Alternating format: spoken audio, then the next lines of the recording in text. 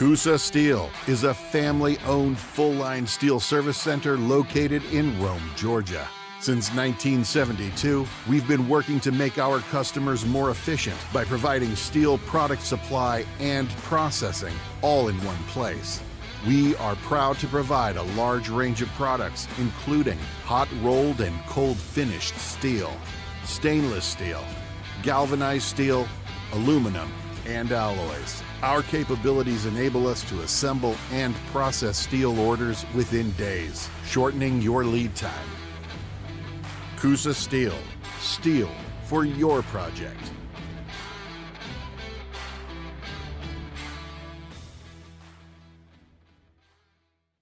Shop for your next car, truck, or SUV at Riverside Auto Group. Check out riversideautogroup.com today to browse their selection or visit with them in person at Riverside Chevrolet GMC in Rome, Riverside Toyota in Rome, and the all-new Riverside GMC Cadillac in Cartersville. Locally owned and operated by the Welburn family since 1974. That's Riverside Auto Group. Visit riversideautogroup.com. At Rome Orthopedic Center, we salute students, freshmen and seniors, athletes and artists, first stringers and choral singers, band majors and game changers. We hope you never need orthopedic care, but if you do, choose the only practice in the Rome area solely dedicated to the orthopedic needs of the students and families in our community. Rome Orthopedic Center. To make an appointment, call 706-292-0040.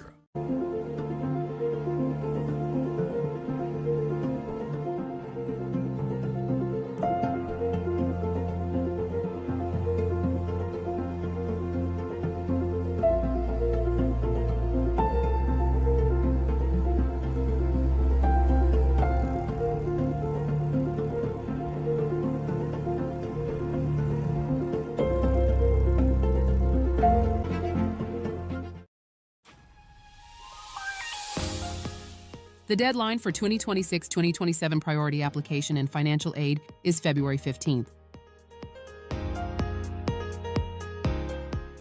Schedule your private campus tour at www.darlingtonschool.org. Visit or by emailing admission@darlingtonschool.org.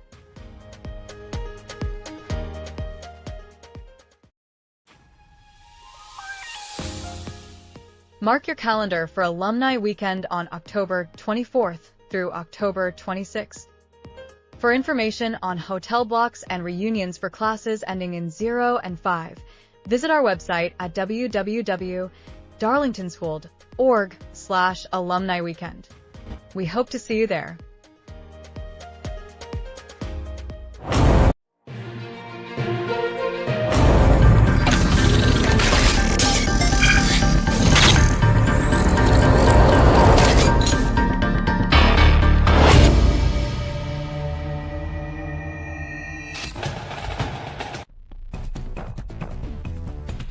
It's time for the Coach Groves Show, where we sit down with the head coach of the Darlington Tigers football team and talk about all things Darlington School football. Now we go live to Matt Davis and Ian Griffin, who are standing by with Coach Wayne Groves. And indeed we are, and very excited to be standing by with Coach Wayne Groves as we get ready for the Week 3 edition of the Coach Groves Show. And the way that the season has been structured so far, it feels like we should be about the middle of the season with 3 road trips to Atlanta in a week and everything that went on with that. But you guys went on the road this last week, Coach. And by the way, before we jump to the first question, welcome to the Coach Groves Show. Coach Groves, we're glad to have you. As I say every week, we couldn't do it without you. So thank you for your time, man. Yeah, How glad you to be doing here. today? Oh, doing well. Doing well. I've had 3 good days of practice and got the Tigers refocused and ready to roll. So let's talk some Tigers football. Let's do it, man. And, of course, last week's game at North Cobb Christian, an action-filled game, tons of momentum swings in the game. It was one of those games that the final score did not indicate how competitive the game was all the way deep into the third quarter. You guys played a very good game. So tell us a little bit about your takeaways from the game at North Cobb Christian against a very, very good football team. Yeah, we knew they were going to be a good football team. We talked about that all week. And, my takeaway was I thought our kids played extremely hard. We got hit with the injury bug in that ball game. We probably had 6 kids that that started the game that didn't finish the game. So we have a ton of backups, even like down to our fourth personal protector on punt, that you never work your fourth personal protector on punt. So I was proud of our kids that we played hard. You know, if you take about 2 or 3 plays on offense, 2 or 3 plays on special teams, you know, and even in the fourth quarter, it's 30-23, and we catch a fourth down pass, and you know something happens over there. The boy rips it out of Jace's hand, but if we convert right there on the 15-yard line going in, you got a chance to tie it, and you're in a dogfight with a really good Final Four football team in the fourth quarter at their place. So you know the takeaway is we're not far off. You know, we're not far off. A couple of things cleaned up here or there, and it's a totally different story, and we definitely have a chance to win that game, and that's what we want. We want to have the chance to win a ball game in the fourth quarter, you know, and we put ourselves in a situation to do that. They made a few more plays than we did in crucial situations, and that was the difference. But I was definitely pleased on how our kids played and how they played hard, and so that gives us something to build off of definitely going into this week. Coach, you mentioned Jace Donaldson there in that last segment. He almost had a huge catch that would have extended the drive and given you a chance to tie that ball game up, but he made a ton of big plays. He was our Honeymoon Bakery icing on the plate, cake player of the game last week. 3 touchdowns, 80-yarder, 49-yarder run, and a 75-yard reception that he had. I think he also recovered a fumble. So tell us a little bit about your thoughts on Jace's performance last week. Well, Jace is one of those guys that, of about 8 guys that we have that play over 100 snaps in a ball game. I mean, he doesn't come off the field, and he doesn't want to come off the field. He's on offense, he's on defense, he's on special teams, and he's just trying to make a impact as much as he possibly can on the football game. And I guess you could say he's kind of our version of a Travis Hunter. You know, he does everything. He never comes off the field. You know, and he makes the impact. You know. But, you know, we got some other guys that are right there with him. And, you know, the very first rocket sweep play we run out there and Jace takes to the house, you know, you got Bodie Powers over there that's blocking great. You know, you've got our offensive line, you know, of, you know, Ty Wood, Lane Brasington, Bryson Jones, Evan Parton, Colton Moman. Those guys are up there blocking their tail off, and they're fitting up safeties and getting around there and getting their blocks. So, you know, it's a team effort, but you know, what we want to do is we want to give a kid like Jace ability a chance. And so when his teammates block for him, you know, he take advantage of the opportunities that he had. Well, we definitely want to send out congratulations to Jace Donaldson, our Week 2 Honeymoon Bakery icing on the cake player of the game. Unbelievable game for that young man. And again, just a great team effort from the Tigers. Before we move into our next question here on this first segment, Coach, I know you mentioned a lot of guys there. Are there any other standout performances from the previous game that you want to make sure to point out from last week's game at North Cobb Christian before we start to move forward? Yeah. You know, Cooper Norris playing offensive line and playing both ways. You know, you got to recognize that. Another guy that's playing over 100 snaps. I thought our wide receivers, Nate Konchesky and Trey Moore, they're getting more physical. They're good blockers out there on the perimeter, which, you know, definitely gives us, you know, a weapon there. And then our tight ends, you know, Stuart Grigsby's doing a good job, obviously playing safety, but playing tight end is a new position for him. And Caleb Covington has stepped up and playing some tight end. So those guys, we rushed for, you know, we had 355 yards of offense. We rushed for over 225 yards again. You know, we just can't have those mental mistakes and shoot ourselves in the foot. And that's kind of what it's been our deal on offense is we hadn't really been stopped. We stop ourselves through a missed assignment or a bobbled snap or something like that. So we got to clean those things up. We do. We can be very dangerous on that side of the ball. Excellent. Well, Coach, you guys opened the season with 3 trips to Atlanta in the span of a week. As we mentioned when we opened the show, you faced 2 really good football teams in Mount Vernon and North Cobb Christian. In what ways do you think this group has grown from the experiences that you've been through together in these first 2 weeks? Well, we've had enough adversity, I would say, for at least 2 seasons in these first couple of weeks. But, you know, the one thing we understand is we've learned what it takes to win. We learned what it takes to beat good teams on the road, which is always very difficult to do. You know, I use the analogies that, you know, the tree doesn't grow stronger if the wind doesn't blow, and smooth seas don't make for skillful sailors. So having adversity is good. You know, it lets us understand how to handle wins. It lets us understand how to handle losses, the mental aspect of how we got to bounce back. You get to address all those type things. But, you know, I tell the kids, you know, we either win or we run out of time is my thing. We just hadn't got it quite figured out yet. So we got to learn from our mistakes. We had great film this week. We've had great, teaching sessions. We've had great periods of practice. But we're going to continue to grow, continue to develop this football team, and I think our kids are ready to do that. They got the right mental space and something that we've prepared for all week long. I want to send a shout out to Nathan Patterson, who's watching the video tonight. He informed me that he couldn't hear Ian, and there's a good reason for that. We taped another show earlier and had a lot going on at the station today. So I've literally just been blowing hot air since we've got here. I forgot to turn your mic off, so that was user error on my part, and I apologize. Could have been for on that. purpose. I don't know. Good heads up there from Nathan. We appreciate the help there. We certainly need it. Yeah, but this is the Coach Grove Show. That's going to wrap up our first segment. And now that we got all the mic issues worked out and everything, we'll take a break. We'll reset and come back and jump back into our conversation. Looking forward to talking about the black shirts coming up in the next segment of the program. We'll be right back.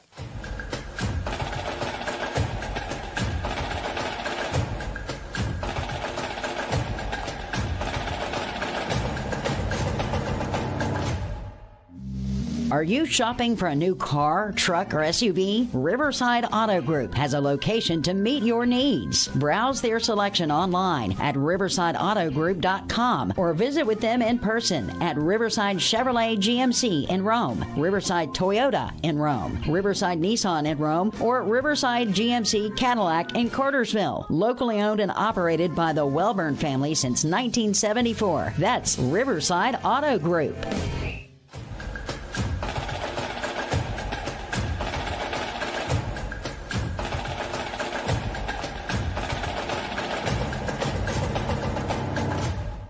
Good evening, everyone, and welcome back to the Week 3 edition of the Coach Grove Show. We're talking a little Darlington football here tonight, and we're going to jump back into our conversation. And one of the things Matt and I look forward to every week is hearing about your black shirts. The commitment and work your players are putting in throughout the season is evident to everybody that's been watching your team. But who are the winners of black shirts from last week?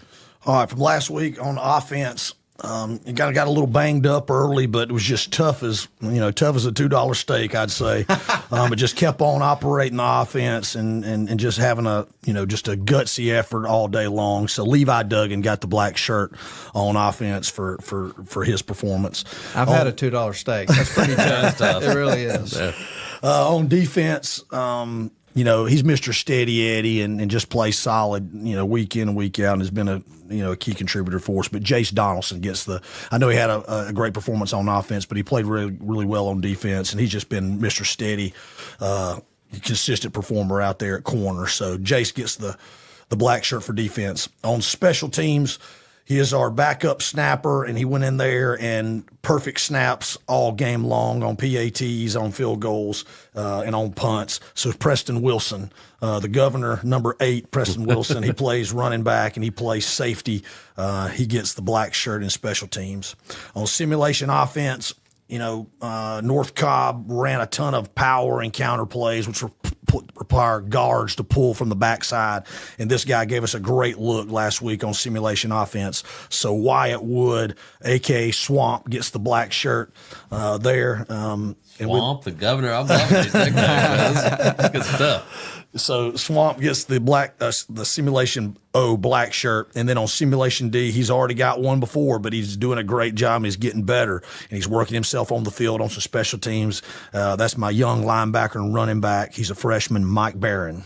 You've heard me say his name before. Kind of really high on him. I think he's going to be a really good player for us in the future. Awesome. Well, of course, you guys have 2 more non-region games, a bye left before you start region play. So what are the points of emphasis in terms of things that you continue to strive to improve in preparation for a really tough region schedule? We've talked about how tough this region is. I know that's a little bit down the way, but over these next couple of games in the bye week, what are you looking to tune up, Coach? Well, the thing I'll tell you is preparation the last 2 weeks leading up North Cobb was very difficult. We were only, because of wet bulb temperatures and because of heat policy and then lightning within the area, we've only got to practice 4 times outside out of 8 practices that were scheduled.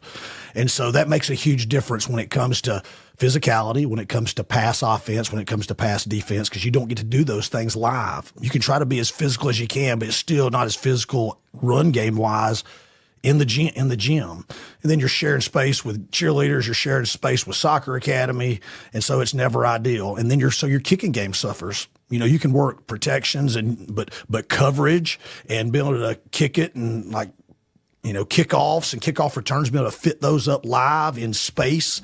Very tough to practice that. So being able to get back on the field and just get back to our normal practice routine this week because the weather's been really good. And just get those valuable reps that we've needed the last couple of weeks to get some things cleaned up that we need to get cleaned up that we're deficient at. So that's kind of been the emphasis, correct the things on the film, but just be able to get out there with 3 good days of practice this week to practice it has got us back in the right direction. Excellent. Well, Coach, this show's all about the Tigers, but as we were waiting on you to pull up tonight, me and Matt were setting the stage for this unbelievable lineup of college games. And we're going to pick some of those tomorrow on our Thursday morning show. So just got to pick your brain here. What games do you have circled on the schedule this week for college football? I know you're going to watch the Dogs play Marshall. Yeah, well, there's no doubt. I'm a Georgia Dogs fan. Always have been. Always will be. We live in Georgia. You got to pull for the Dogs. I don't know how you can do anything else. I feel like that was a shot across the table there. But all right, Georgia Tech fan here, Florida Gator and Georgia Tech fan over there. So, man. The coaches will work on Saturday morning. We'll get them out of there about 10:30 so they can get home and spend some time with their family. But we're definitely it's a big day. We won't have to work on Sunday this week because we won't have any film to prepare for us. It's next week as a bye week, so the coaches will have off, which is kind of a rare thing during the season. So we looked at the schedule last week, and there is a ton of football games. Someone is maybe one of the best weeks of college football that we get, but definitely Georgia Marshall. We're going to watch that game. Definitely Texas Ohio State, Alabama Florida State is one. LSU Clemson, and then always watch Army play because they're flex ball, and I love to watch their offense. They're very similar to what we do. They play on Friday night, so we'll have to record that, and then I'll go back and watch that one on Sunday. So we'll watch it. We'll watch Army on Sunday. We got a message here from Kelly Fountain, so I'm going to reveal it here. It says, Wayne, stop hating on Bama. You're obsessed with Bama. So there you go. Thought I'd throw that out there for you. He said he was going to watch Bama. There you go. Yeah, it's on the list. Watch Bama for sure. So we're getting some contributions here on the live feed. My mom chimed in with her Go Tigers, and she's actually at the Rome Emperors game tonight. Okay. So she's such a dedicated fan of the Coach Grove show that she's at a baseball game watching the Coach Grove show. That's awesome. It's good stuff.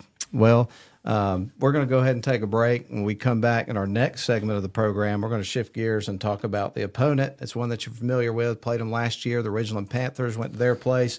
This year you get it at home. And, home sweet home. It's been a long couple of weeks with road trips. It's got to be great to be back at Chris Hunter Stadium for the first time this season. We're going to talk about it when we come back on this episode of the Coach Grove Show. We'll be right back.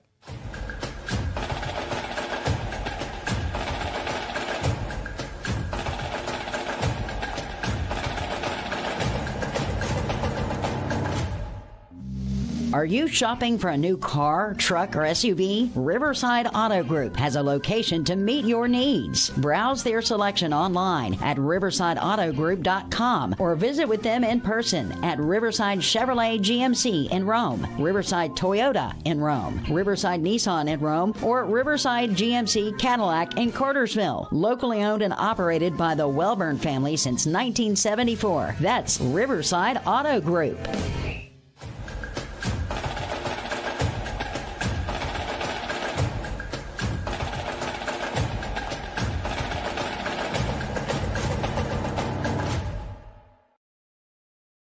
We welcome you back to our third and final segment of the Coach Grove Show here on the WLAQ YouTube channel, also the Facebook live feed. And we're glad that you've chosen to be with us for a while so we can talk some Darlington Tigers football. Wrapped up our previous segment by talking about the great slate of college football games coming up this weekend, big football weekend. But now we're going to shift our gears back into talking about the Tigers. And we've referenced this throughout the show, but you guys opened up with 2 road games, which really turned into 3 road trips in the last week. No matter what the situation is, it's always great to be playing at home, but it's got to be extra sweet after the start that you guys had with a couple of games on the road. So Let's just open up this segment by talking about how excited y'all must be to get back at Chris Hunter Stadium in front of the home fans. Yeah, there's definitely a buzz around campus this week, and I think each day gets a little more exciting getting to that. School's back for us, which started, a couple of weeks ago, but all the dorm kids are here now, and so we're going to get the full atmosphere. So the kids are going to be there. Our student section, they call themselves the bleacher creatures. There'll be over 200 kids in that student section, and they'll be live and they'll be loud. We'll have the bleacher creature pep band there, so they'll be making some noise when the other team has the ball, trying to make a difference there to mess up their calls, mess up their signal and snap count, and just to be back at home in front of the home Tigers, the alumni, and all that is going to definitely give our kids an extra boost of motivation, playing hard, dig a little deeper to try to come out with a home win. We've had a great week of preparation the last couple of days, and so I think our Tigers will be ready, and I think they'll be ready to play hard. Well, Coach, you get Ridgeland coming to town. You played this team last year, got a big win on the road, but it was obvious they have some dudes. Figured out they've had a rough go of it. Opened the season with a mixed bag, lost to LFO, but bounced back and got a big win against our Armurchie last week. What stands out about this Panther team on the film to you? Well, when they come out there, they're about 75 players, so they're they're double our roster, and they are very big, and they are very athletic. It's one of those teams you try to get out, and you got to get momentum going early on. You don't want them to get happy and start, playing hard because you could be in a dogfight. But they're a really good looking football team. Scheme wise, they're a 3-man front. You get some 3-4. You'll get some 3-3 stuff. You'll get some cover 2, 4, cover 3. So they're kind of multiple there. On offense, you're going to get 11 personnel, and you're going to get some 21 personnel. You're going to get some 2-back offense. So they really love the power and the counter game. They love to run ISOs and traps. Pass game wise, they're really good at vertical game. They try to stretch you deep, but they're also good at meshes, and they're pretty good at the screen game.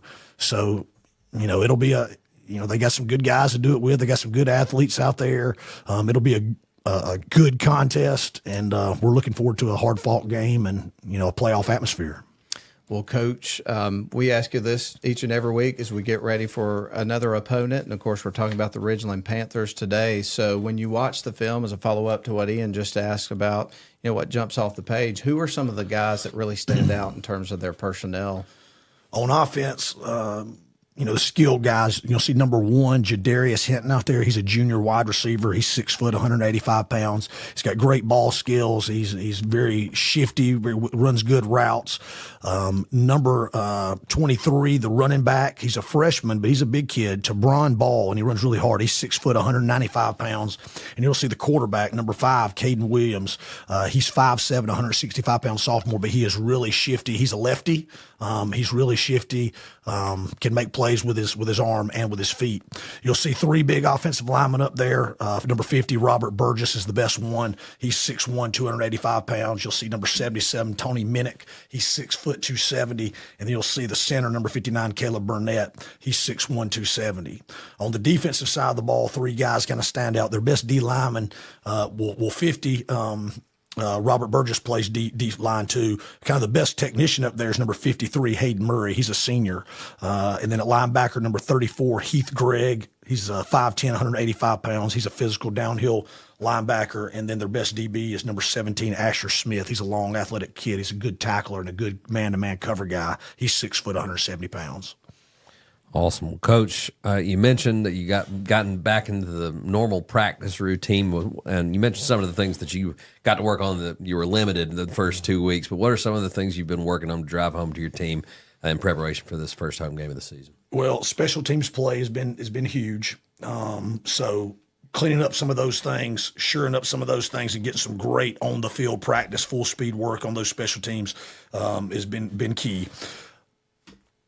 Unforced errors on offense has been a point of emphasis. We can't have negative plays. We can't have busted assignments. We can't have bobbled snaps or mishandled balls. We got to operate our offense on time, which means we're trying to get 4 yards of play. And anything more than that's gravy, but we can't do it and have negative plays and shoot ourselves in the foot. And then on defense, we've got to tackle better, and we've got to have better communication out of the secondary to make sure everybody's on the same page. So those would be our 3 keys that we've been really kind of hammering home this week to prepare us for Ridgeland. Well, Ian, You get this one this time. I'm Okay. going to give it to you. I'm going to serve it up every week. Yeah. Oh, man, that's a switch up. I know it is. I don't even know what to say, really. But, obviously we've talked about being back at Chris Hunter Stadium, how special it is to get back at home, particularly after being on the road for the last few weeks and everything that goes along with that. But we always close out the show by talking about, how your team's going to run out there in terms of the uniform combo. I feel weird asking this question because Ian's asked it every time, but I'm going to do it. What's the uniform combination for the first home game of the year? All right, so we're going to go purple jerseys, and we're going to go with white pants this Friday. Classic look. So classic Darlington look. And we're going to see if we can get the triple option going and see if we can play some good downhill gated defense. What's the message to those Tiger fans? First home game. Got to come out and support those Tigers. We need you out there. You don't understand how much that affects the ball game and affects the kids. When we have a loud crowd there, that 12th man, the Lindell skybox rolling up there, the bleacher creatures.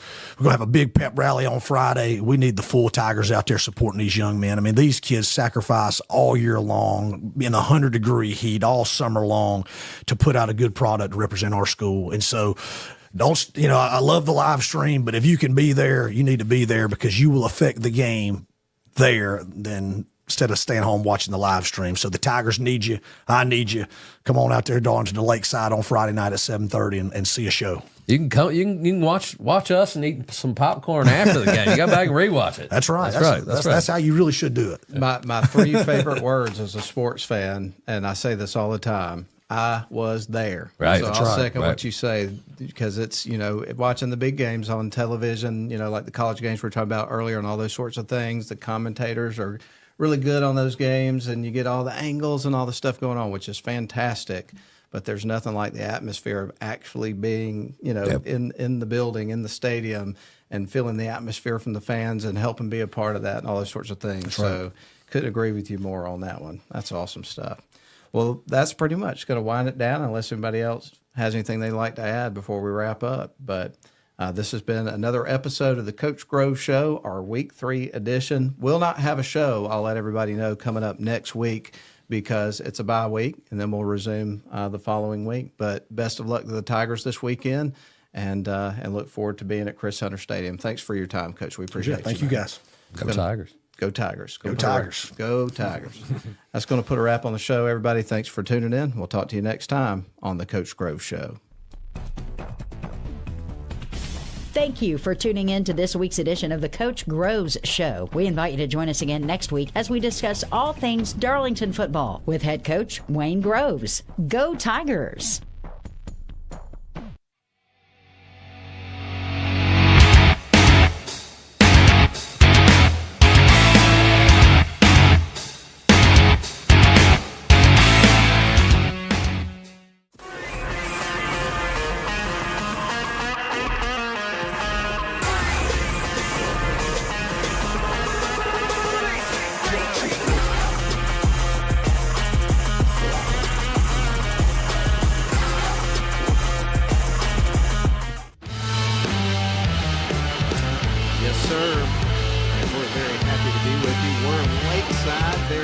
To be Lakeside tonight for Darlington football as the Darlington Tigers get ready for Game 3 of this still pretty young season.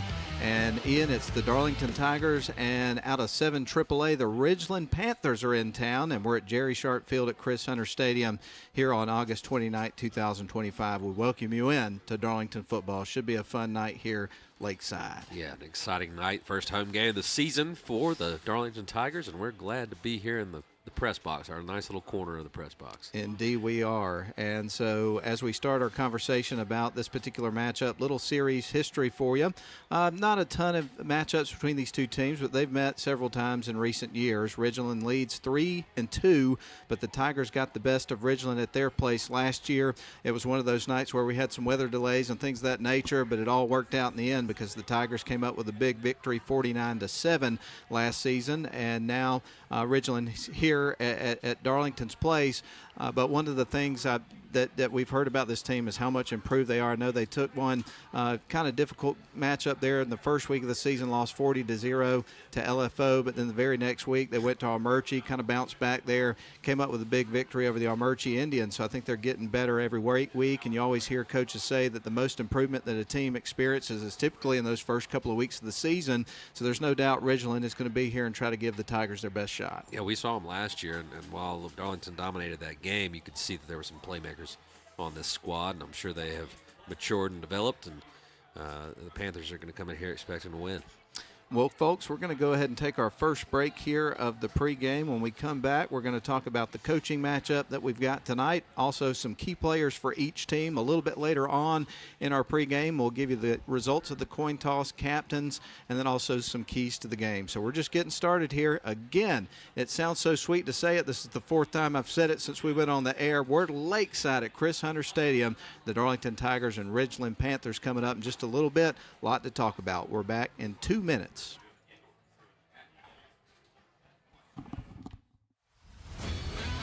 CUSA Steel is a family-owned full-line steel service center located in Rome, Georgia. Since 1972, we've been working to make our customers more efficient by providing steel product supply and processing all in one place. We are proud to provide a large range of products, including hot-rolled and cold-finished steel, stainless steel, galvanized steel, aluminum, and alloys. Our capabilities enable us to assemble and process steel orders within days, shortening your lead time. CUSA Steel. Steel for your project.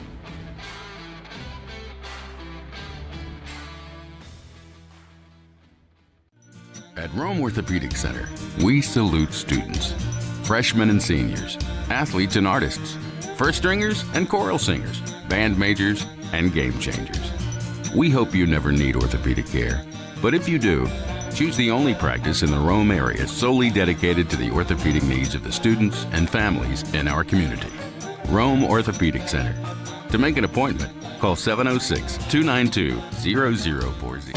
Shop for your next car, truck, or SUV at Riverside Auto Group. Check out riversideautogroup.com today to browse their selection or visit with them in person at Riverside Chevrolet GMC in Rome, Riverside Toyota in Rome, and the all-new Riverside GMC Cadillac in Cartersville. Locally owned and operated by the Welburn family since 1974. That's Riverside Auto Group. Visit riversideautogroup.com.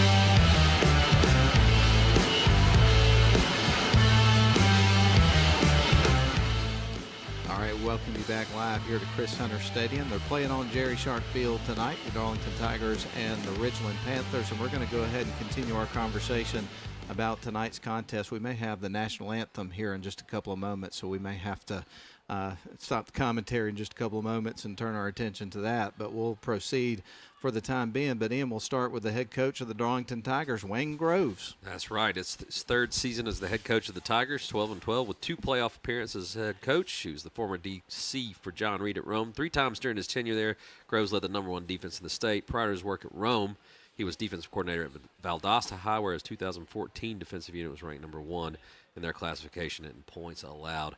So a defensive pedigree. He's been the head Tiger now in year 3. And meanwhile, the head coach for the Ridgeland Panthers, it is Coach Pritchett. Craig Pritchett, 4th season at the helm of the Panthers. They are 2-30 during that span. Prior to taking the Ridgeland job, though, he was head coach at Brevard High School in North Carolina, where his teams went 47-34 overall with playoff trips from 2016 to 2019. And he was the defensive coordinator for the Panthers team that made it to the state championship back in 2012, the team that had Von Bell. And he bleeds black and silver. He played at Ridgeland from 95 to 98, so this job is super important to him. He's at home, and no doubt he's got this team headed in the right direction. They'll be prepared and ready to go. Battle of two very, very good coaches this evening. No doubt about it. Now we're going to talk about some key players, and we're going to start with the Darlington Tigers. And, Ian, if you'll tell us about a few of these Tigers, man. Yeah, absolutely. Some of the key players on this Darlington team. You got Jace Donaldson, who was our Honeymoon Bakery icing on the cake player of the game last week. Had some major big plays. He's been he's the recipe for big plays for this Tigers offense. He's an excellent defender as well. It was the black shirt on defense last week, so look for him on both sides of the ball to make some plays. Nate Konchesky, who will be getting some snaps at quarterback this evening. He'll be out there leading this Tigers offense. He plays wide receiver as well. So Nate's a big-time player for the Tigers. And Bryson Jones, who is just an excellent offensive lineman and a defensive lineman that's in on almost every tackle. Those are three guys to watch this evening. And meanwhile, for the Ridgeland Panthers, a few key players for you there. Number 1, Jadarius Hinton, and Coach Groves was telling us about him. Great ball skills, shifty guy, runs really good routes according to Coach Groves. Number 5, Caden Williams, he's their quarterback. He's about 5'7", not a real big guy, but he's shifty, can throw, he can run, so he can beat you a couple different ways. And then number 23, a freshman running back, but he's a big kid. He's about 6 foot tall, close to 200 pounds, and we're told he's a really hard runner. So that gives you a little bit of information there about some of the Ridgeland key players. And now we're going to move forward here with our broadcast. It looks like we're about to have the national anthem. So what we're going to do right now is we are going to go ahead and turn our attention to the prayer of the national anthem. So listen in for that. Who is the president of the Y Cabinet for this coming year at Darlington. She is from Rome. She's a senior and the daughter of Drs. Annie and John Cowan.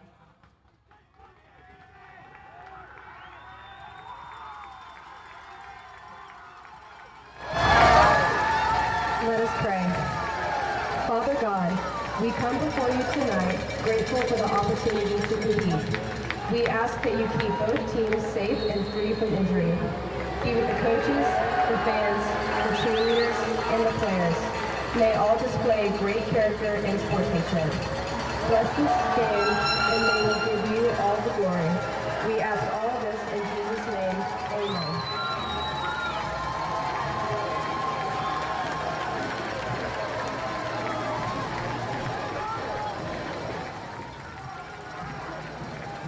Standing for our national anthem, which is going to be brought to us by the Darlington Stadium Band under the outstanding directorship of Damon Harvey, or Captain America if you look down there.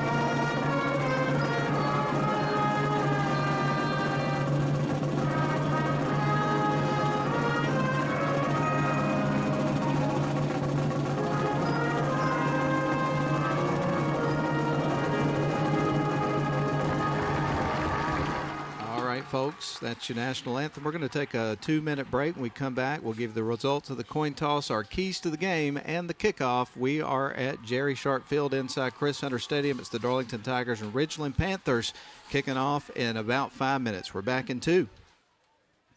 At Rome Orthopedic Center, we salute students, freshmen and seniors, athletes and artists, first stringers and choral singers, band majors and game changers.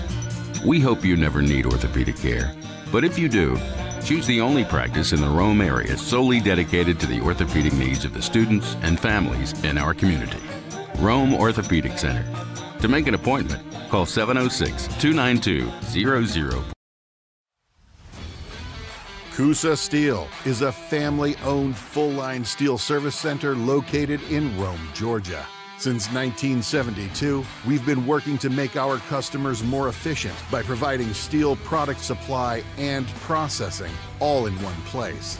We are proud to provide a large range of products, including hot-rolled and cold-finished steel, stainless steel, galvanized steel, aluminum, and alloys. Our capabilities enable us to assemble and process steel orders within days, shortening your lead time. Coosa Steel. Steel for your project.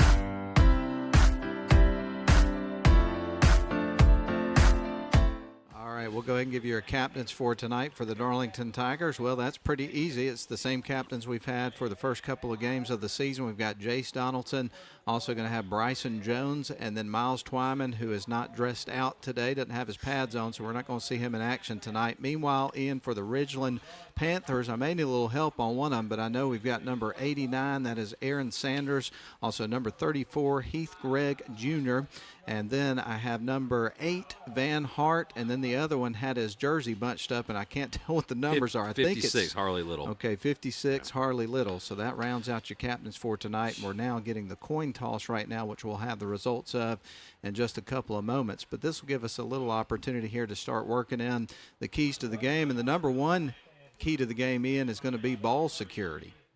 Indeed it is, and that's something the Tigers have been harping on in practice. They always do, but in the first 2 games, it's been unforced errors that has set the offense back so they can't put the ball on the turf. Absolutely, and that goes along with number 2, which is limit unforced errors on offense, as you just referenced, kind of one and the same in some aspects of that, and it looks like Ridgeland won the toss, and they will elect to receive, which has been kind of interesting because first 3 games, every team that's won the toss has elect to receive. There was a time there it seemed like every time a team would win the toss, they'd defer to the second half. That has not been the trend this year. People want the ball in their hands. So far, we're 3 for 3. And then, Ian, the third key to the game for this ball game, and this could be a key for any game, that is going to be sound, fundamental tackling. Yeah, absolutely. You got to wrap up. You got to make plays in space. Not to let the team get extra yards. Those yards after contact are crucial. Last week, Bazarski went nuts, and he was able to get downfield and break tackles and get those extra yards. The Tigers will try to shore that up and get them down around the line of scrimmage tonight. Well, it is just about go time as time has expired in the pregame festivities. The Darlington Tigers about to make their way to the field. They've got the smoke going. The inflatable Tiger is ready to roll. A leap or two, and now they run out with the flag, or I should say flags, the American flag and also the Jolly Roger. And the Tigers are in the building. They have made their way to the field, and we're just about ready to roll. And I got to tell you, these fans have been waiting for this this for a long time. It felt like a long couple of weeks getting that first home game, and they seem really excited. Well, we made 3 road trips in 2 weeks, so that added to it a little bit. But finally, the Tigers are here at Chris Hunter Stadium at the Lakeside, ready to get some Darlington football in play. No doubt about it, and it's going to look a little bit different because the Tigers are a little bit banged up going into week 3, so that bye week coming up next week is certainly going to be welcome.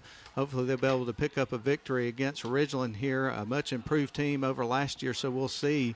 But we're going to have a little bit different look in certain areas, and we'll talk about that as we go throughout the broadcast. But right now, the Tigers are about to tee it up, and we'll see Ade Desalu kick it away here for the Tigers to the Ridgeland Panthers. Again, both teams coming into this matchup are 1-1. Darlington picked up a victory on the road in week 1 at Mount Vernon. Took 2 days to do it, but they got the job done. Then went to North Cobb Christian, played a top 10 team last week, went toe-to-toe with them for 3 quarters, a little bit more than that. And then North Cobb Christian kind of pulled away, and we'll talk more about that game as we go along too. But Ade is making his trot at the ball. Toe meets leather. We're underway. It's end over end, a fairly deep kick to about the 5. It's going to be brought out. This kid's got some fast wheels running up toward the sides of the field. That's going to be their quarterback, Williams, streaking down the sidelines, pulled out of bounds. And he got near the 50. There's a flag, though, Ian. Yeah, that's one that should be coming back for a hold. So a nice return, but this one's coming way back. We talked to Coach Groves on Wednesday night, and he was talking about how practice has been enforced inside, either due to rain or wet bulb weather, either way, and that practicing, fitting things up in the return scheme, something you cannot do in the indoor facility that they have. So they really took a lot of time and paid some extra attention to that after the first 2 weeks. They gave up a lot of yards in the return game. Well, folks, we've got just the start of the football game for you here. We'll see where they march off the penalty yards, but we've got a big weekend of sports for you on WLAQ. We got football for you tonight, and then tomorrow and Sunday we got some Braves baseball. Of course, wasn't a good day for the Braves yesterday. Kyle Schwarber hit 4 home runs against them. I think he drove in 9 runs. Yeah, 19 scored runs. 19. Ooh, yeah, painful. So I'm not selling that really hard, but maybe they'll get back on track today, and we'll have something for you to listen to over the rest of the weekend in between watching college football games. It was a hold on the Panthers, so that's going to move them way back inside their own 10-yard line. So what looked like was going to be a really good return and excellent field position for the Ridgeland Panthers was wide open for a reason. So instead of having that great field position, as Ian pointed out, they're going to be backed up all the way, it looks like, to their 8-yard line is where they're going to start this particular drive, the first one of the game. So we're about to see the first play from scrimmage. Their quarterback is number 5, Caden Williams. He's about 5'7", 160, but he packs a punch. He can run. He can throw the ball pretty well, too. He drops back looking to throw on first down. He's going to launch it, and that is going to be nearly intercepted by the Tigers, batted away. Great defensive play by Trey Moore, and an incomplete pass to start the game. Yeah, Moore did a great job step for step with the receiver there. Went up and high-pointed the ball.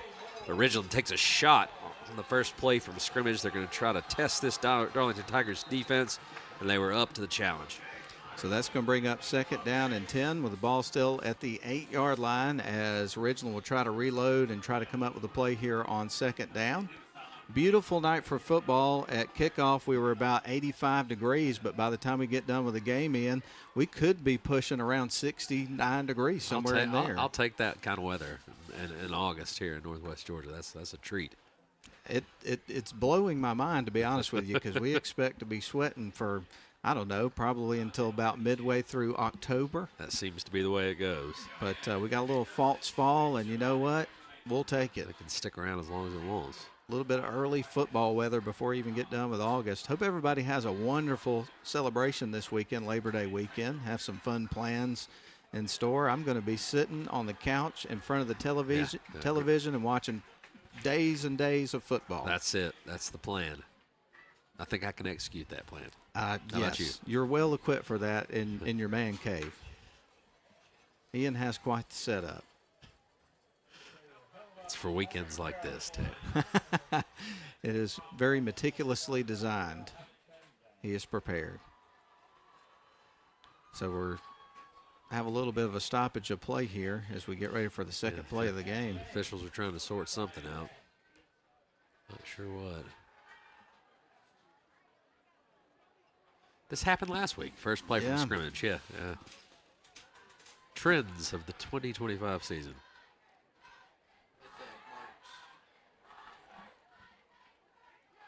I'm not sure what it was. Yeah, I don't know. Yeah. Both teams are coming to the sidelines. So. All right, we got a stoppage of play here. I don't know whether to take a break or what's going on, but it is a good opportunity to recognize the crew that's involved in the football game tonight. I think what we may be waiting on is the chain gang. Interesting. So yeah, that is an important aspect. Yeah, thanks for Nathan Patterson on the heads up on that. But now that he mentions that, I look down there and we don't see him. So kind of an interesting start to the game here. Well, let's recognize the crew for the live stream tonight. Press box cameras, you got Bennett Abernathy and also Afton Taylor. Graphics, Caleb Bice, he's next to us. Remote cameras, Kate Travis. Replay is Nathan Patterson tonight, and the director is once again Mike Garrett. I'm Matt Davis, alongside Ian Griffin, bringing you commentary courtesy of the radio broadcast, which is on WLAQ. I'm not sure how long WLAQ has been providing a broadcast of Darlington football. I wish we kept better records of that, but it's been quite a while. It has, as long as I can remember. Definitely all 21 seasons of the Tommy Atha era, but it extended before that, when Jerry Sharp was here. As a matter of fact, we had the state championship down at the Dome back in 1998, broadcast on WLAQ. But it looks like we got it sorted out. No? Well, they're getting the chains down here on the far end of the field. They've got a walk to make, but looks like they've recruited some guys to take care of that. I can tell who one of them is. Gordon Powers. Is that Gordon Powers? Yes, yeah. sir. Former model football coach and grandfather of Bo Powers. And also his son is one of the assistant coaches, Bryant Powers. Of course, Gordon was the head coach over at Model in 2 different stints, I think for a total of 12 seasons, but he's been hanging around Darlington for a while now. Also runs the football program over at St. Mary's School. Great fella. And he's really stepping up right now because I don't think that was his plan. I think he was just going to watch his grandson tonight. He's going to eat some popcorn and stay in the stands. Yep. All right, I think we're ready for another play here. We got this has been weird. 2nd down and 10 coming up. The ball is still on the 8-yard line, and it has taken about 7 minutes to run 2 plays in this football game. So Caden Williams, their quarterback, is going to line them up. It looks like they're in a pistol look. Going to send a wide receiver to the far side, 2 to the near. Going to hand it off, run it with their big running back there. And not much doing there. The Tigers shut the door. Yeah, excellent defense there from this defensive front of the Darlington Tigers. And I believe that was probably ball to Brone, or to Brone ball, rather. The ball carrier, but I couldn't catch his number. Yeah, I didn't catch the number either. I did see it was Cooper Norris that made the tackle. All right, so the Panthers go back to the line of scrimmage. Now they've got a 3rd down and 8. After a pickup of 2 on that last play in the backfield is the quarterback, Caden Williams, got their big running back with him. Fakes to him, rolls out to his right, going to run the football, gets hit by 2 Tigers, downed at about the 18-yard line, but that should be good enough, or pretty close to moving the chains. Yeah, they're going to mark. Go ahead and move them forward there. So that time, Caden Williams rolled out to his right and immediately made the decision to run. There was some open space. Took a big hit, but was able to pick up the 1st down. So they got him down to the 18-yard line. Just got the 1st down. Quarterback's going to line him up. And this time in that pistol look, got 2 wide receivers, 1 on each side. Going to hand it off to their running back, who goes off the left side, finds a little bit of room, carries a couple of guys for about 3 yards, maybe 4. Just a little off-tackle zone read there. And that was ball, the ball carrier. Yeah. Got it out across to the 21-yard line, so for a pickup of 3 for ball And he will remain in the backfield there with Caden Williams as they get ready for this 2nd down and 6. Now from the 22-yard line, working left to right, just underway. There's the snap, going to hand it off to Ball again. He's their bell cow, no doubt about that. That's obvious early. Nothing doing that time. Shut down at the line of scrimmage by a host of Tigers. So he maybe was able to push them forward for a yard or 2 on the play, but that's going to bring up another 3rd and long here for this Panthers offense. 9:33 left to go here in the first quarter of the ball game. This is the first drive of the game.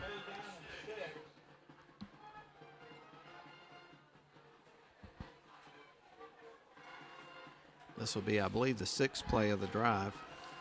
Quarterback is going to be in a pistol, going to send 2 wide receivers to the near side, 1 on the far side. Ball in the backfield with him. Going to throw a pass. A screen pass connects with Darius Hinton, who we mentioned as one of the key players. And he rolls forward at the end of the play. I think he got to about the 27, so that's going to bring up a 4th down, I believe. Yeah. The spot I'm looking at is a little bit short, so the punt team will come on. Darlington gets off the field. So the ball is at the 28-yard line, and the punt team, as Ian pointed out, is out on the field. And the Tigers are going to send 2 men back here, Nate Koncheski.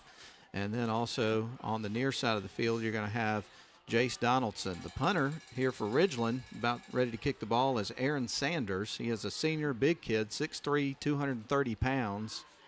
He looks all of that. Oh, false start. There's the snap. And as you mentioned, a flag came in. So the gunner, Cornell Watkins, came out of his stance there, so that'll back him up 5 yards. I'll have to kick it again. A little more opportunity for perhaps some better field position as that backs him up to punt the ball a little bit further back.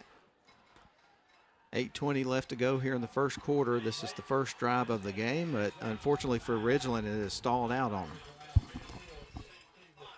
They did manage to pick up 1 first down. Kane Williams got that one on a scramble, but we're shut down on the next series of downs. Aaron Sanders waits on the snap. He has the ball, puts it in the air. Long kick, goes right into the arms of Donaldson, who brings it out. Going backwards, now going to cut up towards the right side of the field, trying to get some space. There's a flag that came in. I think he got a piece of the face mask there. And he went out of bounds at the 45. I don't know if that will be a 5 or a 15-yard variety, but definitely got some of Donaldson's face mask there that he was trying to make the tackle. So no matter what, it's going to be either good or better field position here for the Tigers. So it's going to be good news. So let's see what they do in terms of marching this off, folks. It's the big one. No, he stopped. Keep on going, man. Keep on going. It was the 5-yard variety. It didn't look too malicious. So the first glance, we'll see it on the replay here if you're watching the stream. So the Tigers will start their first drive of the game right at midfield. The nose of the ball is just on their side of the field. He did not grip and pull. As soon as he realized he had a piece of it, he let go. So that does qualify for the incidental. Starting quarterback tonight is going to be Nate Koncheski, in for injured starting quarterback Duggan. There's the snap. Koncheski takes it, hands it off, runs that B-back dive right out of the gate and gets about 5 yards. That was a good pickup there for Matias Selle. That's right. Matias on the dive play there.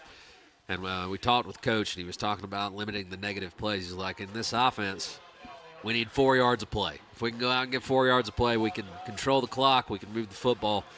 And they really preached that in practice this week, and they start out getting 4+. From under center, Koncheski ready to take the snap out of their base formation, working from right to left. There's a quick pitch, going to get it to Donaldson, trying to get into space here on the edge on the near side, and the defense does a good job right there, drags him out of bounds. Maybe he got a yard there, but it was mostly running towards the sidelines. I think his forward progress will get him a yard and a half. I'll set up a 3rd down and 5, long 4, if you will. Got down to the 44, so we'll call it 2, and that brings up 3rd down and As you pointed out, 4 yards here for the Tigers as they go back to the line of scrimmage here. No score in the ball game. 6:45 remaining in the first quarter of the ball game.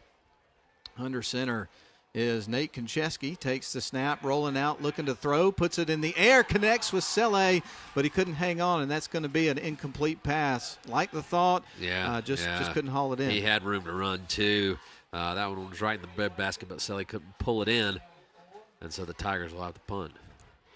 So a 3-and-out for the Tigers, and both teams come up empty on their first drives of the game.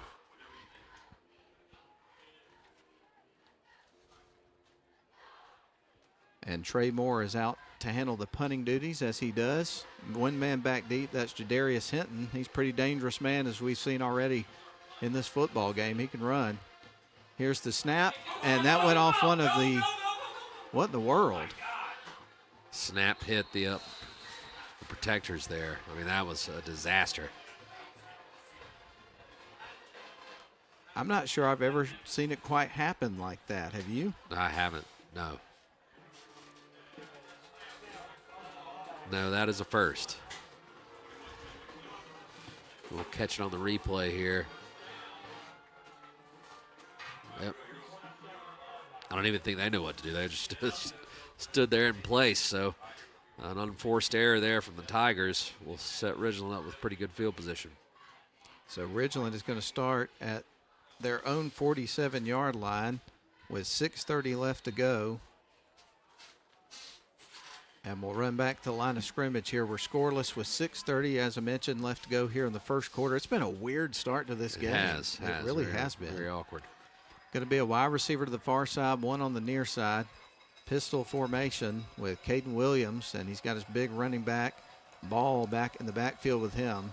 Also have an H-back here on the near side. Drops back, looking to throw. Williams going to air it out.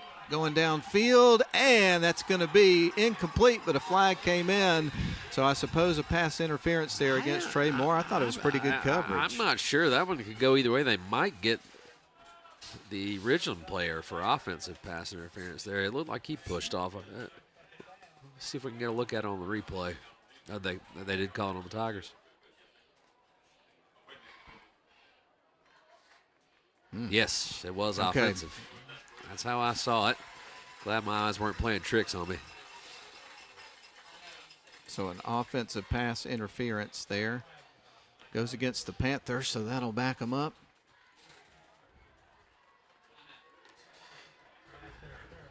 So some self-inflicted wounds so far in this game here for both teams. If you're a Tigers fan, you'll take this one. Absolutely. It's going the right way. But without a doubt, Cornell Watkins pushed off there on Trey Moore early in that route. Created some space. Moore actually got in there and made the play regardless of the interference, but that'll back them up. 15 yards. 15 yards. Back to the 32-yard line, and that is where Caden Williams will line his guys up.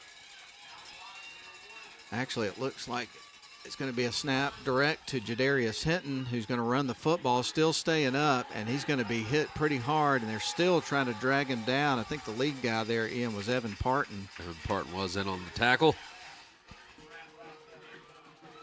So they snapped it right to number 1, Hinton. Hinton made a few moves there, but he wasn't able to pick up any yardage. He actually collided with his running back in the backfield, DeBrone Ball. And so from the 35, you've got second down and a mile here for this Ridgeland team because of the penalty. Going to have 2 wide receivers to the near side, one on the far. Quarterback is rolling to his left. He doesn't have anybody downfield, so he's going to put the ball in the air and almost connects with the receiver. Looked like everybody was covered up and he was going to tuck and run. Then at the last second, put it in the air, and he almost connected with his receiver. He did. Stuart Grigsby was able to break it up at the last minute. At that time, Williams rolled out to his left. And he's a lefty, so he's not throwing back across his body there. Evan Parton and Cooper Norris were in pursuit and able to take away the scramble. He fired late, but Grigsby was able to break the pass up. So third down from the 35-yard line. They've got about 25 yards to go to get a fresh set of downs. Caden Williams has his guys in the huddle. They roll back to the line of scrimmage. Going to send 2 wide receivers to the far side and 1 on the near. And in the backfield is going to be Ball to the right of the quarterback, Williams. There's the snap. Williams going to hand it off the ball, gets tripped up by the turf monster, and no gain on the play. Yeah, they'll actually lose some yards since they snapped that in the shotgun, and that'll bring up 4th down. So the Tigers had an unforced error there on their punt team, but it didn't end up biting them too bad. Ridgeland got the offensive pass interference, put them way back behind the chains, and then 3 plays later, they had gained 0 yards, and now they have to punt it back to the Tigers. And handling the punting duties again is going to be Aaron Sanders. And you're going to have one man back here for the Darlington Tigers standing at about the 33-yard line is going to be Nate Konchesky, who hopes to get an opportunity here to return the kick. We'll see what happens. Waiting on the punter to take the snap here in just a moment. He's got the ball. Kick is on the way. And that one's going to be end over end, and it's going to go out of bounds. Yeah, it looked like it hit right at the 33-yard line, and that's where the Tigers will take over with their second possession. Had some good things happen on that first drive. Weren't able to convert on their second, third down opportunity, but had things going. We're staying ahead of the chains. And so the Tigers will roll to the line of scrimmage, 1st and 10, as Ian pointed out, at the 33-yard line, working right to left. We are scoreless here between Darlington and Ridgeland as we edge our way through here the first quarter of the football game. 4:41 left to go in this initial quarter. And everybody's going to be in tight here for 1st down for the Tigers as Konchesky gets ready to take the snap. He's got the ball, turns, gets it to Selle, breaks free, stays up, gets about 8 yards. That was a great pickup on 1st down. See, Matias is getting more and more comfortable the more reps he gets. That's just a freshman out there. He's had to step into duty after a few injuries. He's the lead B-back tonight. Get the rock a lot. So got it all the way to the 42-yard line, just a yard shy of getting the 1st down. So the Tigers have set themselves ahead of the chains here. Everybody going to be in tight as Nate Konchesky gets ready to take the snap. Going to have the base formation with the 2 A-backs and the B-back. Selle's the B-back, going to get the rock, and he gets through, is able to get close to the 48-yard line and gets the 1st down. Right now the dive's working, and when the dive's working, everything works around it. If you can get that going, this offense will start to hum. Absolutely. So the Tigers will go back to line of scrimmage with a fresh set of downs. Ball at the 48-yard line, threatening to get it into Panthers territory here with 3:50 and the clock ticking in the first quarter in a scoreless ball game. Konchesky under center. Base formation, wide receivers, one on each side. Rolling out as Konchesky puts it in the air, connects with the receiver, who is Jace Donaldson, tripped up inside the 40 at about the 38, and it's another Tigers 1st down. Yeah, Konchesky kind of bobbled the snap, but he was able to get a grip on it and then fired a dart to Donaldson on the out route. Donaldson able to turn, get upfield, and pick up the 1st down. Absolutely. So the Tigers are now at the 39-yard line inside Panthers territory. And as you pointed out, they've got the B-back dive going, throw a little pass, and now they got a little something going here, some momentum on offense. Let's see if they can keep this drive going. String a few more plays together, get some points. Konchesky drops back, looking to throw, has company in the backfield, rolls to his left, puts it in the air just out of reach of Bo Powers. That's going to be an incomplete pass. Tom Selle made a cutback, rolled out, had to throw that one kind of from an awkward position, and wasn't able to put it on target. And it'll bring up 2nd down and 10. We'll have the Honeymoon Bakery icing on the cake player of the game as we enter our postgame tonight. Then after that, it's the Rome Orthopedic Center High School Football Scoreboard Show, Week 3 edition of that program. And we've got Lynn Butler back at the studio tonight running controls. He'll host that show with his son, Austin Butler. It's going to be a lot of fun. Make sure you're tuned in for that after tonight's Darlington Tigers game. Konchesky takes the snap here on 2nd down, is going to hand it off, try to go back to the B-back dive. Great effort there on the play, and he's able to drag the pile about 3 or 4 yards. It looked like there was nothing there. Yeah, really. At first contact, they hit him right in the line of scrimmage, but then Selle was able to keep those legs driving, pick up those tough yards, which is crucial. So that's going to bring up a 3rd and 7 from the 36-yard line after the pickup of 3, and those were some tough yards, no doubt about it, but still a tough position to be in here. Quarterback's going to be under center, 3 wide receiver set. 2 of those are on the near side, and Konchesky favoring that side, puts it in the air, and did he catch it? Nope, it's incomplete. No. Hit him in the jersey. Just couldn't reel it in. This is kind of no man's land. We'll see if Darlington decides to roll the dice. I kind of suspect they will.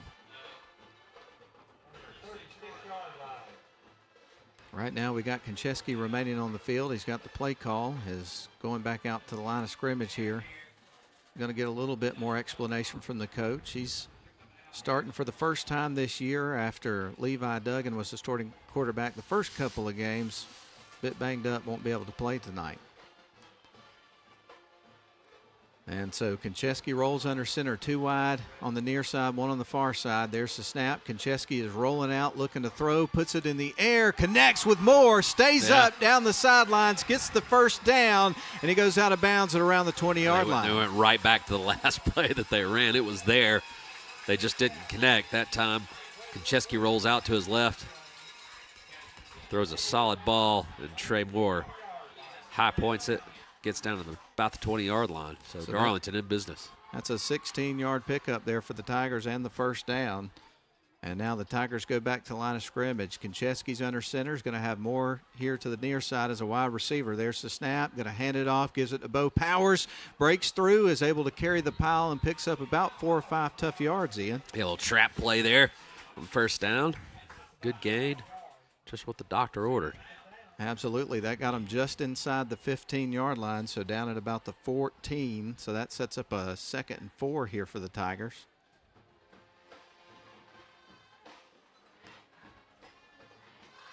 So the Tigers will go back to the drawing board here for 2nd down. Konchesky comes in with the play call from the sidelines, goes back to the huddle, informs his players, and they will make a quick trip back to the line of scrimmage here after everybody gets sorted out and where they're supposed to be.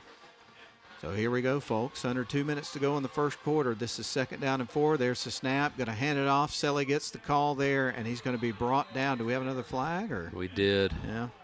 Drop before the snap. I don't know which way this will go. I think it might be against the defense. We'll see. Nope, illegal shift. Tigers.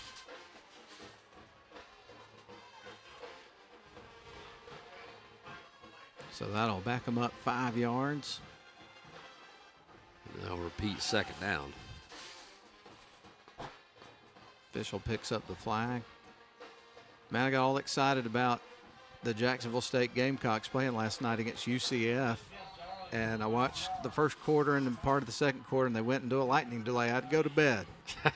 I did, but I woke up. They were competitive last night, came up short 17-10, but a good effort. Absolutely. First game under Charles Kelly. Here's the snap to Konchesky. He turns, gives it to Selay, spins around, nice spin move, and he picks up a few yards there on that 2nd down play, setting up a 3rd and about medium, I think. 3rd manageable here. It's like about 3rd and 4. Good run by Matias there. So now it looks like the ball's at about the back to the 14-yard line, so that sets up that 3rd and 3. Let's call it 13.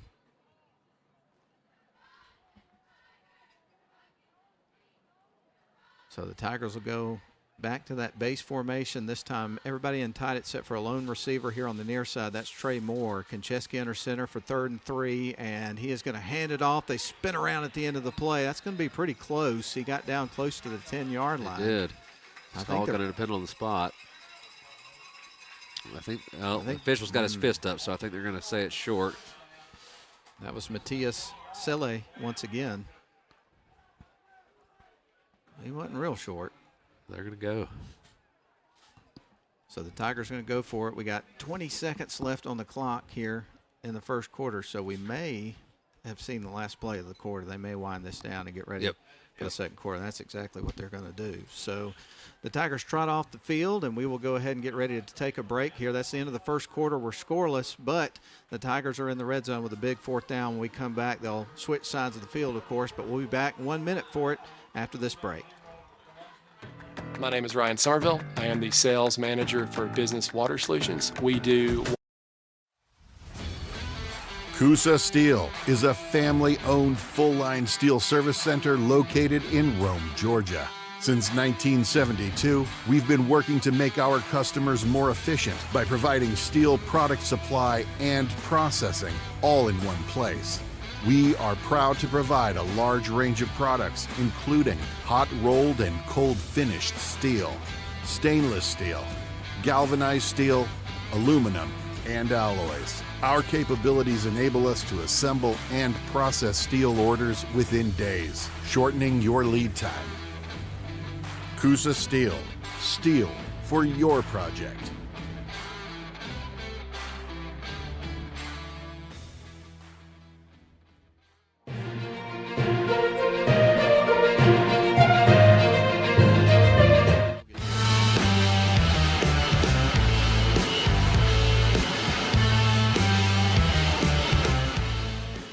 Live Lakeside, everybody. It's Darlington football. The Tigers have got the ball in the red zone, but Ian, they got a crucial fourth down play coming up here. Yeah, big play to open the second quarter.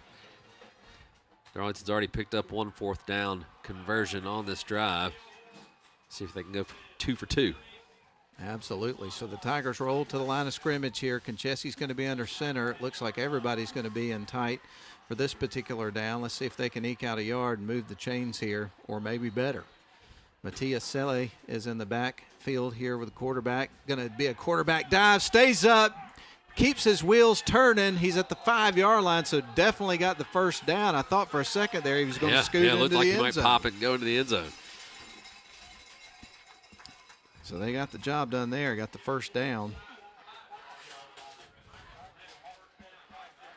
And that's going to be at about the 4-yard line, so good play there for Nate Konchesky. Get some good blocking up front. Solid run there. We're used to saying the name Konchesky. His brother was a starter for a few years. But Konchesky takes the snap, going to fake the handoff, stays up, and tries to carry the pile. He does get down to about the 3-yard line. It was a good hard run, but the defense stood tall and kept him out of the end zone. A good carry there on first down as Konchesky keeps the rock for a second straight attempt. Got about a yard there down to the 3. So that's going to bring up second down and goal from the 3-yard line for the Tigers. They're trying to get the first points of the game. We got 11 minutes and 7 seconds left here in the second quarter of this football game. We're scoreless. And Konchesky rolls up under center here for second and goal, again from the 3-yard line, trying to punch it in. There's the snap, going to pitch it, gets it to Bo Powers, and he scoots into the end zone, dragged down as he goes right to the corner of the end zone. So a 3-yard plunge there for the Darlington Tigers, and Bo Powers and Ian, they're on the board first. That's right. They go with the toss play there to Powers. He cuts inside and marches it into the end zone, and Darlington draws first blood. Absolutely. 6-0, Tigers on top. Ade Desalu is out to try to tack on the extra point, make this a 7-0 ball game in favor of your Tigers with 10:53 left to go here in the second quarter of the ball game. Going to check in on some scores from other area games as we go throughout our broadcast tonight. Lots of big matchups tonight. There is the kick, and that was going to be through, and your score 7-0. That's right. Tigers march it down the field there methodically and put up 6 points. Tack on the extra point, they lead 7-0. That's exactly right. So 10:53 left to go in the second quarter, and the Tigers strike first blood here against the Ridgeland Panthers. Third game of the season for the Tigers, come in 1-1, and really have faced a couple of really good teams out of the gate. Yeah. And in this game, they're playing up a couple of classifications. So the Tigers, in terms of scheduling their non-region games, they do not shy away from playing bigger schools and really talented teams. It's only going to make you better as the season goes forward to play tough competition. They played 2 good ones on the road, split those games. Now they're back home. See if they can take down the Panthers tonight. Bringing some excitement here for the fans. And as you mentioned, one of the things that was just great about that, I believe that was a 12 or 13 play drive. I think a 13 play drive if I wrote it down correctly. So a nice, long, methodical drive for this option offense. Ate up a pretty good chunk of clock there with that particular drive. That's the recipe right there. That's just what Tigers. Coach wants, man. Yeah. That's exactly what they try to go out and do. Control the clock and the game with your offense. Here comes the kick from Desalu. It's going to be end over end, and that is going to go into the end zone for an automatic touchback. A big boot there from Desalu. And so, more importantly, no return. That's exactly right. So Ridgeland is going to get ready for their third drive of this football game. Got the bleacher creatures out tonight, man. Good crowd showing up here Lakeside for this game at Chris Hunter Stadium. You absolutely just can't beat it, can you? You can't. Cheerleaders are in the stands. They're about to throw out some of the mini footballs. When I was a kid, that made my night if I got one of those. Had to have it, man. Yeah. That and at basketball games, the mini basketballs. Yeah, absolutely. For sure. And so Ridgeland is going to start their own 20, obviously, after the touchback. Williams has got him lined up in a pistol, and here comes the snap to him. Going to turn, hands it off to his running back Ball, who stays up, is able to get, 3 or 4 yards there on that play. Gets a pretty good push up front. Decent pickup there on first down for Ridgeland.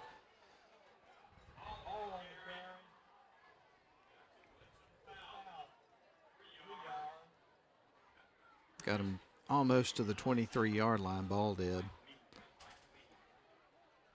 And so it's going to bring up 2nd down and 7 here for the Panthers with 10-10 left to go here in the second quarter of the game, with Darlington leading at 7-0 after the 3-yard touchdown run there for Bo Powers on the toss.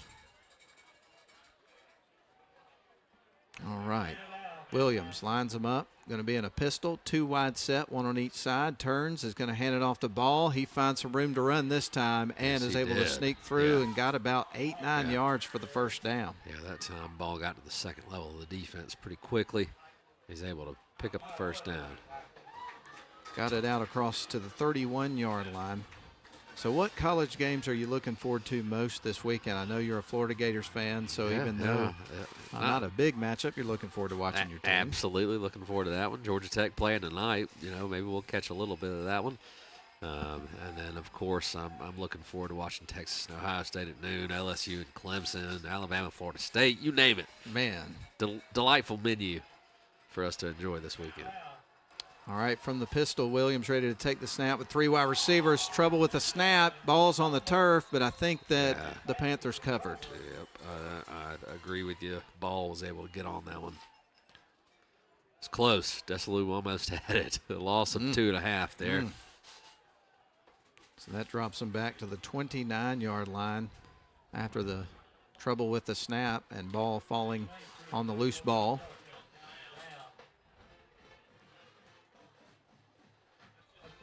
Now they'll roll back to the line of scrimmage. The Panthers do, working right to left, trying to answer the Tigers' first score of the game. And they will line up in that pistol with 2 wide to the near side, 1 on the far side. Rolling back as Williams puts it in the air. A screen pass is able to connect with Jadarius Hinton. He stays up, streaking down the sidelines. I don't know if anybody's going to get him in. He is now at the 20 inside, the 15, 10, 5. And he will trot into the end zone for a long touchdown play there. Of 72 yards? Yeah. He takes it to pay dirt. There was a hold there. Desalu, a handful of jersey. If you're watching on the stream, you'll see it right here. But the refs did not see it. He got a good tug there. He was able to get the screen play off.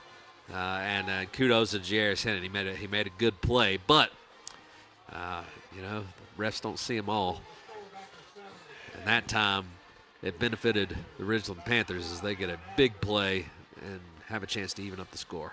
And that happens with 8 minutes and 19 seconds left here in the first quarter of the football game.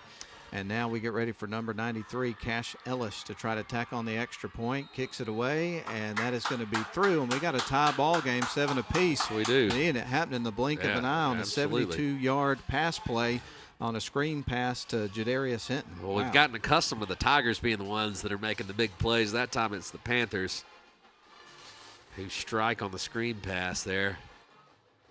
So the Darlington Tigers will try to answer the bell here as they get ready for the Ridgeland Panthers to kick it right back to them. And we got ourselves a ball game, folks. We certainly do. And we talked about how Ridgeland is one of those teams that really struggled in recent years, been getting better. And I was reading an article today with Craig Pritchett, who is their head coach, and he was talking about how the biggest areas he's felt like they've improved have been on the offensive and defensive lines. Yeah, absolutely. They've got some big guys and some good athletes. It's apparent. I mean, you look out there and take a look at this, and at a deep roster, too. Almost, I think, 70-plus kids on this roster as well.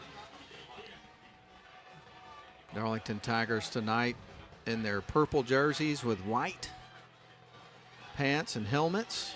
Of course, purple and gray trim, good-looking uniforms. Meanwhile, Ridgeland is in their all-white uniforms with black helmets, black letters and numbers. There's the kick, and bringing it out is going to be Matias Selle, and he is going to be brought down to 34, so good field position for the Tigers. Yeah, short, high kick there, fielded by Selle, and he gets up the field to set the Tigers up at their own 35. Let's have another 11-play drive for a touchdown, shall we? Take the lead to the locker room at halftime. Enjoying the stadium band here tonight. They're throwing down on some Star Wars action right now. The Empire Strikes Back Vader March. Love it. Doesn't get any better than that. I'll nerd out with them. Well, I think the Dragon Con event in Atlanta is this weekend. It is. I've been watching them talk about that. So yeah, absolutely. I've never been in Atlanta when that was going on before. I took my son to it 2 years ago. It is quite a spectacle. There's the snap. Quarterback Konchesky going to hand it off. They run it towards the near side on that B-back play and got about maybe 2 or 3 yards on the play. That was Selle. And again, just what the doctor ordered, 3 to 4 yards a play will move those chains. So that gets the Tigers to the 37-yard line, and they will dial up 2nd and 7 from that 37. Going to send Trey Moore wide to the left side. On this near side, you're going to have a different wide receiver. That's going to be Ethan Height, the freshman. And here comes the snap. Quarterback is going to run the football. Looked like he might pitch it there for a second. Decided to run. We got a face flag mask, that comes I think. in. I'm pretty sure the defender got a handful of Konchesky's face mask there. We'll watch it on the replay here. Maybe not. Let's see what they call. They're going to call a hold on Darlington. Okay. That went the other way. 7:29 left to go here in this first half of the game. We're tied up at 7 apiece. It's a spot foul, so they'll march it off from the spot of the penalty, and that'll set them up at about 2nd down and 12, 13 perhaps. I tell you what, it is a stark contrast being in this press box after the last couple of weeks that we've had. Because absolutely. We've got and I'm not complaining, but we've got an air vent that's right underneath us, and I'm a little chilly. Oh, it's I kind of like delightful. it. It is delightful. Like We've been out there sweating it out the last couple of weeks, especially 2 weeks ago at Mount Vernon. Boy, it was a scorcher both days. But, man. All right, the Tigers have got the ball at their own 33. This is going to be 2nd down, a long way to go. There's the snap. Quarterback going to put it in the air, connects with his receiver, stays up. That's Moore, and gets within about 2 yards of the first down. Yeah, quick strike there. Konchesky takes 3 steps and fires to Trey Moore. He's already had 1 reception in this ball game, and that gets him in the 3rd, maybe 2.5. And, you know, Nate Konchesky, the quarterback tonight, getting his first start of the year. He looks really comfortable out there tonight. Got a good connection there with Trey Moore. They're dialed in. I bet they'll go back to that well at some point. Wide receivers, 1 on each side. This brings out 3rd down and 1. There's the snap. Going to hand it off and run it up the middle, and the defense was ready for it. I don't know if he got enough push there to get it. Looks like Did the he get spot. it? They're moving the chains. They're moving the yes, chains. Thank goodness. Indeed. Silly with the carry there is able to carry the pile and get that first down. Out to the 46-yard line. Got 2 yards, actually. And so the Tigers are on the move with 6:20 left to go in the first quarter, or in the second quarter, rather, in a tie ball game. This game's moving right along. I probably shouldn't have said that. That's the kiss of death. Famous last words, yeah. Or maybe it's not, but we're just having such a good time it feels like it. And there's a stoppage of play, a timeout. Yeah. All right, we're going to take it with them. 6:02 left to go in the second quarter. Tie ball game, 7-7. We'll be back in 30 seconds. Shop for your next car, truck, or SUV at Riverside Auto Group. Check out riversideautogroup.com today to browse their selection or visit with them in person at Riverside Chevrolet GMC in Rome, Riverside Toyota in Rome, and the all-new Riverside GMC Cadillac in Cartersville. Locally owned and operated by the Welburn family since 1974. That's Riverside Auto Group. Visit riversideautogroup.com.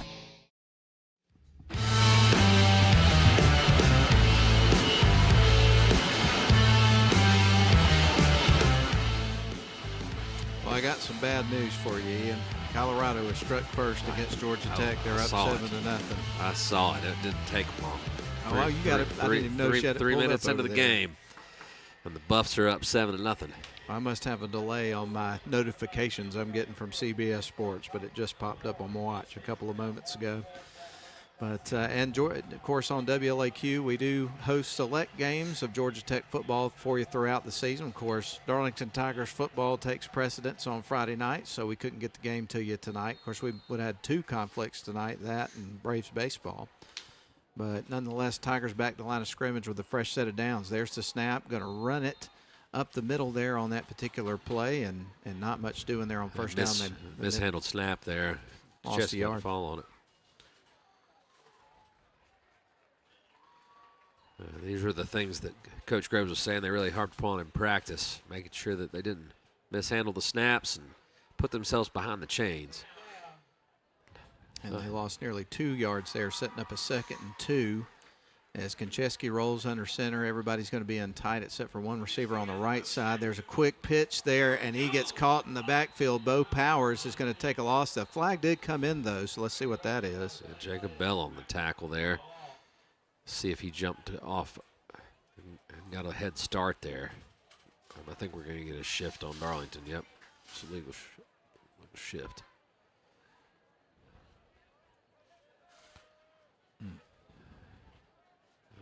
Ridgeland will decline that with the loss on first down, and then the tackle for a loss there on second. It's 3rd and a mile.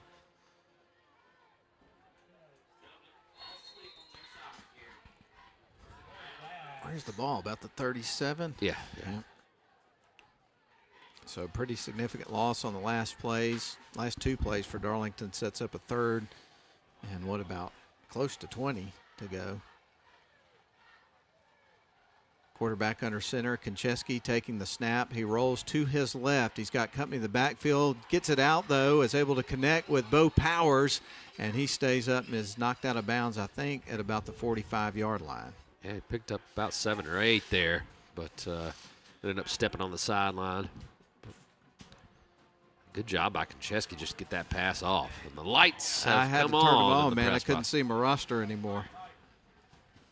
I don't love the glare on the glass, but at the same time, I at least want to do the best we can to get the names in. Matt Davis said, "Let there be light." Let there be light. Trey Moore is ready to punt it away here for the Darlington Tigers. And going back deep here, you got to watch this man, Jadarius Hinton. He got some pretty fast wheels, and we got a timeout, Ridgeland. Timeout. All right. Well, I reckon we'll take this with them. 4:52 left to go here in the first half. We're tied at 7 apiece. Darlington set to punt it away when we come back in 30 seconds. At Rome Orthopedic Center, we salute students, freshmen and seniors, athletes and artists, first stringers and choral singers, band majors and game changers. We hope you never need orthopedic care, but if you do, choose the only practice in the Rome area solely dedicated to the orthopedic needs of the students and families in our community. Rome Orthopedic Center. To make an appointment, call 706-292-0040.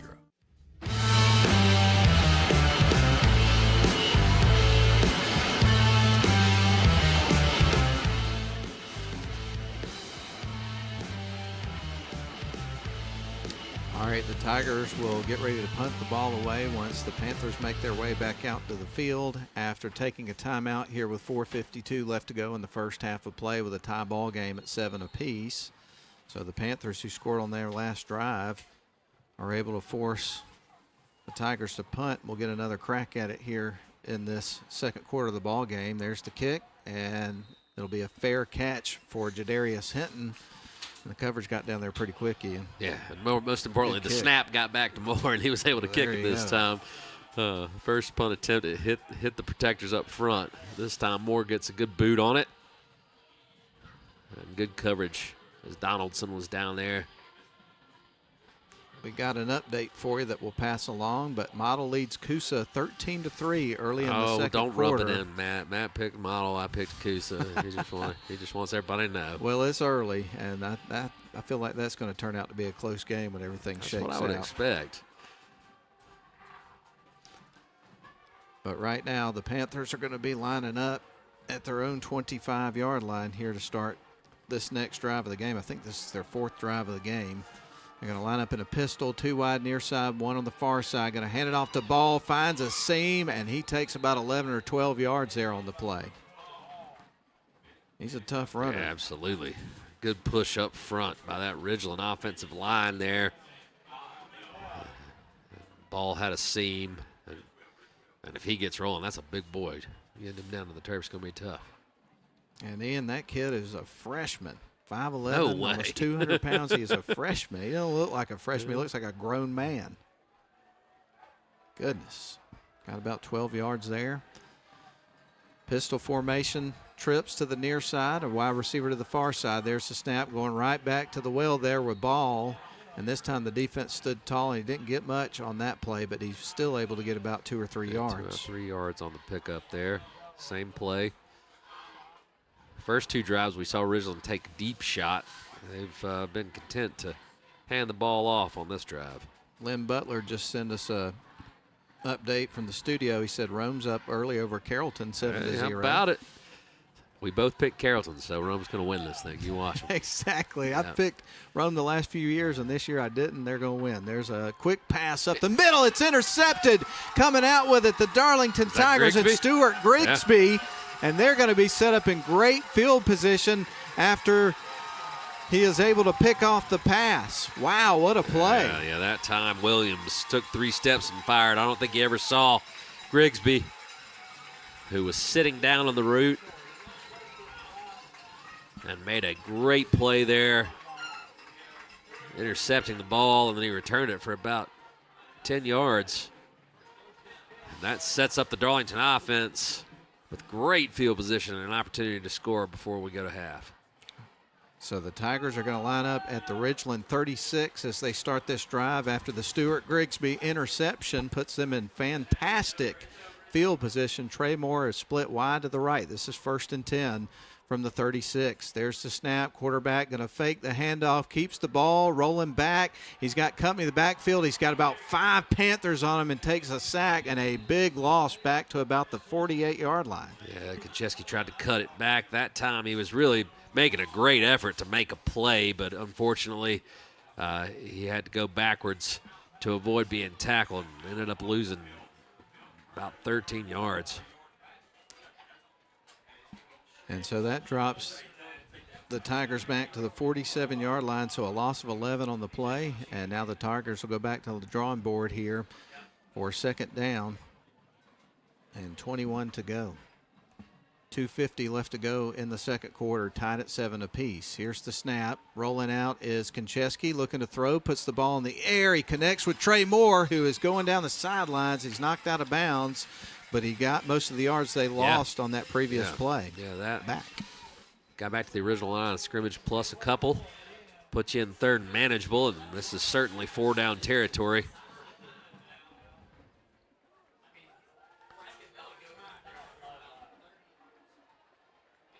So the Tigers at the line of scrimmage. Now they're going to have 3rd down and 9 after that pickup. And here's the snap. Quarterback rolls to his left, puts it in the air, and grabbing it as he's going to the turf was Moore, and he caught it. That was a great catch. He did. And that makes it 3rd. That'll bring them about a 4th and 5. So I imagine that the Tigers will roll the dice here and go for it on 4th down. Oh, absolutely they will. So they get ready to go back to the line of scrimmage. As you pointed, it is 4th and almost 5 yards to go with the nose of the ball at the 30-yard line in Panther territory. The drive started at the 36. And now the Tigers under center. Going to send 2 wide receivers, 1 to the near side, 1 on the far side. Konchesky ready to take the snap, trying to get them to jump off sides. And I thought they did there for a second, but... And now we're going to see a timeout. Take a timeout. Just trying to draw them off sides there. And we'll call a timeout as well. 7 apiece, 1:49 left to go. 4th and 4 from the 30 coming up for the Darlington Tigers in Ridgeland territory. Back in 30 seconds. Shop for your next car, truck, or SUV at Riverside Auto Group. Check out riversideautogroup.com today to browse their selection or visit with them in person at Riverside Chevrolet GMC in Rome, Riverside Toyota in Rome, and the all-new Riverside GMC Cadillac in Cartersville. Locally owned and operated by the Welburn family since 1974. That's Riverside Auto Group. Visit riversideautogroup.com.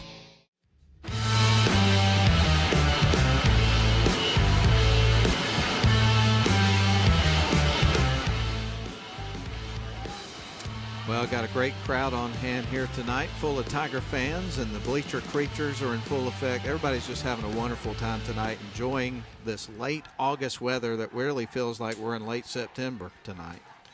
Feels great. Perfect night for football as we start this wonderful Labor Day weekend. So let's see what the Tigers can do here on 4th down and 4. 1:49 left to go in the half. Want to get some points here and take the lead into the locker room. Here's the snap to Konchesky, who rolls out looking to throw. He's got some company in the backfield, still looking. Puts the ball in the air, connects with Jace Donaldson, stays up and goes out of bounds at about the 12-yard line. So a fresh set of downs and an opportunity for the Tigers. And that time Konchesky rolled out. His first options weren't there. But he kept the play alive and then was able to fire late to Donaldson on the sideline. Donaldson wiggled a little bit, got a couple of extra yards, and the Tigers have a first down at the 13-yard line. So Nate Konchesky looks at the play here and gets ready to go to the line of scrimmage here, which is now at the 14-yard line. 1st and 10, Darlington Tigers from the red zone. We're tied up here, 7 apiece, 1:39 left to go. Tigers trying to get a score here and take the lead to the locker room. Konchesky under center. He sends a man to the left. That's going to be a quick toss to Donaldson. Stays up, breaks free, and he is in. Touchdown, Darlington Tigers from the 12. A 12-yard run on the quick toss, and Donaldson gets another one. Wow. We've seen a toss to the right for a touchdown, and now a toss to the left as Donaldson takes that one 13 yards for the score. And the Tigers are able to cash in on the Stuart Grigsby interception. They go 35 yards to get the touchdown, and will have a chance to tack on another one with the extra point. Donaldson was our honeymoon bakery icing on the cake player of the game last week. Scored on 3 big runs. Actually 2 big runs and a pass play. There's the kick, and that was going to be through. So we've got a 14-7 ball game. Indeed we do. Ridgeland will get the ball with some time to operate, but the Tigers have regained the lead at 14-7. Wow. What a drive there by the Tigers. And when you look back at the way that drive started, the Tigers got a short field, ball at the 36 after the Grigsby interception that you referenced. Took a sack there on the first play that backed them up 12 yards, but they were able to turn things around and come up with some points. What a great show of resilience right there for the Darlington Tigers on that drive. Yeah, Konchesky took that big loss on first down, but he was able to find Trey Moore on the next play. He hit Trey Moore again for another couple of yards. And then on 4th down, he was able to hit Jace Donaldson. That set them up first down at the 13-yard line, and Donaldson did the rest of the work on the toss play, getting the touchdown from 13 yards out. Going to have a couple of men back here for Ridgeland as Desalou gets ready to boot it away from the 40 here in just a moment. And those 2 men are going to be number 2, Cornell Watkins, and then also number 6. That's going to be Jamarcus Lewis. Here is the kick, end over end, and that one's going to be brought out from about the 3-yard line. And that was Lewis who picked it up. He streaks out to the right side, trying to get to the edge, and does. He is going to get it all the way across the 40 before they get him out of bounds. Man, where'd he come from? Yeah, good return there. My goodness. Fielded that one at the 3-yard line. Got a head full of steam. Could have got a block in the back there. Maybe that was missed. I'm being nitpicky up here.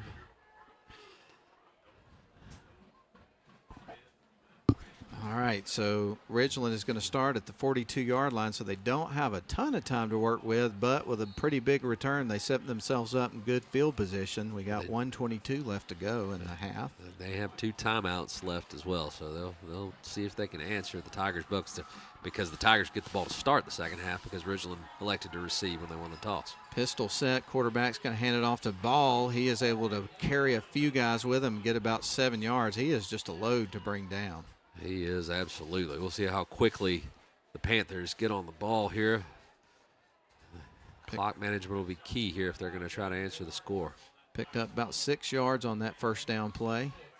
So that brings up a second down, and we'll call it 5, just under a minute to go here. Pistol formation, 4 wide set. Quarterback drops back, looking to throw, puts it up. I think that hit the turf. Incomplete. They're going to rule it complete. Oh, man.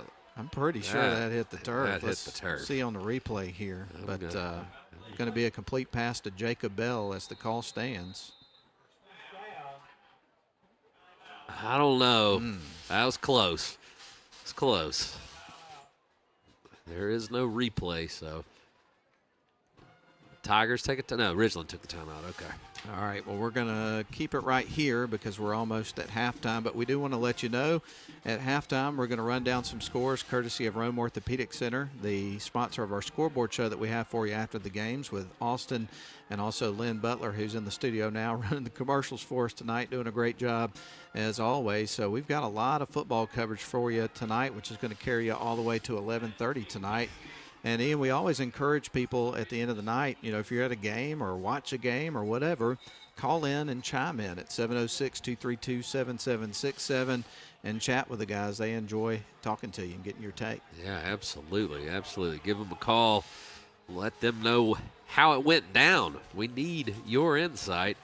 And let him be in Austin, his son, are ready to roll each and every Friday night. Keep you updated on all the action. Here's 1st and 10 from the Tigers 45 for the Panthers. They're going to put it in the air. It was almost tapped, and he is able to catch it and haul it in. What a good catch there by Jadarius Hinton. That gets him another first down. Yeah, absolutely. I thought Evan Parton might intercept that for just a second. I was seeing the same exact thing. Yeah. But instead, it ends up being a first down. And we got a 14-7 ball game in favor of the Tigers. Dropping back as Williams puts a dart in the air, connects with the receiver, Cornell Watkins, and he is going to be brought down at about the 24-25 maybe. Ridgeland's going to have to take their last time out. So right now the Tigers want to keep them in the boundary because they're not going to have a lot of time here with 26.3 seconds left. All right, we're going to take this one with them. 26.3 seconds left on the clock. We've got 2nd down and 1 coming up from the 24. Ridgeland with the ball. 14-7, Darlington leads it. We're back in 30.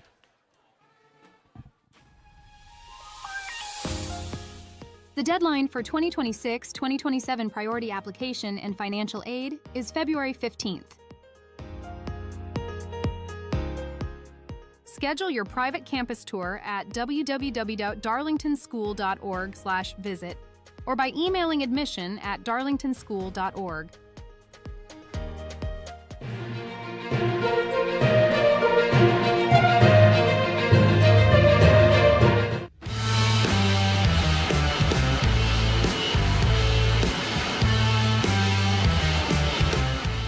.3 seconds left until halftime. Right now, Tigers lead at 14-7, and Panthers are going to line up in a pistol here for 2nd down and 1 from the 24 of the Tigers. Going to put it in the air, and that is going to be nearly intercepted by the Tigers, and Ty Wood almost got his paws on it. He did. Evan Parton was making a break on it, too, that time.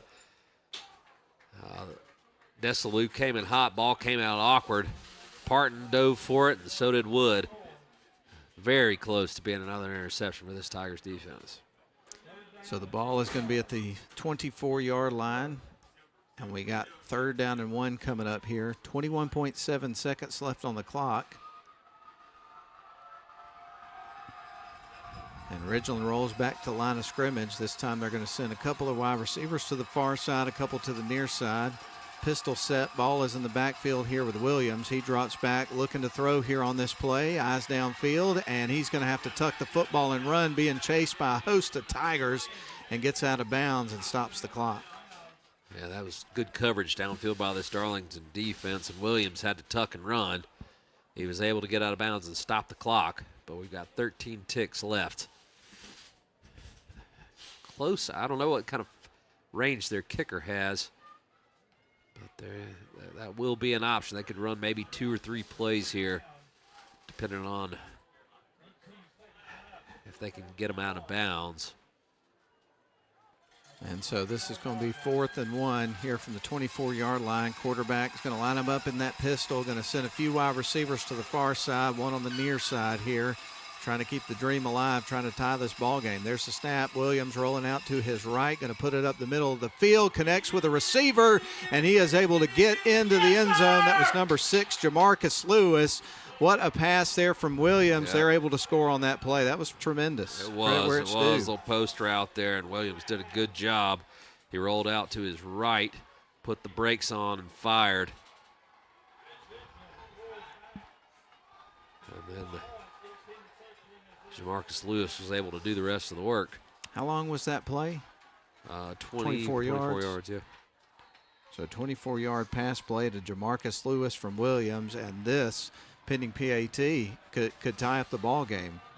Kickers out there, Corbin Sellers, or rather Cash Ellis trying to tack on the extra point, and he's able to do so. And Ian, we got a tie ball game with 5.5 seconds till they head to the locker room. Ridgeland managed the clock well there, drove 60 yards, and has evened this thing up. Darlington will receive the opening kick of the second half.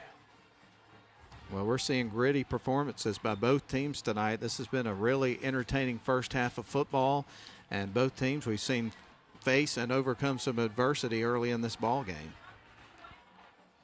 Absolutely. Darlington has not trailed in the game, but Ridgeland has answered both of the Tiger scores with touchdowns of their own. What train number is that? That's the first one I recollect. First one I've heard. Here, you know. First one I've heard.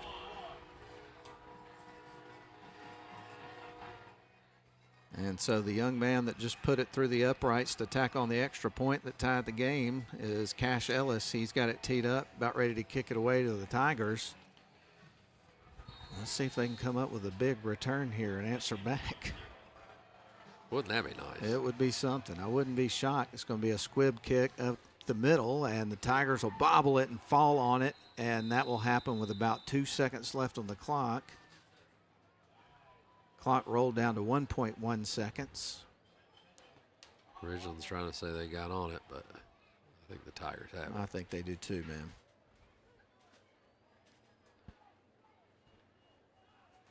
So no time virtually here to work with for the Tigers. Could see them take a shot. You never know. Tigers are going to start at their own 35-yard line with just a little over a second to play until they go to the locker room. We got a tie ball game, 14 apiece, after Ridgeland just answered moments ago. And there's the snap and a knee, to your point. And it's halftime, folks. Again, your Darlington Tigers 14, visiting Ridgeland Panthers 14. We're right where we started. It is now halftime. We're going to go ahead and take a 3-minute break. We'll come back with a halftime show after these messages. Don't go anywhere.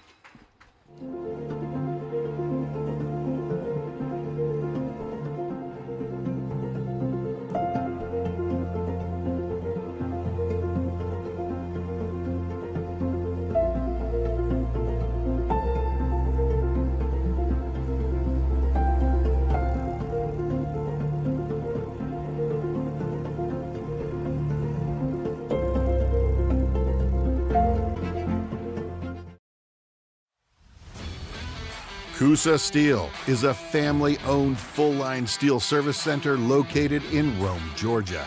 Since 1972, we've been working to make our customers more efficient by providing steel product supply and processing all in one place. We are proud to provide a large range of products, including hot-rolled and cold-finished steel, stainless steel, galvanized steel, aluminum, and alloys. Our capabilities enable us to assemble and process steel orders within days, shortening your lead time.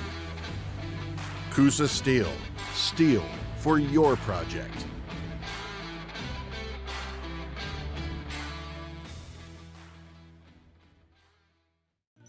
At Rome Orthopedic Center, we salute students, freshmen and seniors, athletes and artists, first stringers and choral singers, band majors and game changers. We hope you never need orthopedic care, but if you do, choose the only practice in the Rome area solely dedicated to the orthopedic needs of the students and families in our community. Rome Orthopedic Center. To make an appointment, Call 706-292-0040. The deadline for 2026-2027 priority application and financial aid is February 15th.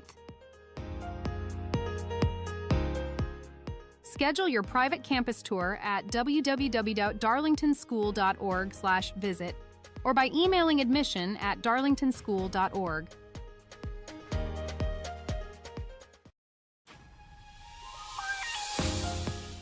Mark your calendar for Alumni Weekend on October 24th through October 26th. For information on hotel blocks and reunions for classes ending in 0 and 5, visit our website at www.darlingtonschool.org/alumni weekend. We hope to see you there.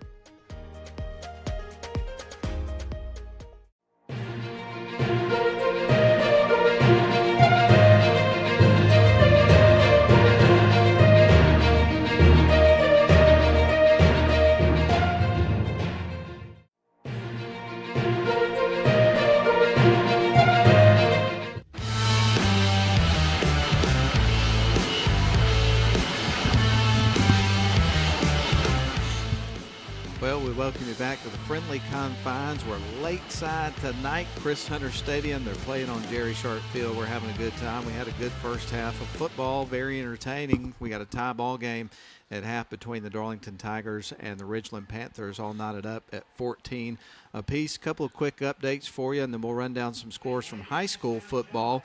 But the Atlanta Braves and the Philadelphia Phillies are tied at 1 apiece at the end of the 7th. They're in the city of brotherly love in Philadelphia. And then Georgia Tech is playing out in Colorado against Deion Sanders' Colorado Buffaloes, and right now Colorado's up 7-0. And Ian, you gave me a little more specific update, but the Jackets have had a hard time with some ball security. Yeah. They've turned it over 3 times in the first quarter. They are marching right now, though, and trying to answer. They're trailing early to Colorado, but to turn it over 3 times in the first quarter, 3 possessions, 3 turnovers, and only be down 7-0. That's okay.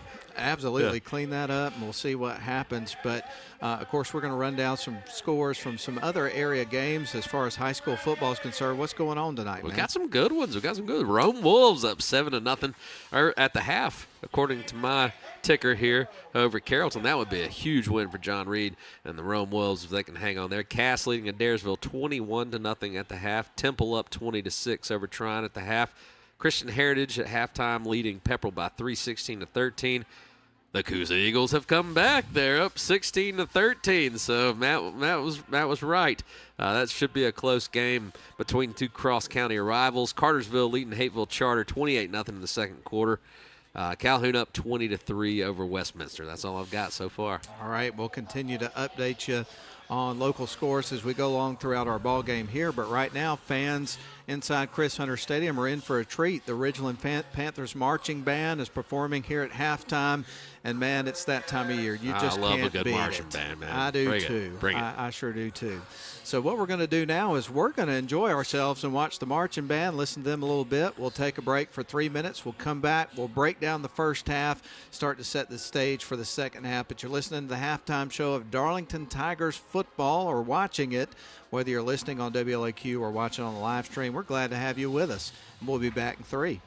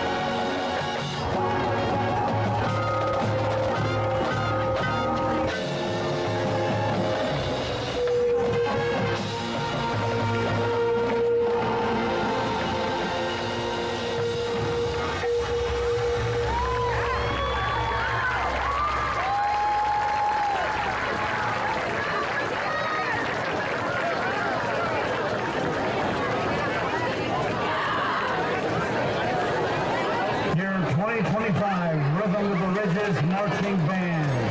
The Rhythm of the Ridges is under the direction of Chris Needle.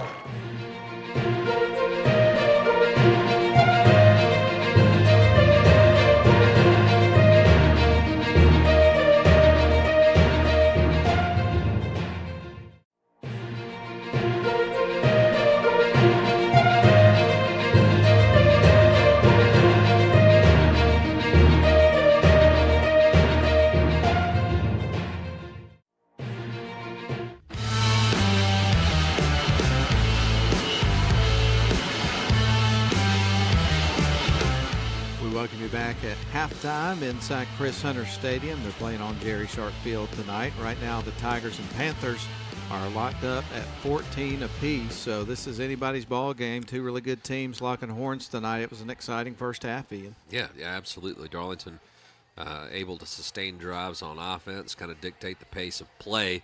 Ridgeland struck on a big play with a 72-yard screen pass for their first score, and then they were able, after Darlington's second touchdown, they were able to drive the field with just a little under 2 minutes left to go and get the equalizer. But Darlington gets the ball to start the second half, and the Tigers are going to continue to try to string it together long drives, control the clock, and see if they can march out of here with a victory tonight. And as far as turnovers were concerned, each team, I believe, had one there in the football game. There was the snap issue on the punt there, on the second punt of the game, I believe, for Darlington. And then you had the interception there by Grigsby for the Tigers that set up their second touchdown of the game that gave them a 14-7 lead with 1:32 left to go in the first half, as a 12-yard play there to Donaldson. He was able to get into the end zone there.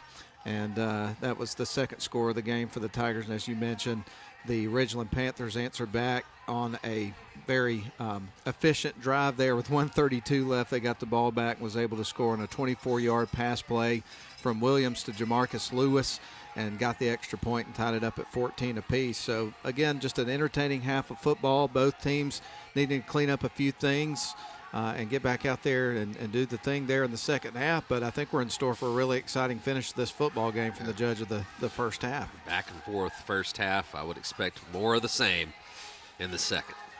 Well, we are going to go ahead and take one more break. We'll come back. We'll tell you what's on tap for WLAQ and our sports broadcast for the rest of the weekend. We'll also talk about what's on tap for the Darlington Tigers coming up next week.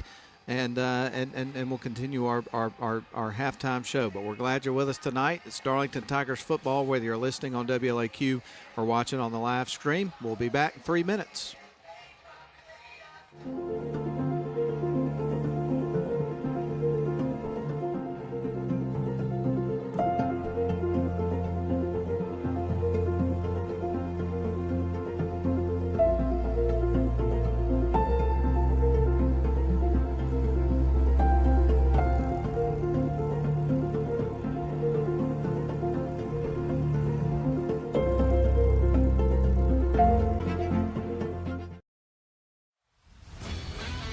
CUSA Steel is a family-owned full-line steel service center located in Rome, Georgia.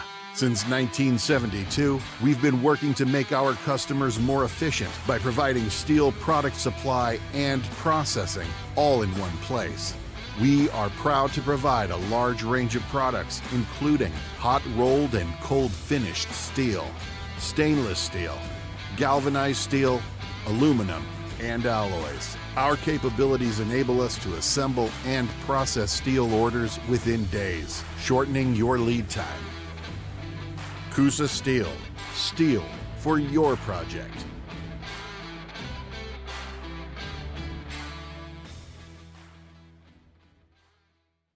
Shop for your next car, truck, or SUV at Riverside Auto Group. Check out riversideautogroup.com today to browse their selection or visit with them in person at Riverside Chevrolet GMC in Rome, Riverside Toyota in Rome, and the all-new Riverside GMC Cadillac in Cartersville. Locally owned and operated by the Welburn family since 1974. That's Riverside Auto Group. Visit riversideautogroup.com.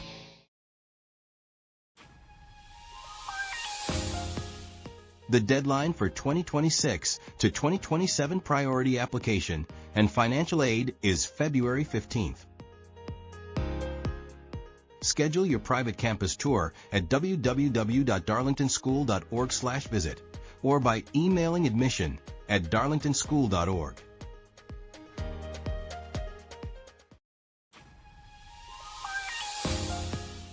Mark your calendar for Alumni Weekend on October 24th through October 26th. For information on hotel blocks and reunions for classes ending in 0 and 5, visit our website at www.darlingtonschool.org/alumni weekend. We hope to see you there.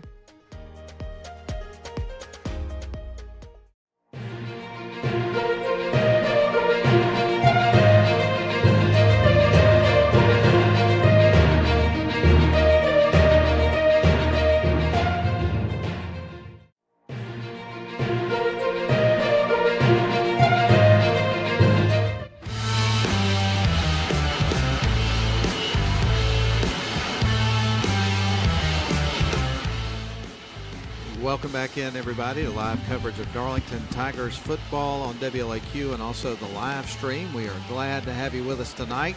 And I think that the Darlington Tigers are going to be excited about what's next on the schedule next week, because it has been a long start to the season. You basically had 3 trips to the Atlanta area in the first week of the season, because the first game against Mount Vernon got split into 2 days because of weather and them not having lights.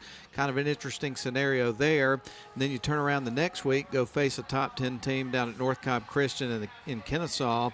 And then tonight back at home, thankfully have a home game, 3 games into the season. But next week you got a bye week. And as we talked about in the pregame, Ian, the Tigers coming to this game a little bit banged up. There's some familiar faces that we're not seeing tonight. I think they'll be grateful to have a time to take a breather and heal up some bumps and bruises after this one. Yeah, a lot of adversity in the first few weeks of the season, including these injuries that you're talking about. So the bye week comes at a good time for them to get healed up and get ready for region play. And I haven't checked in on their next opponent and how things have gone for them this season. We'll dive into that coming up next week. But typically we're talking about a really good football program and Whitfield Academy down there in Mableton. And that's where the Tigers are going to be when they get back into action after tonight's game is over on September the 12th after that bye week. So you got to regroup and get ready for that matchup, because it should be another tough football game against a good team in Whitfield Academy. Yeah, they've played some tough opponents on the road, so another one waiting for them when they get back from the bye week in 2 weeks. And then after that takes place, that is going to be the last non-region tilt of the season.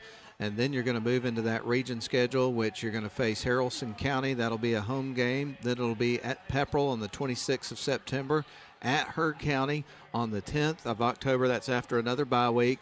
And then at Model. So after that stretch where you go to Whitfield Academy and come back home, you're going to hit the road for 3 weeks in a row. And even though I know Pepperell and Model are not long road trips, those can be tough places to play. So that's going to be a tough stretch there, playing 3 road games in a row. Against teams that right here in Floyd County that are going to have a little extra incentive to bring their A game against the Tigers. That's exactly right. So it is a tough schedule from basically start to finish, and we got a tight one here tonight.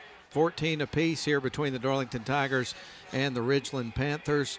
A couple of more notes here before we take our final break of the halftime period. We're going to shift our gears to baseball on WLAQ tomorrow. We're going to have some Braves baseball up in Philadelphia. First pitch for tomorrow's game is going to be 6:05 for that Saturday late afternoon game. 4:50 is going to be the time of the pregame show. Then on Sunday, we'll get started at 5:55 p.m. for the pregame. 7:10 is first pitch. I thought that was kind of interesting timing, because you got a big-time college football game on Sunday night between Miami and Notre Dame. Yeah.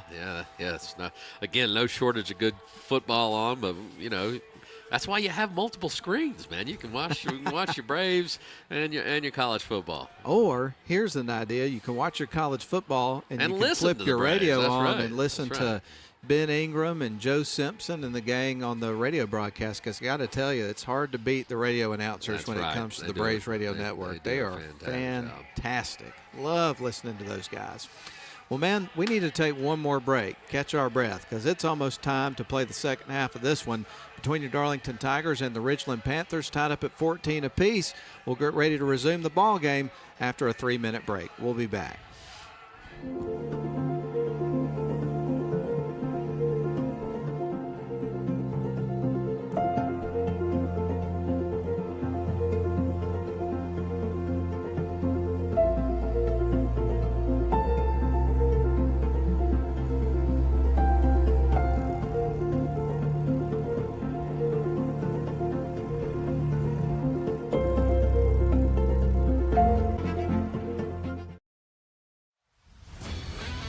CUSA Steel is a family-owned full-line steel service center located in Rome, Georgia. Since 1972, we've been working to make our customers more efficient by providing steel product supply and processing all in one place. We are proud to provide a large range of products, including hot-rolled and cold-finished steel, stainless steel, galvanized steel, aluminum, and alloys. Our capabilities enable us to assemble and process steel orders within days, shortening your lead time. CUSA Steel. Steel for your project.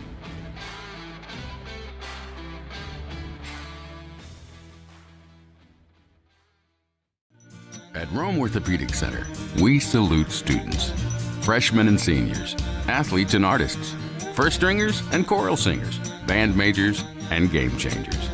We hope you never need orthopedic care, but if you do, choose the only practice in the Rome area solely dedicated to the orthopedic needs of the students and families in our community. Rome Orthopedic Center. To make an appointment, call 706-292-0040. The deadline for 2026-2027 priority application and financial aid is February 15th. Schedule your private campus tour at www.darlingtonschool.org/visit or by emailing admission@darlingtonschool.org.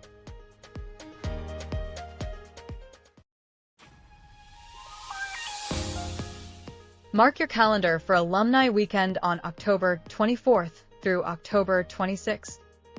For information on hotel blocks and reunions for classes ending in 0 and 5, visit our website at www.darlingtonschool.org/alumni weekend. We hope to see you there.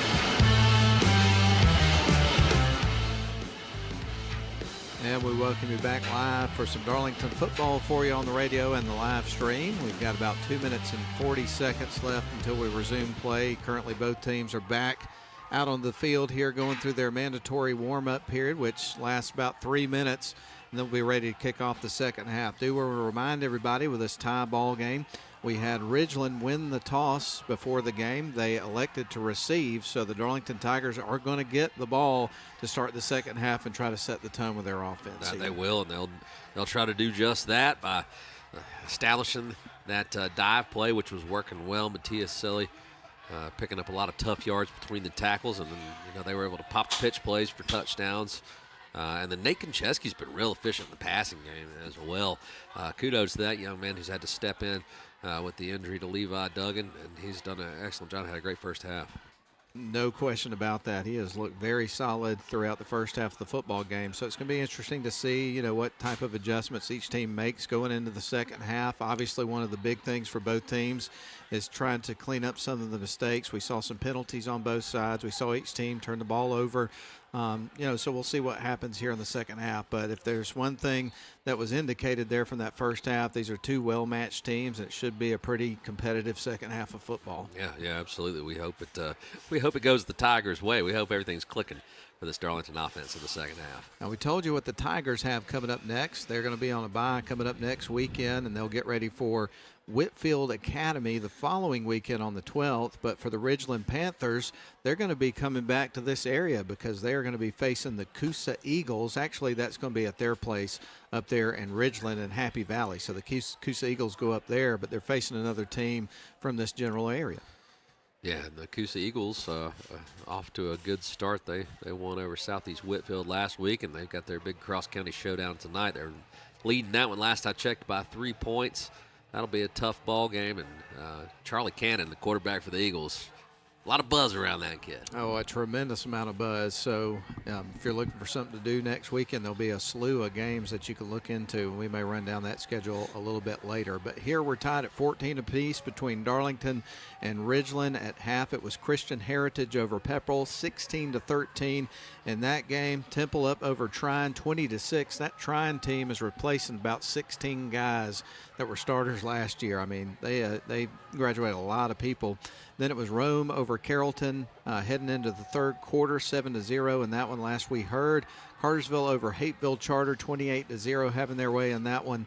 That game was at halftime, the last report we got from that one. Cass over Adairsville at the half, 21-0.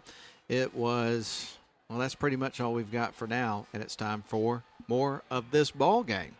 So the Darlington Tigers will get ready to return the opening kickoff here of this football game and see if they can answer what Ridgeland did right before they went into the locker room, picking up a score right there at the end of the half to tie this ball game with 5.5 seconds left to go in the first half, 14 apiece. So now we get ready to resume.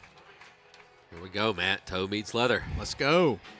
Here's the kick. It is going to drop in and roll out of bounds. Yeah. So the Tigers will get it at 35.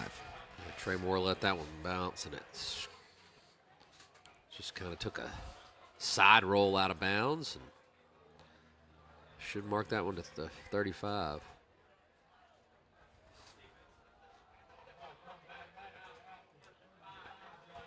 So the Tigers are going to get ready for their first drive with good field position aided by the kick that went out of bounds.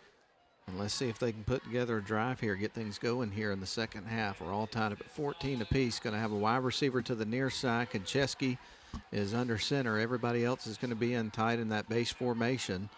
And here comes the snap to Konchesky. Going to fire it quick to Donaldson, trying to get him in space.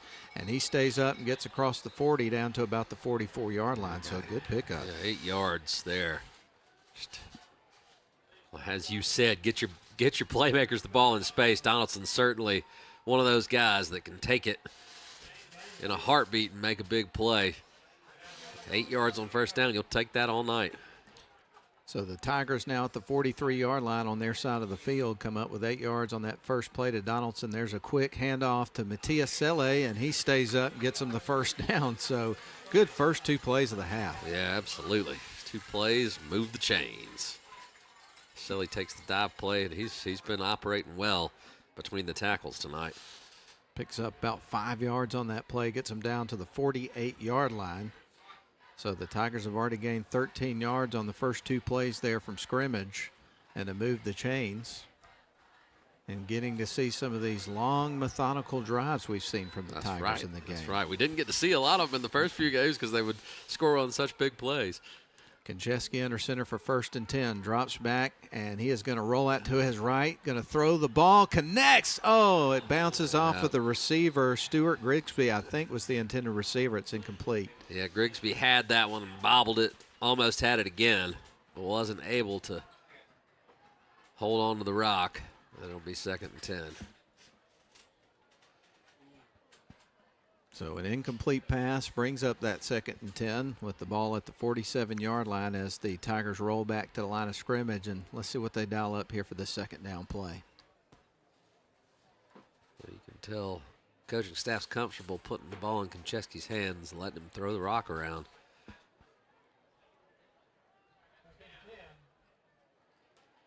So the Tigers go back to the line of scrimmage here for 2nd and 10 rather. And Konchesky takes the snap, hands it off. Big run there by Matias Selle. Yeah, he is able to squeak through, and he got to the hole in a hurry, didn't he? Yes, he did. Again, we've talked about it a couple of times. The dive play is the foundation of this option that Darlington runs, and when it's clicking, it just opens the whole offense up. And tonight, Matthias Selly has done an excellent job driving his legs and picking up yards. Got that down to the 42-yard line. Moore, the lone receiver. Here is the snap. Quarterback's going to hand it off, goes right back to Selly. He got a head full of steam again and got about 7 yards. Just like we said, just what the doctor ordered here. Grinding out the yards on the ground here. Got that ball down to the 35-yard line, so that was a 7-yard pickup. Brings up a 2nd and 3 from the 35 with 10:28 left to go in the third quarter in a tie ball game at 14 apiece, but Darlington looking to change that fact. Quarterback under center, takes the snaps, going to quick pitch, gets it over to Jace Donaldson. He gets tripped up at the 30, but he did pick up at 5 yards. Yeah, they'll get the first down. Moving the chains. The name of the game, huh?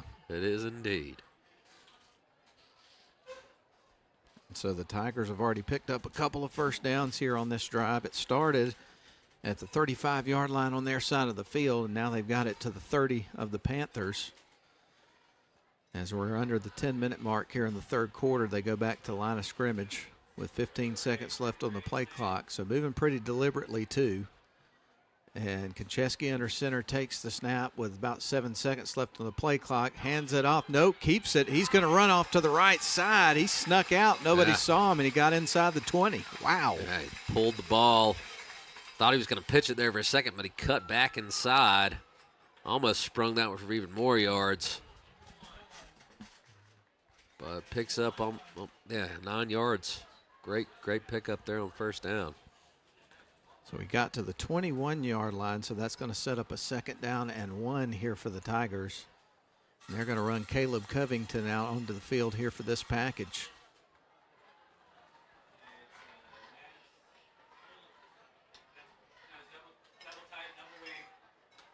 Quarterback under center. He takes the snaps, going to hand it off, goes back to Selly. He is brought down by about 2 or 3 guys, but he got the first down. Yes, he did.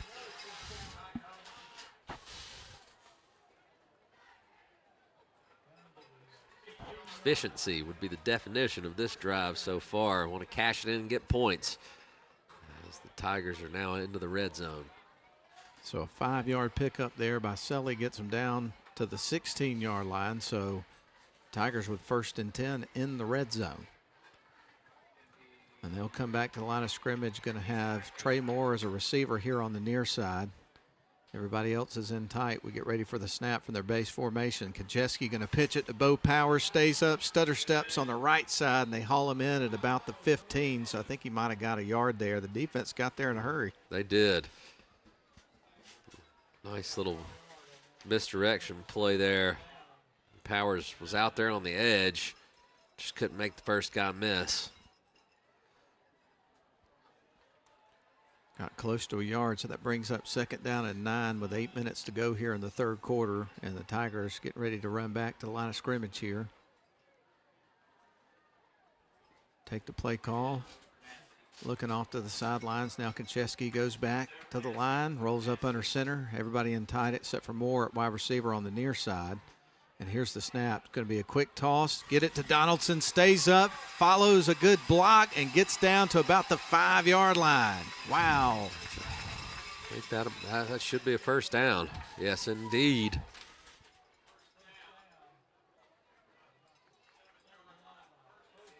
They got him down to the 7. Another first down. So it's going to be 1st and goal here for the Tigers as they head back to the line of scrimmage with 7:24.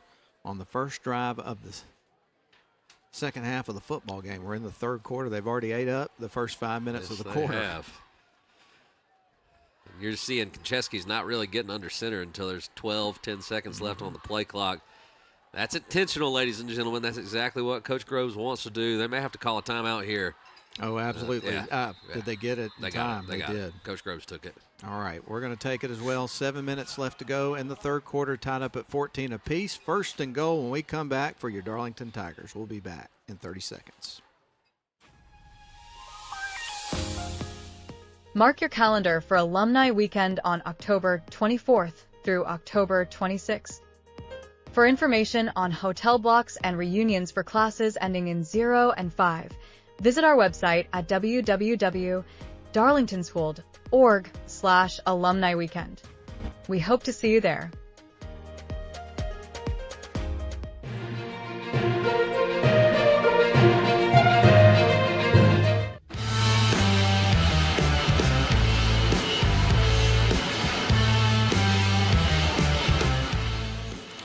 First and goal when they come back from the timeout here for your Darlington Tigers from the 7-yard line, tied up at 14 apiece. Ian, the drive started at the 35-yard line on the Tigers side of the field. They methodically moved it down the turf, and now they got an opportunity here to take the lead. Yeah, you want to stay in the lead, playing ahead. A lot more comfortable than playing from behind.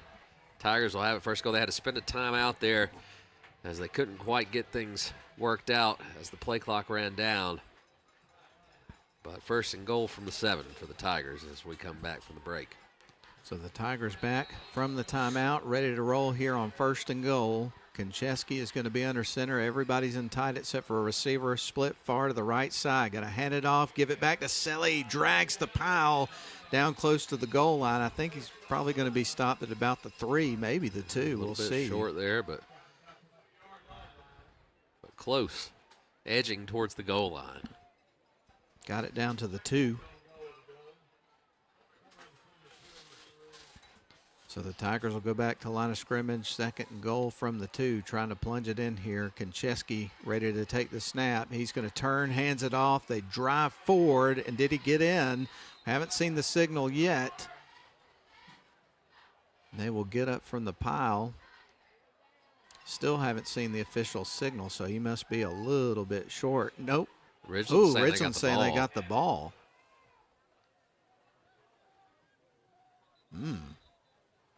Still pointing in the opposite direction. Haven't seen the officials say so just yet. Tigers ball. Yeah. All right. Third down and goal. Ball is, I can't tell where it is. It looks like it's right at the goal line. Quarterback's going to be under center, getting ready to take the snap. May see him try to just punch it through, and he dives forward, and the Tigers are in. A plunge into the end zone for Nate Konchesky. My bad. Old habits die hard. They really do. I hadn't done that all game, and then you get to a critical moment, and the young man scores a touchdown. I give somebody else credit, but way to go, Nate Konchesky, a plunge for a touchdown. And, boy, what a great drive. He has done an excellent job tonight for his team. Yeah, we saw his brother score a lot of touchdowns, so, but Nate gets that one. An excellent play there on the quarterback keeper. And Ade Desalug will tip the extra point. And here is the kick, and that one's going to be through. So the Tigers take a 21-14 lead as Nate Konchesky plunges into the end zone for less than a yard and leads his team down the field and gets them some more points, and they take the lead. Well, that was a 65-yard drive that ate up half the quarter.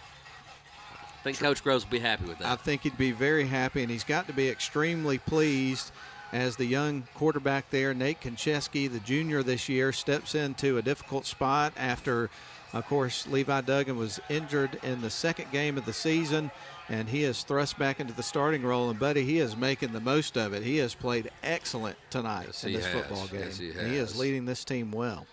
Next man up is the mentality, and Nate's done a great job.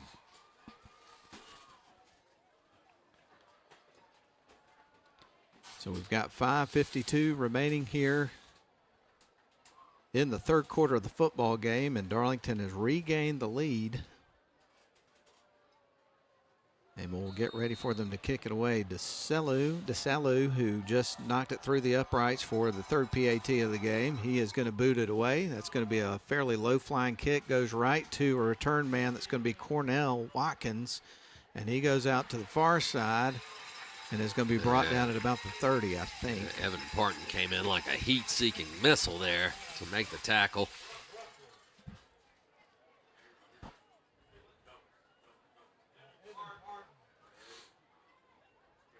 Just a rocket, man. Great job there by Parton.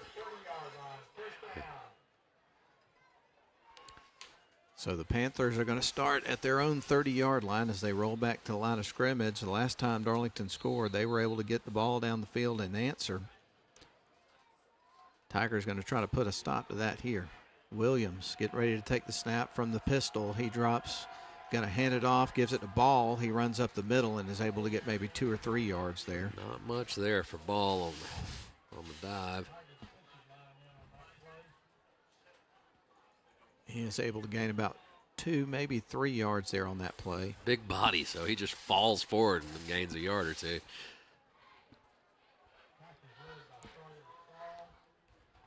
So Williams takes his team back to the line of scrimmage, going to send 2 wide receivers to the near side, a couple on the far side. Going to be a pistol set here as they get ready for 2nd down and 8. Have everybody lined up. Williams ready to take the snap. He's got it, turns, fires, and that's going to be incomplete. A good defense that time. Williams trying to find his guy on the out route there. It was well covered by Jace Donaldson. Thought I saw Stuart Grigsby in there as well. And so Ridgeland will go back to the drawing board here for 2nd down and 7 from their own 33-yard line. The Darlington Tigers scored on an Nate Konchesky plunge from the goal line and picked up their 3rd score of the game to take the lead 21-14 rather. Under 5 minutes to play in this 3rd quarter. Oh, it must have a penalty here. Mm-hmm. And a personal foul is what it looks like. So Darlington bailing him out there.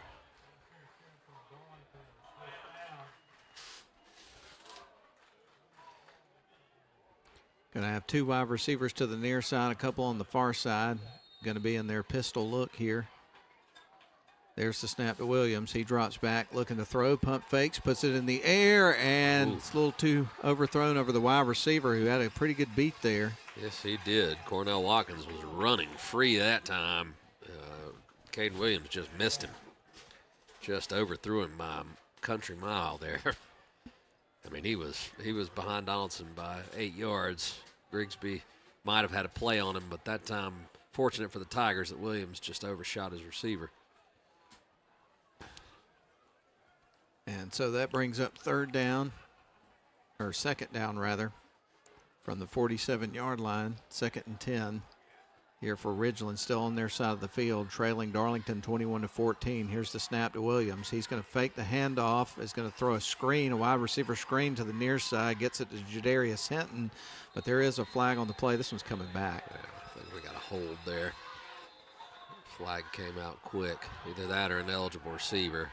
One of the linemen drifted too far downfield. See what the call is.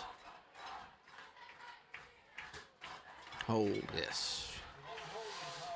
So the initial thought was correct, and this one is coming back. Georgia Tech has taken the lead. They're up 10-7. Oh, really? Up 10-7. Wow.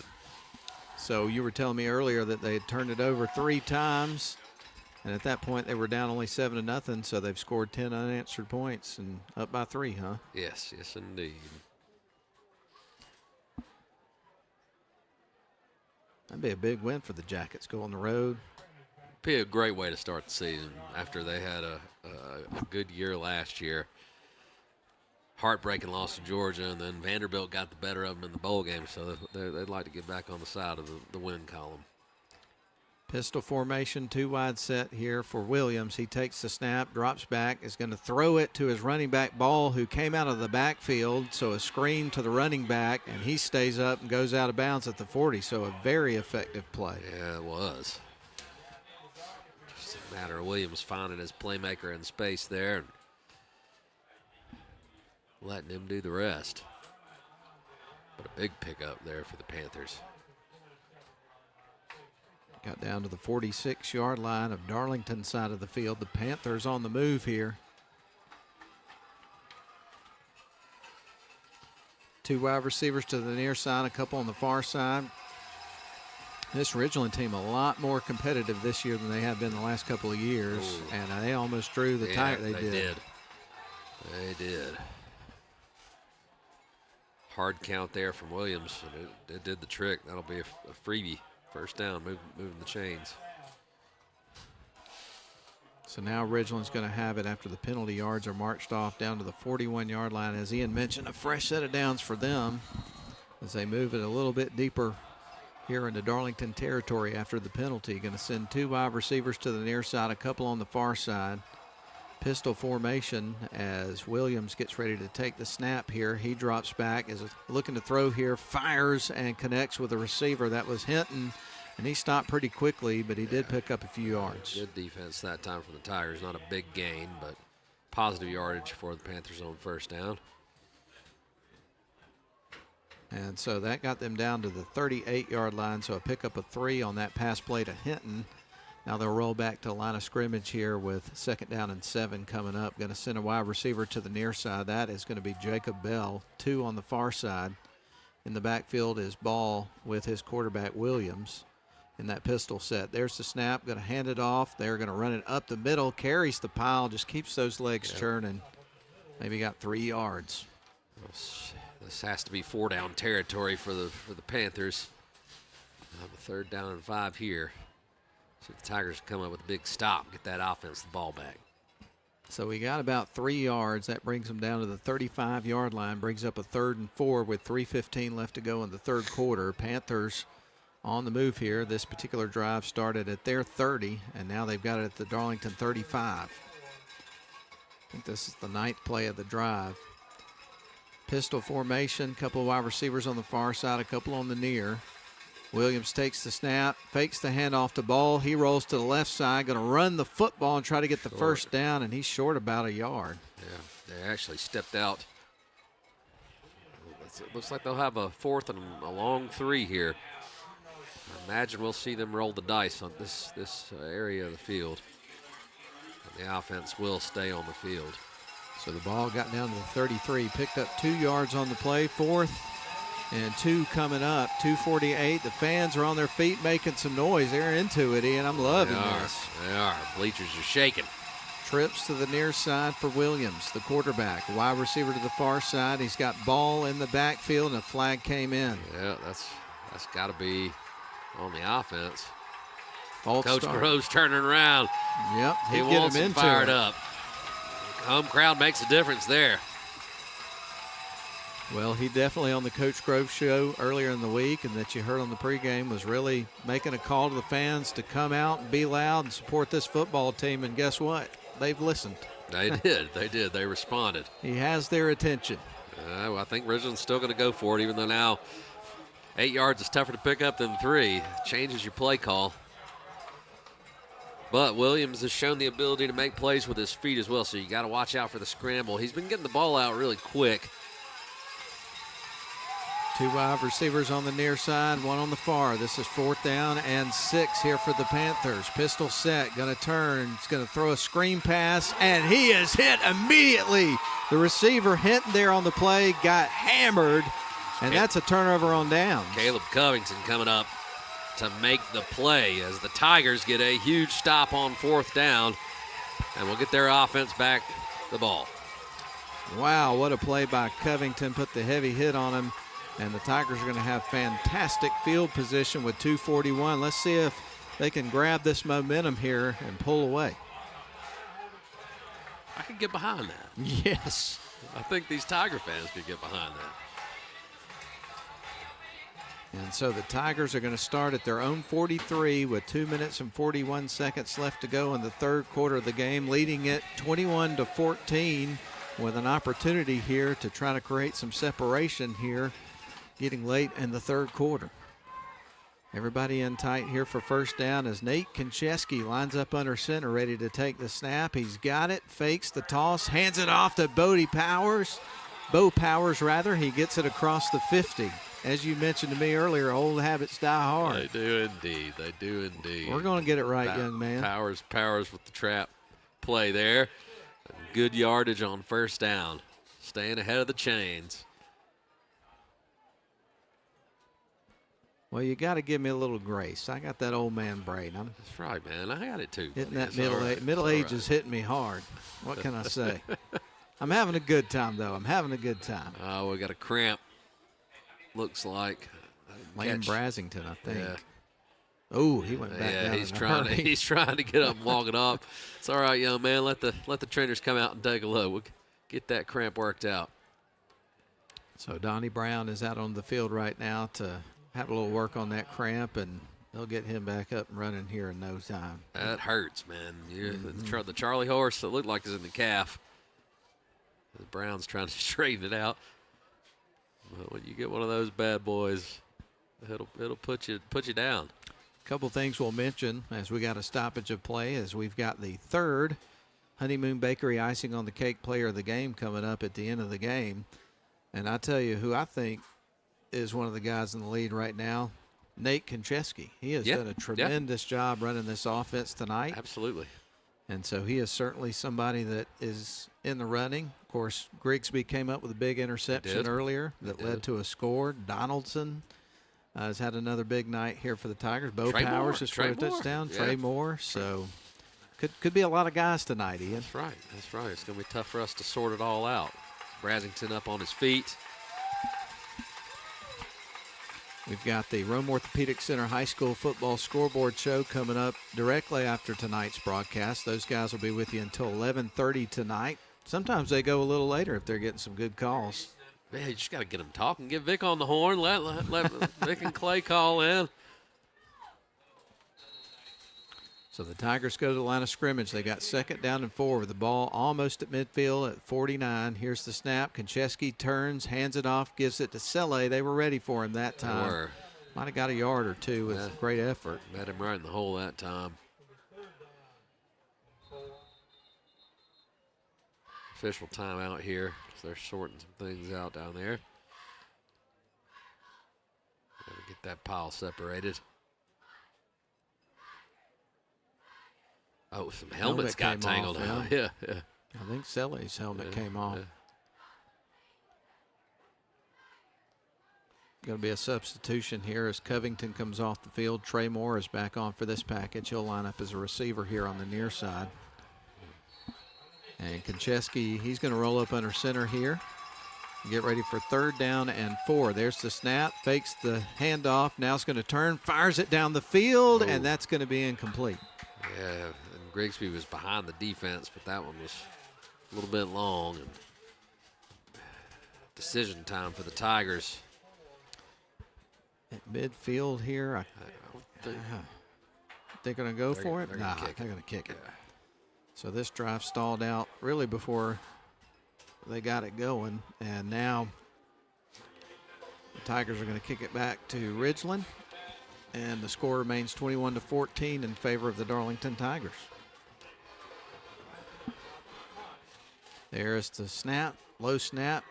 Moore picks it up, gets the kickoff just in time, and it is going to be down at around the 23? No, that one rolled. That one rolled back inside the 20. I thought somebody touched it a little further back. I did too, but they didn't see it, so we'll take the bounce.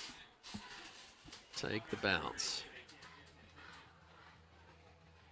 I think our initial thought was correct. I think they're going to put it. Oh, they did mark it. Yeah. It's touched. Okay. I thought I saw the bag come out right around there, but. Hey, man, here's some updates for you. Rome up in the 3rd quarter, 21-13 over the Carrollton Trojans. 16-16 between Model and Coosa at halftime.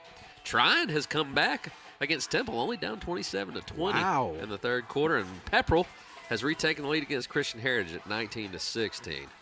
We'll keep a close eye on all those ball games, and again, Rome Orthopedic Scoreboard Show will be after the game. Fun games going on tonight.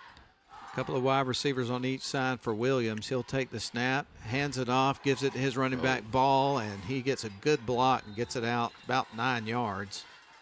Yeah, that was a little counter play there for Ball. He was able to get to the second level of the defense. So the nose of the ball is going to be at the 34-yard line. After Ball's pickup of 9 yards, that brings up a 2nd and 1 as they go back to the line of scrimmage pretty quick this time. Going to send 2 wide receivers on each side. Pistol set in the backfield is Ball. And Williams takes the snap. He drops back, looking to throw, puts the ball in the air, a long ball, and that is going to be bobbled.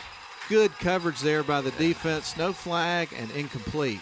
Jace Donaldson with the play. Taking a shot downfield, and that time Hinton was able to get his hands on the ball, but at the last minute, Jace Donaldson got his left hand up in there and rattled that thing loose, playing the ball, high pointing the ball. Great job by Donaldson to break that pass up and force the third down. And you know, Ian, we talked about this quarterback, Caden Williams, the sophomore quarterback. He's only 5'7", about 160, not a real big kid, but he can throw the ball. Yeah, he really can.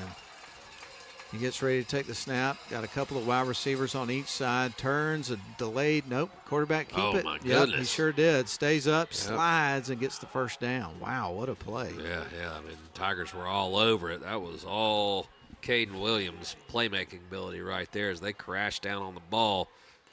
And he did a little backspin. And then the heads-up play to slide and not take the hit. Kudos to the young quarterback there. So 1st and 10 here for Ridgeland, and the clock winding down here in the third quarter, almost to the fourth quarter with a one-score game. 25 seconds left on the clock. They go back to line of scrimmage. We got 13 seconds on the play clock, so they'll run another play, or this play rather. 3 wide receivers on the far side, 1 on the near. Williams takes the snap. He turns and gives it to Ball, who stays up, carries the pile with him about 5 or 6 yards. That will be about all for quarter number 3. All right, folks, we're going to swap sides of the field and get ready for the final frame of this one. It's been a tight one. Darlington leads it, though, 21-14 over Ridgeland, and we will be back in 1 minute for the final quarter.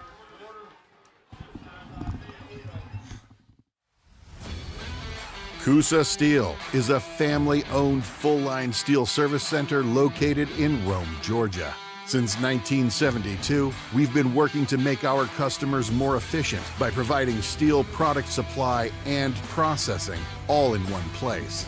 We are proud to provide a large range of products, including hot-rolled and cold-finished steel, stainless steel, galvanized steel, aluminum, and alloys. Our capabilities enable us to assemble and process steel orders within days, shortening your lead time. CUSA Steel. Steel for your project.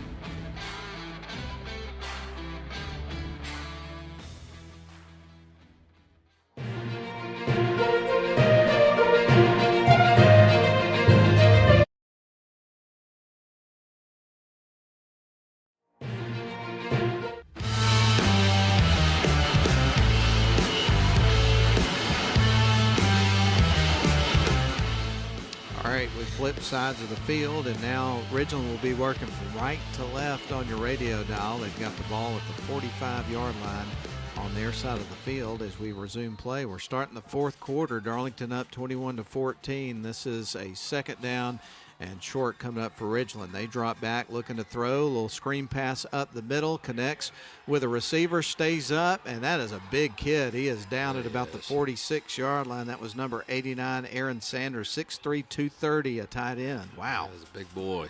Trey Moore comes up, makes the hit there. Got it to the 46 on Darlington's side of the field, so a fresh set of downs here for Ridgeland, who has moved the football pretty well in different parts of this game. Totally different looking team this year than they've looked the last couple of years. They're starting to get it going. Caden Williams takes the snap, fakes the handoff, going to run the football, slides after a pickup of about 2 yards. Very good defense there as Williams tried to bounce that one, and the Tigers defense was having none of it. Actually, I think he only got a yard, so that brings up second. It's where he gives himself up, so just a yard there. But this is a young quarterback, and you see guys that are in the college and pro levels who don't get down and find a way not to take those big hits and a heady play on his part to get down, avoid taking the shot. 2 wide on the far side, 1 on the near side here for Williams, who's got ball in the backfield, going to hand it to him. He stays up, breaks through, my goodness, and he is going to be brought down inside the 20 at the 15-yard line. So obviously a first down, but a trip to the red zone as well. That was a big play. I'll tell you what, Brum Ball is a big boy, and once he gets rumbling, he's tough to stop. You gotta get him before he can get those legs behind him, because when he gets downhill, he is a load. Massive pickup there on that play for Ball. Gets him inside the 20 to the 17. And therefore, it's a red zone trip here for the Panthers, who want to try to tie it up. Williams ready to take the snap. He's got it. He'll turn and hands it off. And ball is on the move again, and this time he's going to get down to maybe about the 12 or 13. We'll see. Ball's just one of those runners, man. Later you get into a game, the more lathered up he gets, the tougher he is to stop. We got ourselves a scrap in this one. Yes, we do. Ball at the 13-yard line, so a pickup of 4 hard yards there for Ball. I think that's the 13-yard line. Yeah.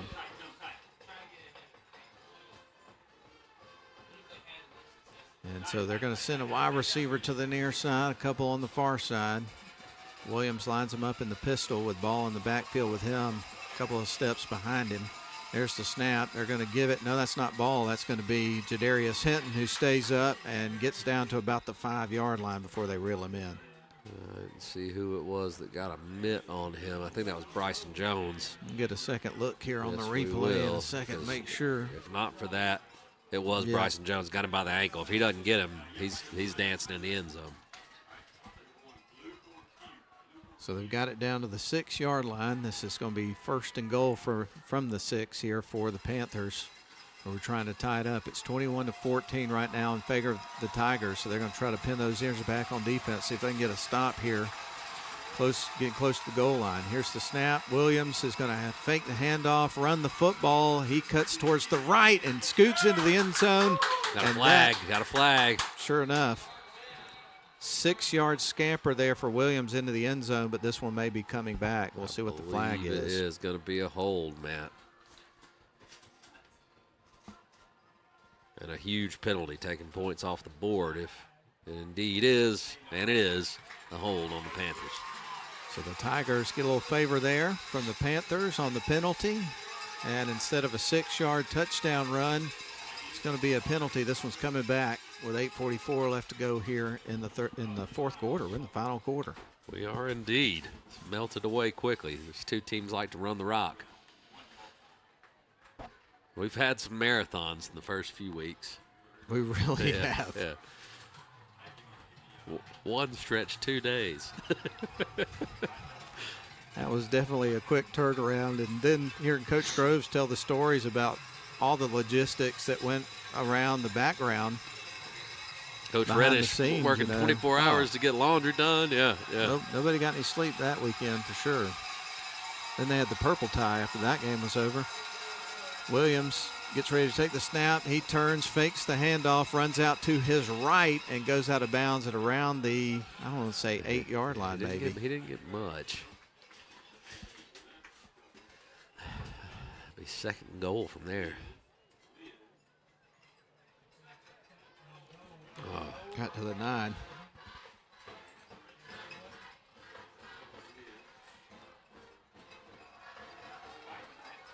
$8:39 left to go in the fourth quarter.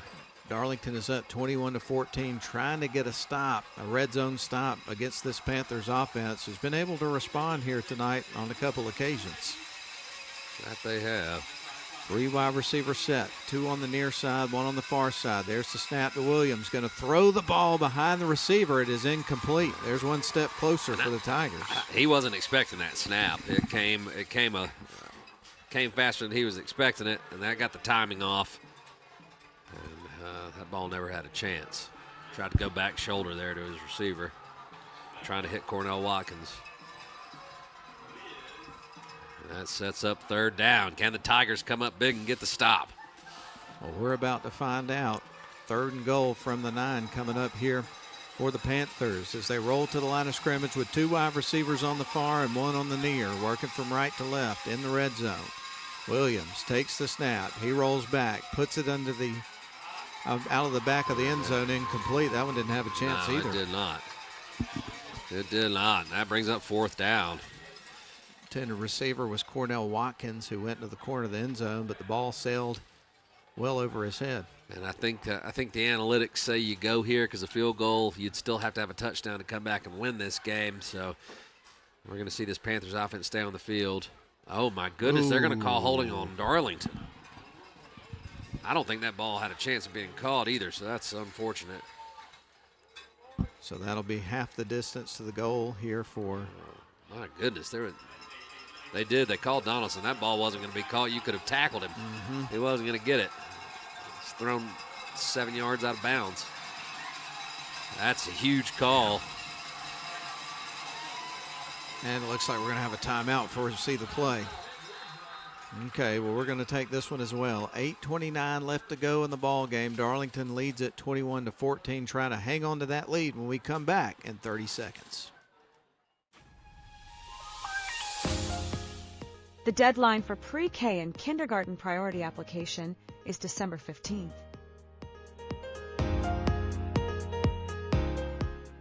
Space is limited, so schedule your private campus tour at www.darlingtonschool.org/visit or by emailing admission@darlingtonschool.org.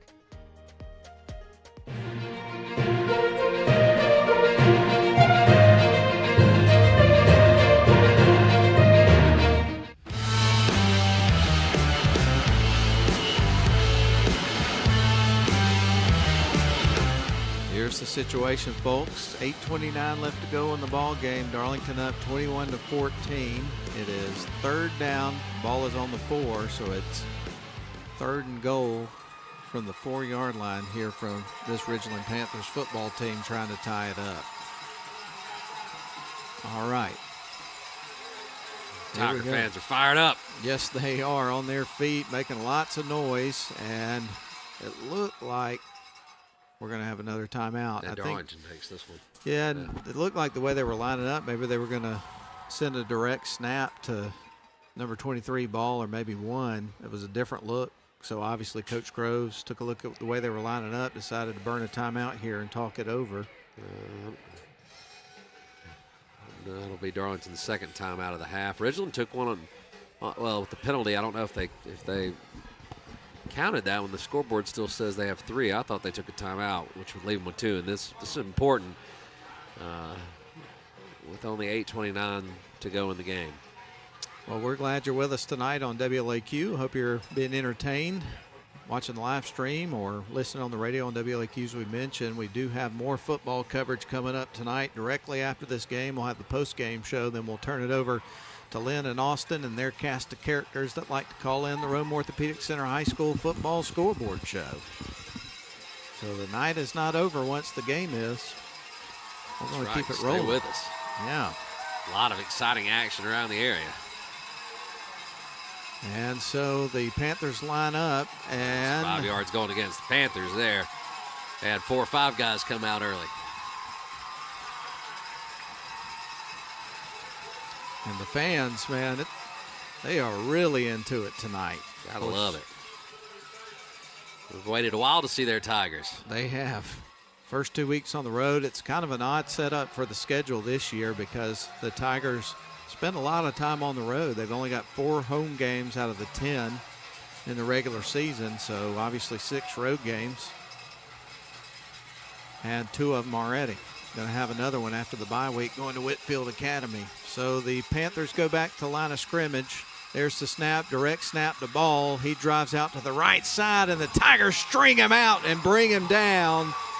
And that brings up 4th down. So big stop, but they need another one, Ian. They do. Again, at this stage of the game, I don't think it makes much sense to bring out your field goal kicker. 3 points doesn't do much when you're trailing by 7. You'd still need 2 possessions to take the lead. So Panthers offense will stay on the field. And this is huge. So 4th and goal now from the 8-yard line.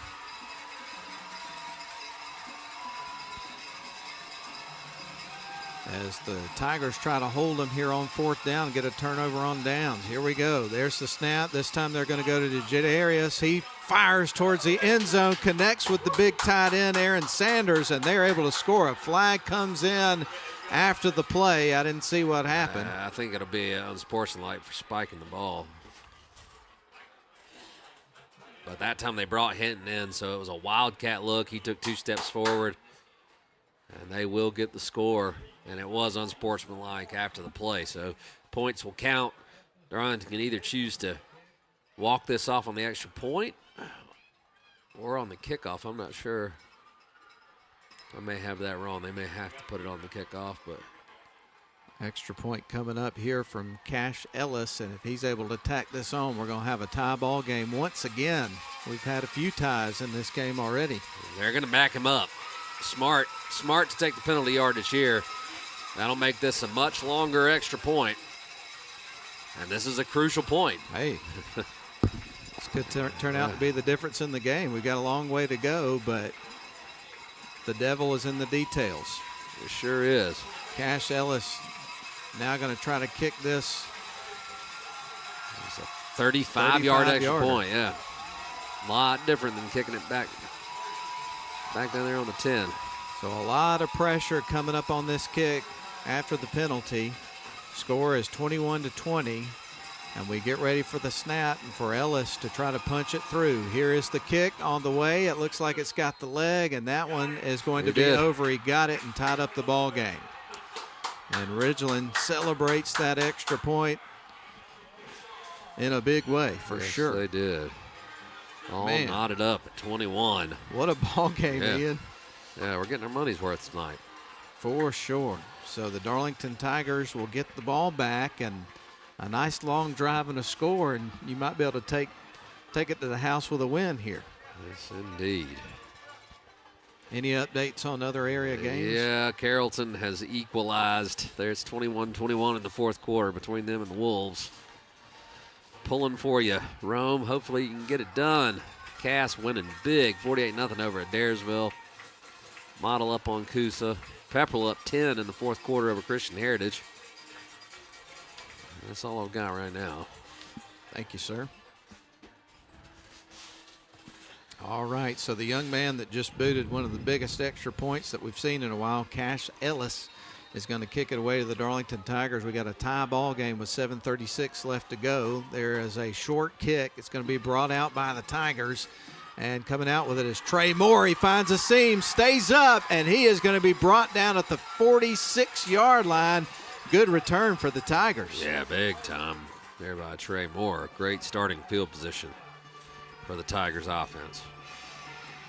And so the Tigers will come back to the line of scrimmage, which is going to be at their own 46-yard line. So really excellent field position. Let's call it 47 as they get lined up and ready to go, try to answer back the Ridgeland Panthers in their most recent score that tied it up at 21 apiece.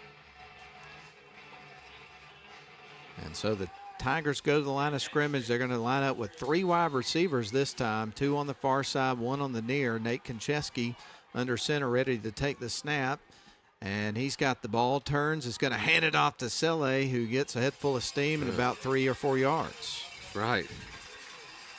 Stay ahead of the chains, grind the clock, shorten this game.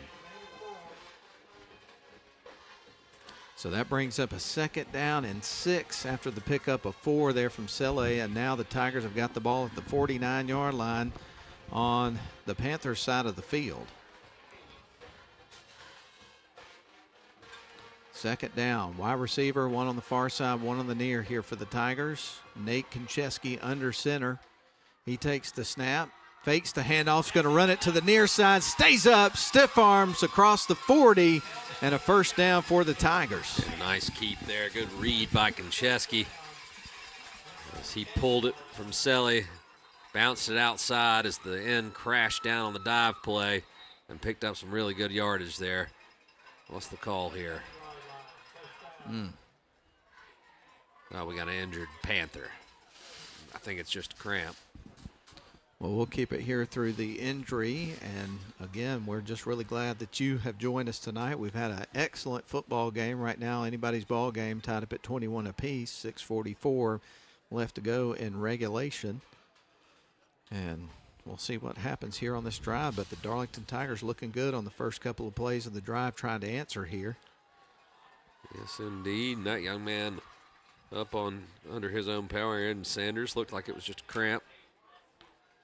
And we'll get these guys back on the field and line it up where Darlington will have a 4th down at the Ridgeland 38-yard lines, or the 1st down, pardon me.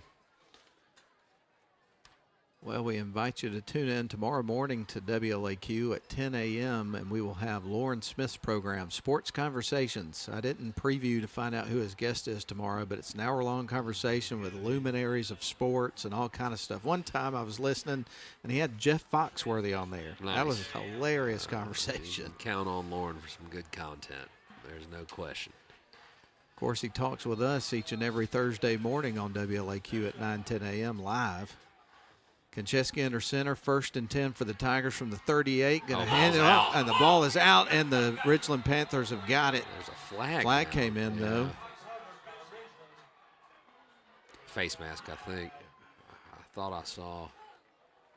Heath Gregg Jr. for Ridgeland was able to get that ball. Yeah, it's going the other way. Yep. That's huge. What was the call? I'm waiting to see.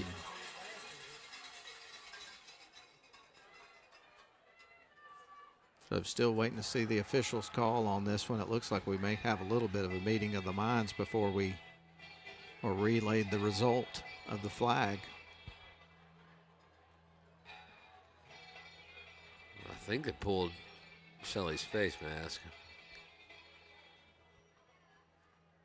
I hadn't heard that song in a long time. Wherever I May Roam, Metallica. Good one, man. Oh, Good man. one.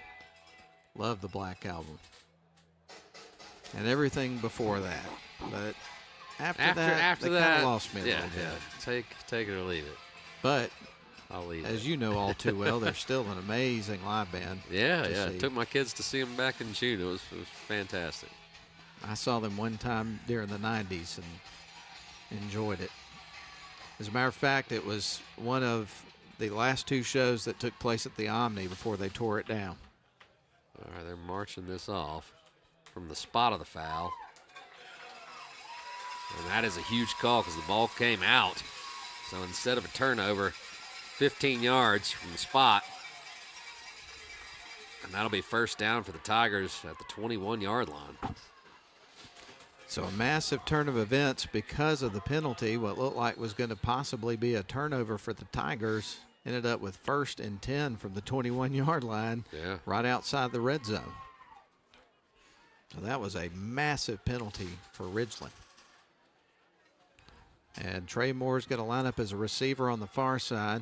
Everybody else is going to be in tight as Konchesky rolls under center here for this 1st and 10 play from the 21. He turns, fakes the handoff, is going to run, streaks up the inside and drags the pile into the end zone. Touchdown, his 2nd of the game. Nate Konchesky to pay dirt to regain the lead.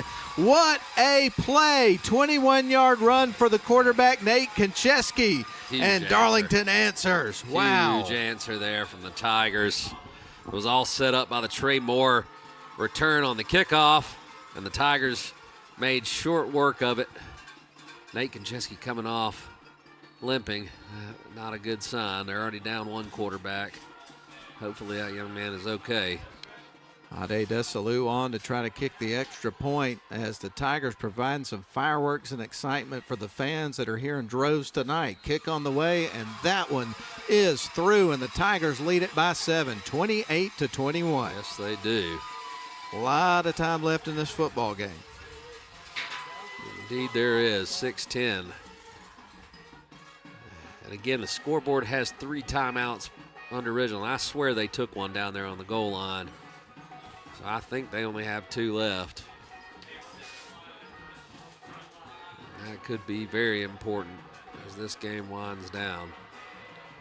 Trainer's having a look at Nate Konchesky out there under the tent. Again, Matt, he came off hobbling.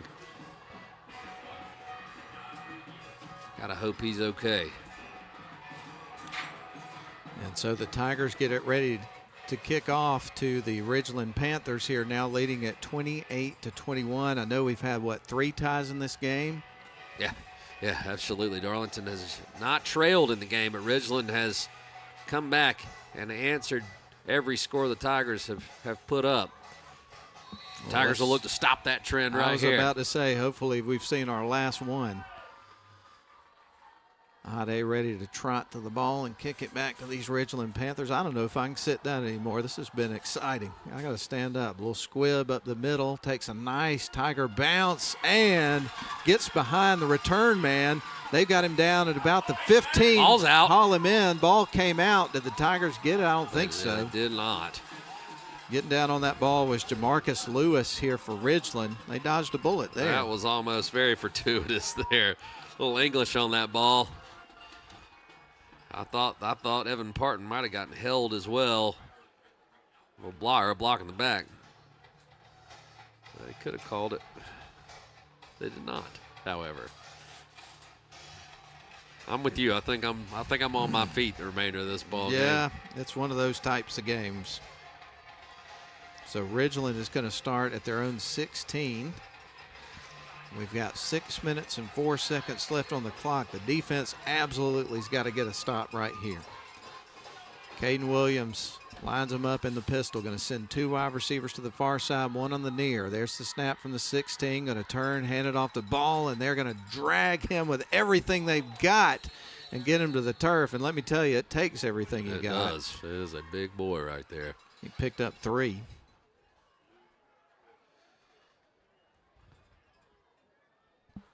We got to the 20-yard line, so that brings up 2nd down and 7 here for the Panthers.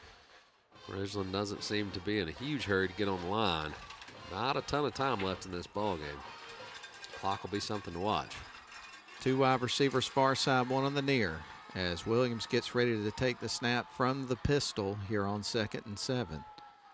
Williams takes it, it's going to throw it out into the flat, hits a receiver, and he stays up. He's one of the usual suspects, streaking down the field. I don't think anybody's going to get him. This is Jadarius Hinton streaking all the way down the sidelines, and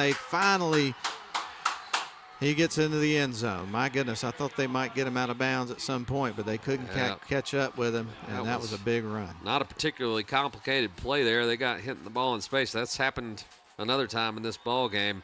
He is a dangerous player. He cut back inside, made one more cut back outside, and then he just put the Jets on.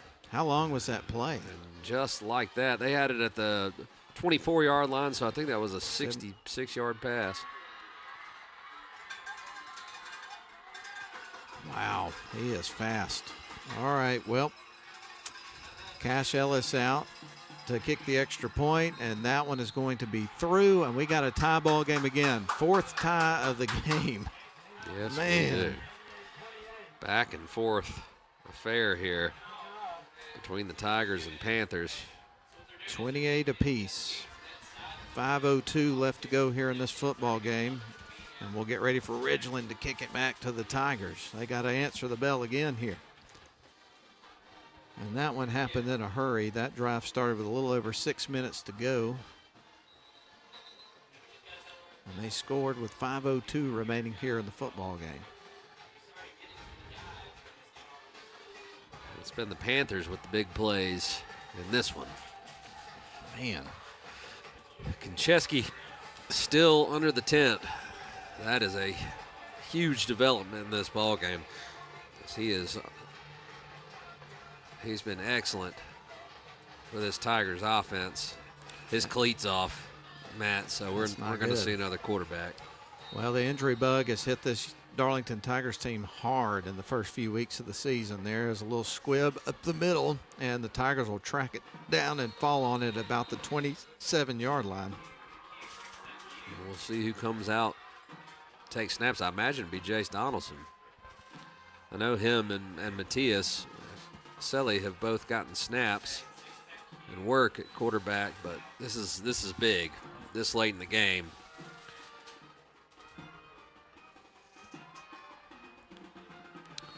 So the ball is going to be at the 28-yard line. Game on the line here. 5 minutes left to go, all tied up at 28 apiece.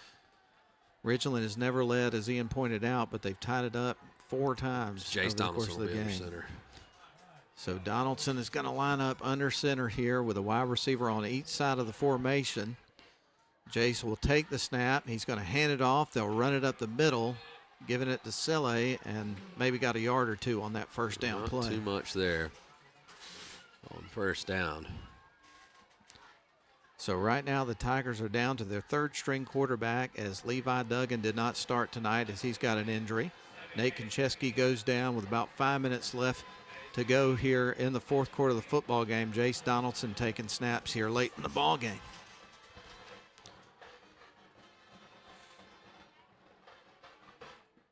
So Jace will roll up under center. He's got everybody in tight here for this second down and 8 after the pickup of 2. He's got the ball, turns, hands it off, and we got a flag that comes in. False start. Yep. Well, the Tigers started early.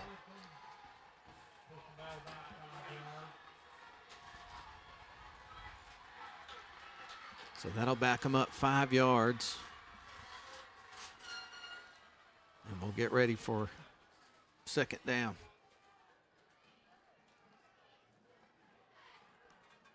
So the nose of the ball for the Tigers is at the 25-yard line. And they roll back to the line of scrimmage here. Let's see what they dial up here for second and 13. Donaldson under center takes the snap. He hands it off. They run it up the middle and get it out to about the 30-yard line. So got the penalty yards back there. Yeah, that'll set up a 3rd and long.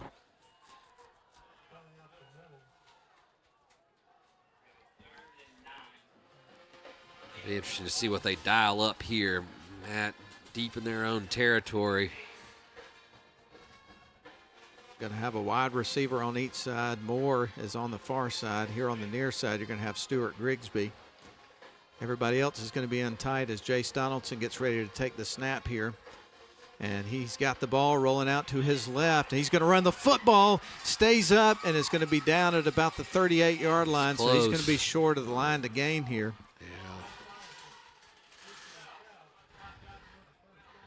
What do you do here? You're on your 3rd-string quarterback out there. 4th and 1. I almost feel like you roll. I don't know. It's tough decision call here because you give Ridgeland the ball that's an extremely short field. But you get the first down, and you got a chance to go win this thing. And it looks like they're going to stay on the field. Yeah. I like it. Gutsy call. I do too. 4th and 1 coming up here for the Tigers. They're going to line up with a couple of wide receivers to the near side, one on the far side. Jace Donaldson ready to take the snap. He's got it, dives forward, and I believe they got it. Just a sneak there. Great play. Great play. Good call. Again, take some guts to go for it on your own side of the field because I felt like you had to. Yeah. You really, it was the right call and well executed. All right, so the Tigers get ready to go back to line of scrimmage after picking up a 4th down conversion there. And now the ball is at the 40-yard line. They have everybody in tight except for a receiver on the far side. Tied at 28 apiece with 2:42 left to go in the ball game. Takes the snap, hands it off, and breaking free for a moment there was Sele. Yeah. He picked up 6 yards. Staying ahead of the chains. I thought he was going to break a massive play there for a second. Yeah, it looked like it. But that'll do the trick there. 2nd down and 4 coming up for the Tigers as they stay ahead of the chains. So starting to kind of settle in here. They were thrown into a tough spot there, losing their 2nd-string quarterback who was running this offense quite well today. This changes the dynamic, but they're figuring things out. Yes, it does. Let's see what here. Ridgeland is going to take a timeout. Okay. And that's big. That's big. We're going to take one, too. 2:03 left to go in the ball game. Darlington and Ridgeland tied at 28 apiece with 2nd and 4 coming up after a 30-second break. At Rome Orthopedic Center, we salute students, freshmen and seniors, athletes and artists, first stringers and choral singers, band majors and game changers. We hope you never need orthopedic care, but if you do, choose the only practice in the Rome area solely dedicated to the orthopedic needs of the students and families in our community. Rome Orthopedic Center. To make an appointment, call 706-292-0040.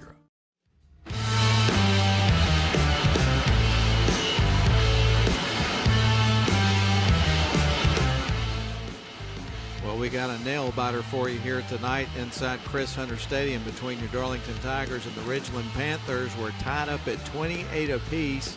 2:03 to go left in the game. The Darlington Tigers just converted a 4th down. They got a 2nd and 4 now with the ball at the 46-yard line, still in their own territory, hoping to take the lead for good here. Yeah, that was Ridgeland's 2nd timeout, so both teams have 1 timeout left. Darlington, if they could just milk the clock away. And Donaldson takes the snap. He turns. He's going to hand it off, runs it back towards the near side. That's Bo Powers getting the 1st down. That was a big play. Yeah, they go trap. That moves the chains.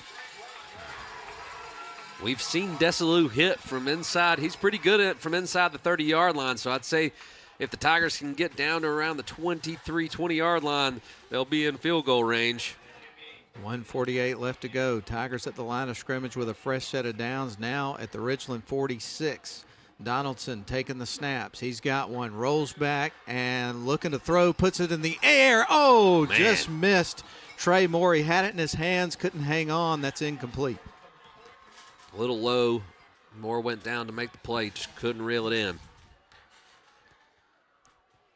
So the Tigers will go back to the drawing board here on 2nd and 10 with the ball at the Ridgeland 46. Tie ball game at 28 apiece. Moore's going to be on the near side as a wide receiver as the Tigers go back to the line of scrimmage. And Donaldson is taking the snaps here. 3 wide receiver set, 2 on the near side, 1 on the far side. Donaldson's got the ball. He rolls out looking to throw again, puts it in the air. This time Moore connects, and that is going to be another 1st down to the 34-yard line. What a play. It is.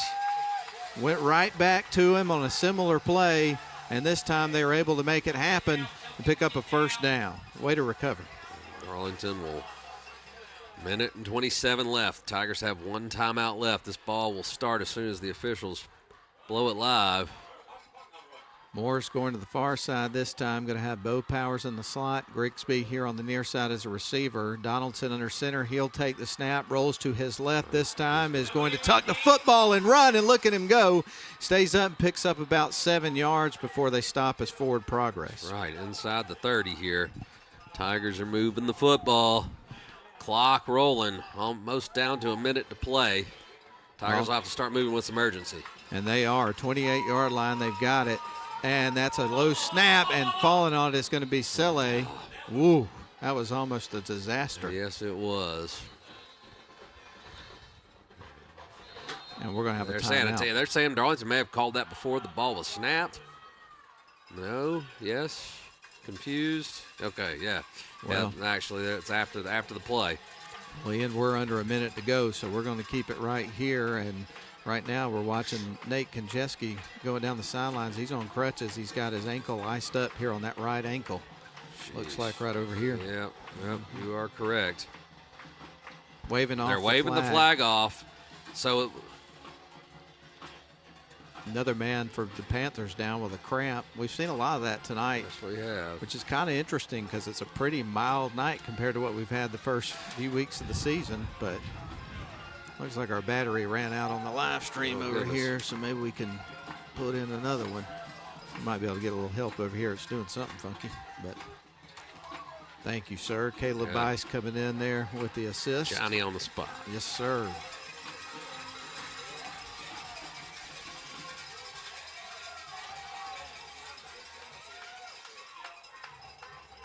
All right.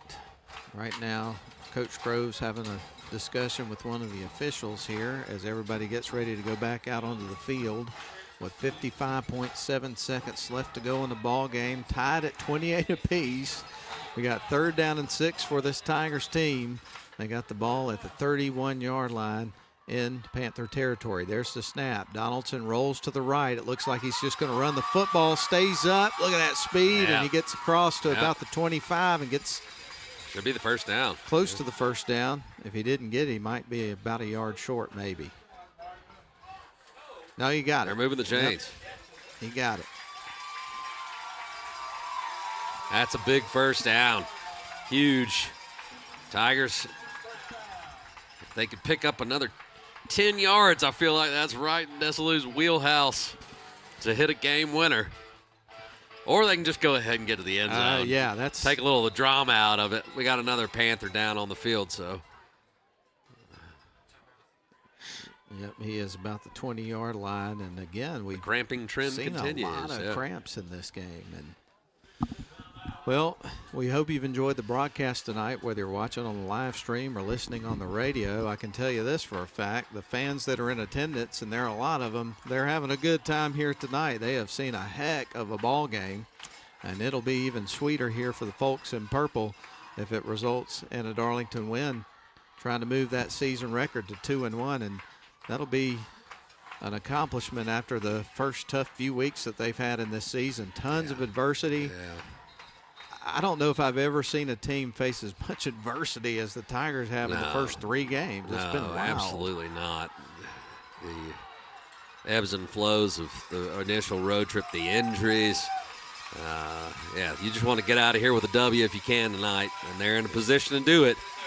Catch your breath in a bye week coming up next week. Hope to get some guys back. A couple of wide receivers on the far side, one on the near.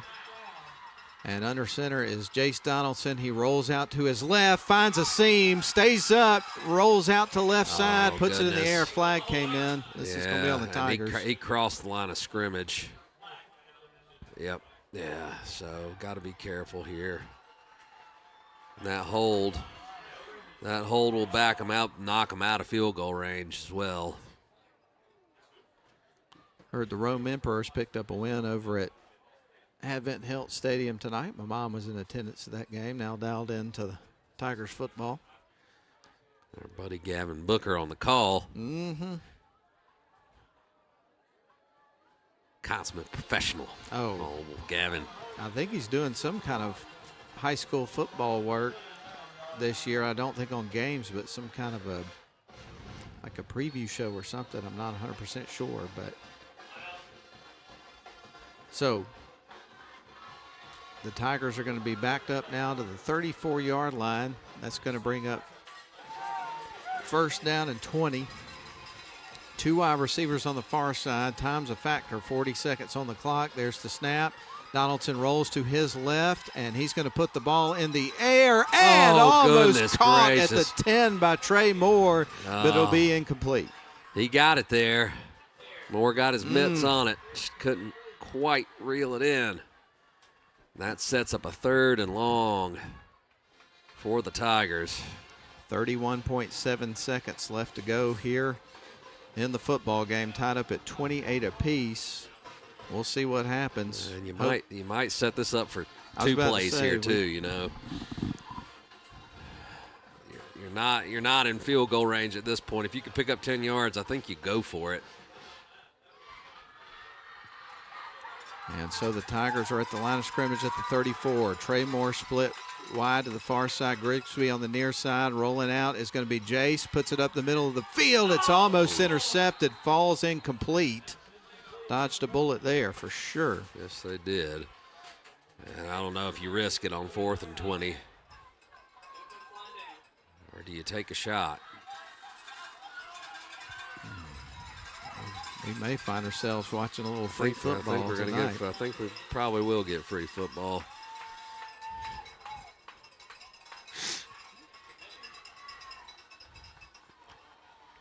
What an unusual season this has been in the first 3 games. Yes, it has. Wide receivers, 1 on each side. Quarterback under center, and that is Jace Donaldson. He drops back, looking to throw, puts it in the air, and I got screened, but I think Trey Moore caught it here on the near side. He did. And there are 17 seconds. They're going to kick it. They're going to kick it. All right, so now they're going to try to kick the field goal very, very quickly as time winds down. 10 seconds. This would be a 40-yard field goal. Oh, no. And they're trying to get lined up. They got too many men on the field. Yeah. They're not get them lined up in time. Here's the snap. Oh, my goodness. Oh, boy, that was hectic. Very hectic.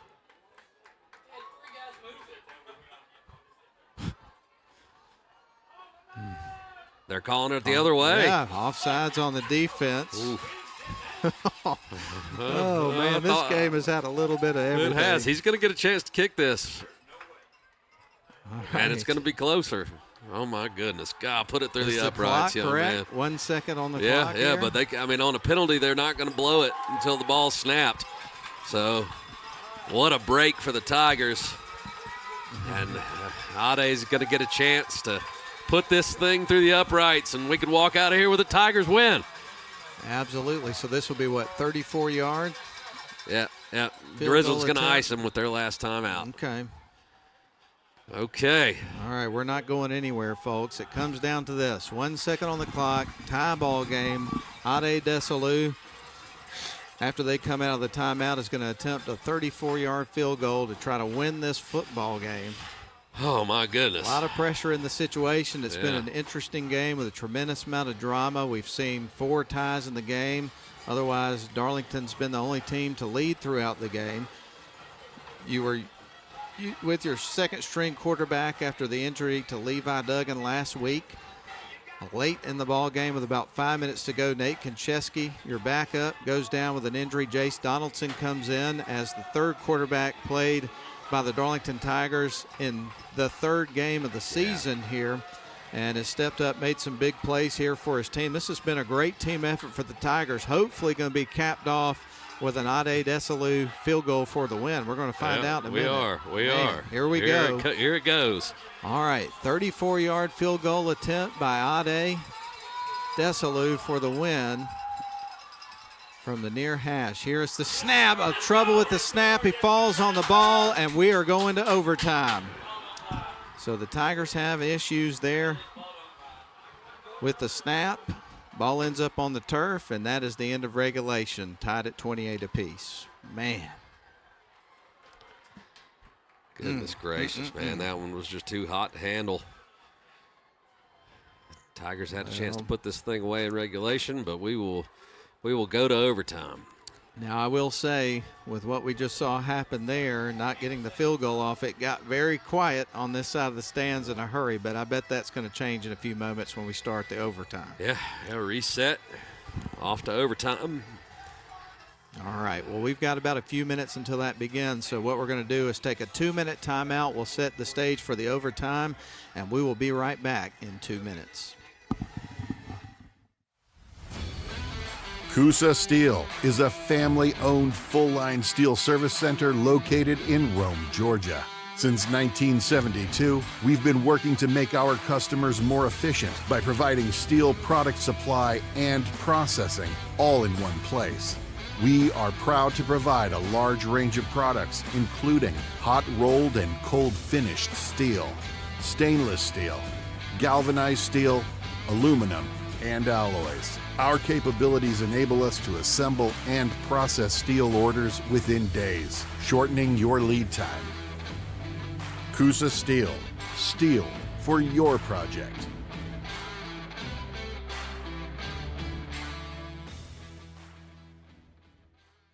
Shop for your next car, truck, or SUV at Riverside Auto Group. Check out riversideautogroup.com today to browse their selection or visit with them in person at Riverside Chevrolet GMC in Rome, Riverside Toyota in Rome, and the all-new Riverside GMC Cadillac in Cartersville. Locally owned and operated by the Welburn family since 1974. That's Riverside Auto Group. Visit riversideautogroup.com.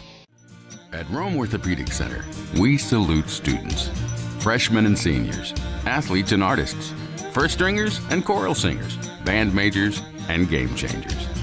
We hope you never need orthopedic care, but if you do, choose the only practice in the Rome area solely dedicated to the orthopedic needs of the students and families in our community. Rome Orthopedic Center. To make an appointment, call 706-292-0040.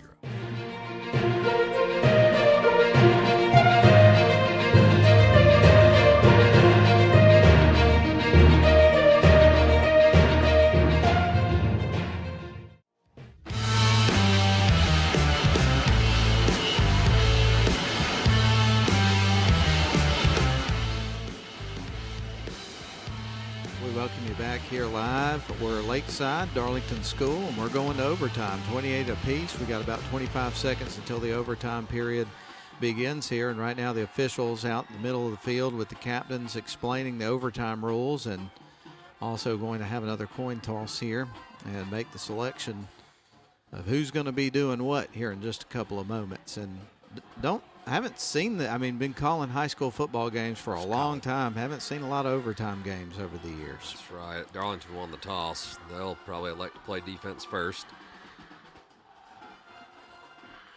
Yep. That is the case. So it's college rules. Both teams will get a possession starting at the 25-yard line.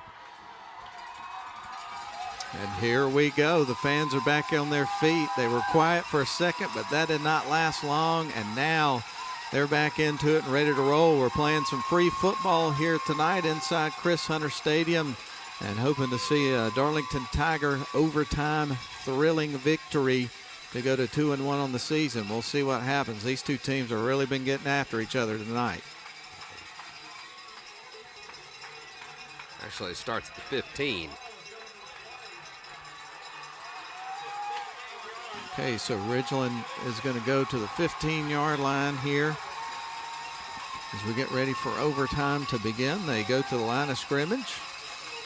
And their quarterback, Caden Williams, is going to line them up in that pistol set. Going to send two wide receivers to the near side, one on the far side as Darlington tries to get a stop here to start the overtime. Williams going to put it right towards the end zone on the first play and overthrows his receiver, incomplete.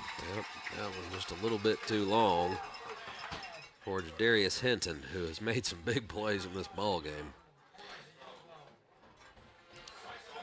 So the ball stays at the 15, bringing up second down here for this Darlington Tigers or Ridgeland Panthers football team. Off for this play is going to be Jadarius Hinton. He's over on the sidelines. Going to send two wide receivers to the far side. Pistol set here as Williams gets ready to take the snap there with ball in the backfield with him. Takes the snap, turns, is going to hand it off. They run it to the left side of the formation, dropped at about the line of scrimmage. Yeah, So not much doing there, Ian. That was excellent. A good defense from the Tigers here, and that sets up 3rd down and 9. So off to a good start here defensively. Yes, See if they can keep it going. Got about a yard there, so we'll call it 3rd and 9 with the nose of the ball right at the 14-yard line. Clock not an issue here, but you want to stop them and make them make a decision here as to whether or not they want to kick a field goal. All righty. So Caden Williams lines him up in the pistol. Ball in the backfield with him. Two wide receivers far side, one near side. Williams takes the snap, throws one out to the left side, and a man runs down the sidelines and streaks towards the end zone, and I believe he's in. Yes, he is. That was Jadarius Hinton again. Yeah, Hinton has just been a troublemaker. So 14 yards there for Hinton to pay dirt.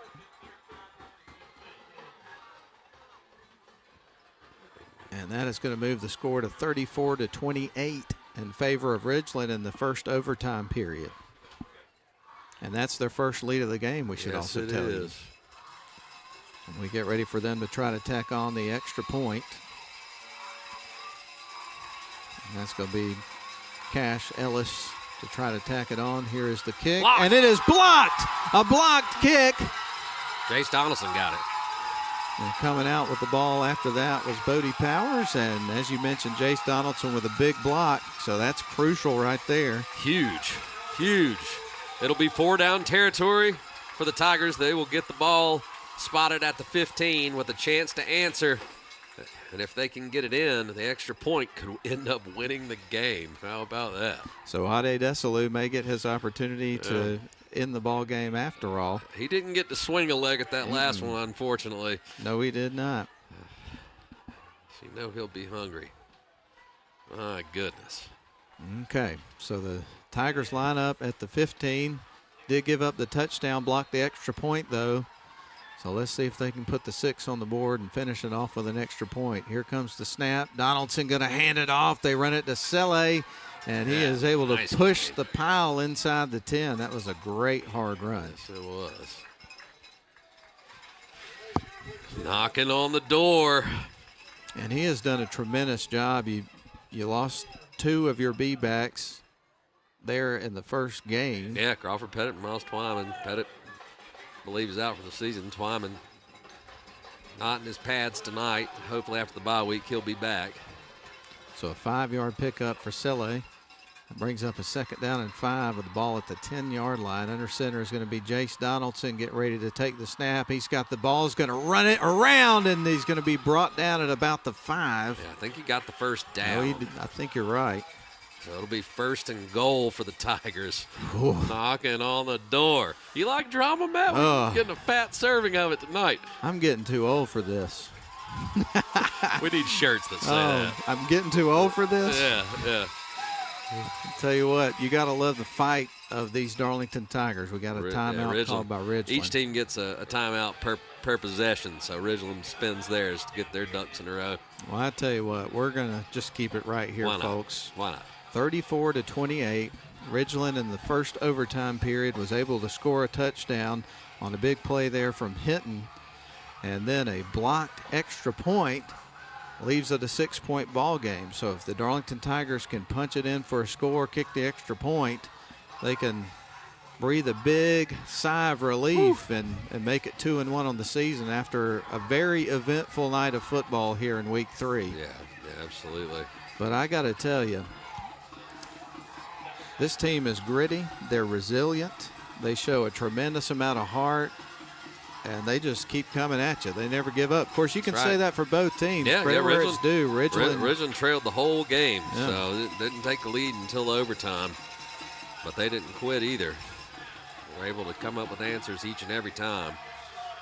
Get a little Van Halen Unchained on the PA, get everybody fired up. Gets me fired up, I can tell you that. All right, the Tigers at the line of scrimmage. It's 1st and goal from the 5 here in the first overtime period. And down by 6. So need 6 to tie it up. There is Jace Donaldson, and he works his way to around the 3-yard line where pile of humanity occurs, and he's going to be brought down just inside the 5. Yep, that'll set up 2nd down and goal. 3 cracks at 3 yards, essentially here. Just keep pounding the rock. So the ball at the 3-yard line. Jace Donaldson under center. He's got Selle right behind him. Everybody else is in tight on the formation. As we get ready for Donaldson to take the snap. He turns, hands the ball off, gets it to Selle. Good push up front. Did he get in? Yes, he did. Darlington Tigers score on the 3-yard plunge from Selle. Great work on the offensive line there. And the Tigers have tied it up with an opportunity to win with an extra point. So here we go. The stage is set again for the 2nd time in this ball game. Ade Desalu will step out there with a chance to put it through the pipes and get a win. Last time the snap was high. He didn't get a chance to swing a leg at it. This time he will. We got a Ridgeland Panther down on the turf, so they'll have to tend to this young man before we get a chance to hold our breath one more time. Man, oh man. How's your ticker, Matt? It's working extra this week, that's for sure. You know, we've had a lot of fun following this Tigers team, but it has been an intense first few games. You have the first game of the season that they had to split between 2 days up at Mount Vernon, so 2 trips to Atlanta in less than 24 hours. Then you go right back to North Cobb Christian, and then finally get back at home, and you have an overtime game, an absolute thriller. This has been like 2 or 3 seasons roll into 3 games, basically. It has. It's been intense. It has. But it's been a tremendous amount of fun. We wouldn't want to be anywhere else than been watching some Tigers football on Friday nights. And we're glad you're with us on WLAQ or if you're watching on the live stream. So, my goodness. Here we go. All right, Matt. This one goes between the pipes, and this ball game's over. Oh, boy. All right. Ade Desalu with an opportunity here for the win. Tie ball game at 34 apiece. Tigers hoping to end the drama of this football game with one swing of the leg, and I think he can do it. Here comes the snap. It's low. Here's the kick. It is blocked again, and we are going to the 2nd overtime. So each team blocked an extra point there, and this ain't over yet. No, it is not. It is not. So a 2nd overtime coming up in this one. That time, the snap was short hop. Moore did a good job just to get it in there, but by the time he had a chance to swing a leg at it, there was already penetration, and it was blocked. All right. Well, I tell you what, let's go ahead and take the Tigers still out on the field. This may be pretty quick, so we're going to keep it right here and let them get lined up and continue play. We're cutting into the Rome Orthopedic Center High School football scoreboard show, so it's going to be a short one for those guys tonight, but they're going to have plenty to talk about. That's for sure. That's right. That's right. A lot of action around the league, around the region. Got any other scores for us, man? Yeah, Rome ended up losing to Carrollton. Carrollton came back and won that one 28-21. Cartersville won big 42-0. Lafayette over Dade County 23-14. Model beat Coosa 37-23. Temple beat Trine 41-20, but the Bulldogs going on the road there, and that's a young team. I think they're pretty good. Christian Heritage came back and beat Pepperell. Yep. Cass won 48-0 over Adairsville. Calhoun over Westminster 35-17. And this, in the college ranks, Georgia Tech just scored a touchdown to go up 20-13 on Colorado. Well, thank you for that update. And, of course, we've got the Rome Orthopedic Center High School football scoreboard show coming up at the end of this game, but not before we award the Honeymoon Bakery Icing on the Cake Player of the Game. Who will it be? Well, you want to stick around and find out. Darlington Tigers were going to be on offense here for the start of the second overtime period, and so they will have the ball at the 15-yard line and get ready to take another crack at it. So under center is going to be Jace Donaldson, who's the second quarterback for the Tigers tonight. There is the snap, and they're going to hand it off and go up the middle, and not much doing there as the defense was able to plug the hole there at the line of scrimmage. Yep. Dive play didn't go anywhere that time around. And that'll set up a 2nd and 10.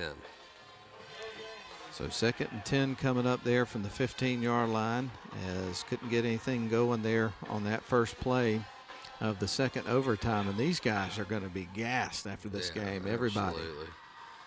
So Donaldson under center for 2nd and 10 from the 15. He takes the snap. He is going to fake the handoff, run the football. They string it out, and he's brought down after a 1-yard pickup.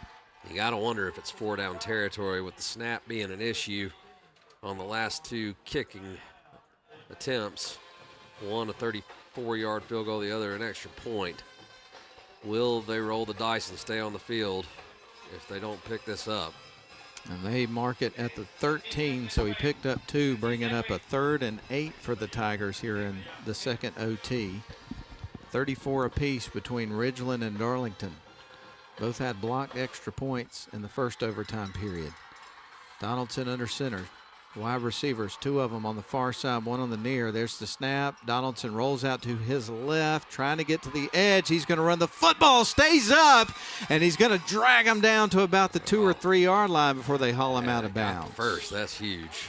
That was a massive play. Yes, they had to have it, and Donaldson delivered. Tell you what, that kid can run. He can. He held on to it till the last minute and then pulled it down and took off. Almost got it into the end zone. All right, so the ball is at the doorstep. Just got to punch it in. Donaldson's going to be under center. Everybody's in tight trying to get this over the goal line. Donaldson ready to take the snap. He'll dive towards the end zone, and he's in. 6 points for the Darlington Tigers on the 1-yard plunge there from Jace Donaldson in the second overtime period. Yes, indeed. And they're going to go for 2. They are not going to bring Desalu out to kick it. Coach Groves is electing to go for 2. Now, I have to admit, I don't know the high school rules. You may have to. I don't think so. I think so, but again, we haven't had a lot of overtime action over the years. And the college game, I think once you get to overtime number 4, you have to go for 2. But regardless, the Tigers are. And up under center is going to be Jace Donaldson as they try the attempt here. And we're going to have a whistle and a timeout here. Darlington. Yeah. Okay, so we're going to keep it right here. But Darlington just scored on a 1-yard touchdown run there from Jace Donaldson, who on the previous play had helped them pick up a first down on a big play. So he has really stepped up tonight, and they've been in a lot of tough spots in this football game, but they keep coming up with some plays when they need them. They sure do. Sure have. And we're getting some Soundgarden on the PA now. Love that song. I use that as a bumper on some of our shows on WLAQ. Absolutely. From Bad Motor Finger, which to me is the best Soundgarden album. I love that album. Yeah, that one's a good one. Super Unknown's pretty darn good, too. It is. Had a lot of hits on that one. But yeah. What was the one after that? Because that one's good, too. I couldn't even tell It's you, underrated. All right, so the Tigers get ready to come back to the line of scrimmage after the timeout, trying to convert here with a 2-point conversion in the second overtime, leading it right now by a score of 40-34. Both teams had extra points blocked in the first overtime. And we get ready for the Tigers to try to punch it in here and go up by 8. Under center is going to be Donaldson. He gets ready to take the snap, and he's got it. He's going to run the football into the end zone. 2-point conversion. Tigers up by 8. Well, that forces the hand of the Ridgeland Panthers, as I don't think they were required to do it. I think Coach Groves wasn't going to mess around with any opportunities for there to be a mishandled snap. And so they went for it. And now Ridgeland, if they want to win this thing, they've got to get it in the end zone and convert for 2. And then Randy Smith, who handles the music in here at Darlington, throws in some Mean Street from Fair Warning. And Van Halen. Love it.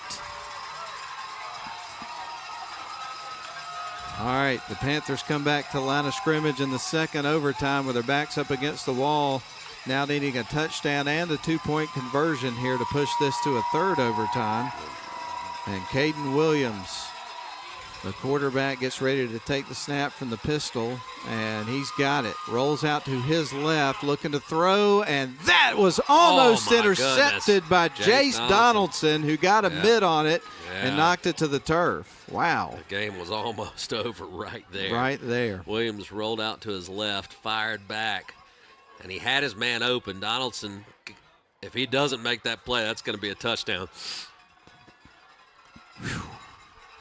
All right, Ridgeland back to the drawing board for second down and 10 at the 15-yard line after the incomplete pass was batted down by Jace. 3 wide receivers, 2 on the far side, 1 on the near. Williams takes the snap, hands it off, gives it to their big running back, Ball, and he drags the pile down to about the 6. That was a big play. It was. Good run. Third down there.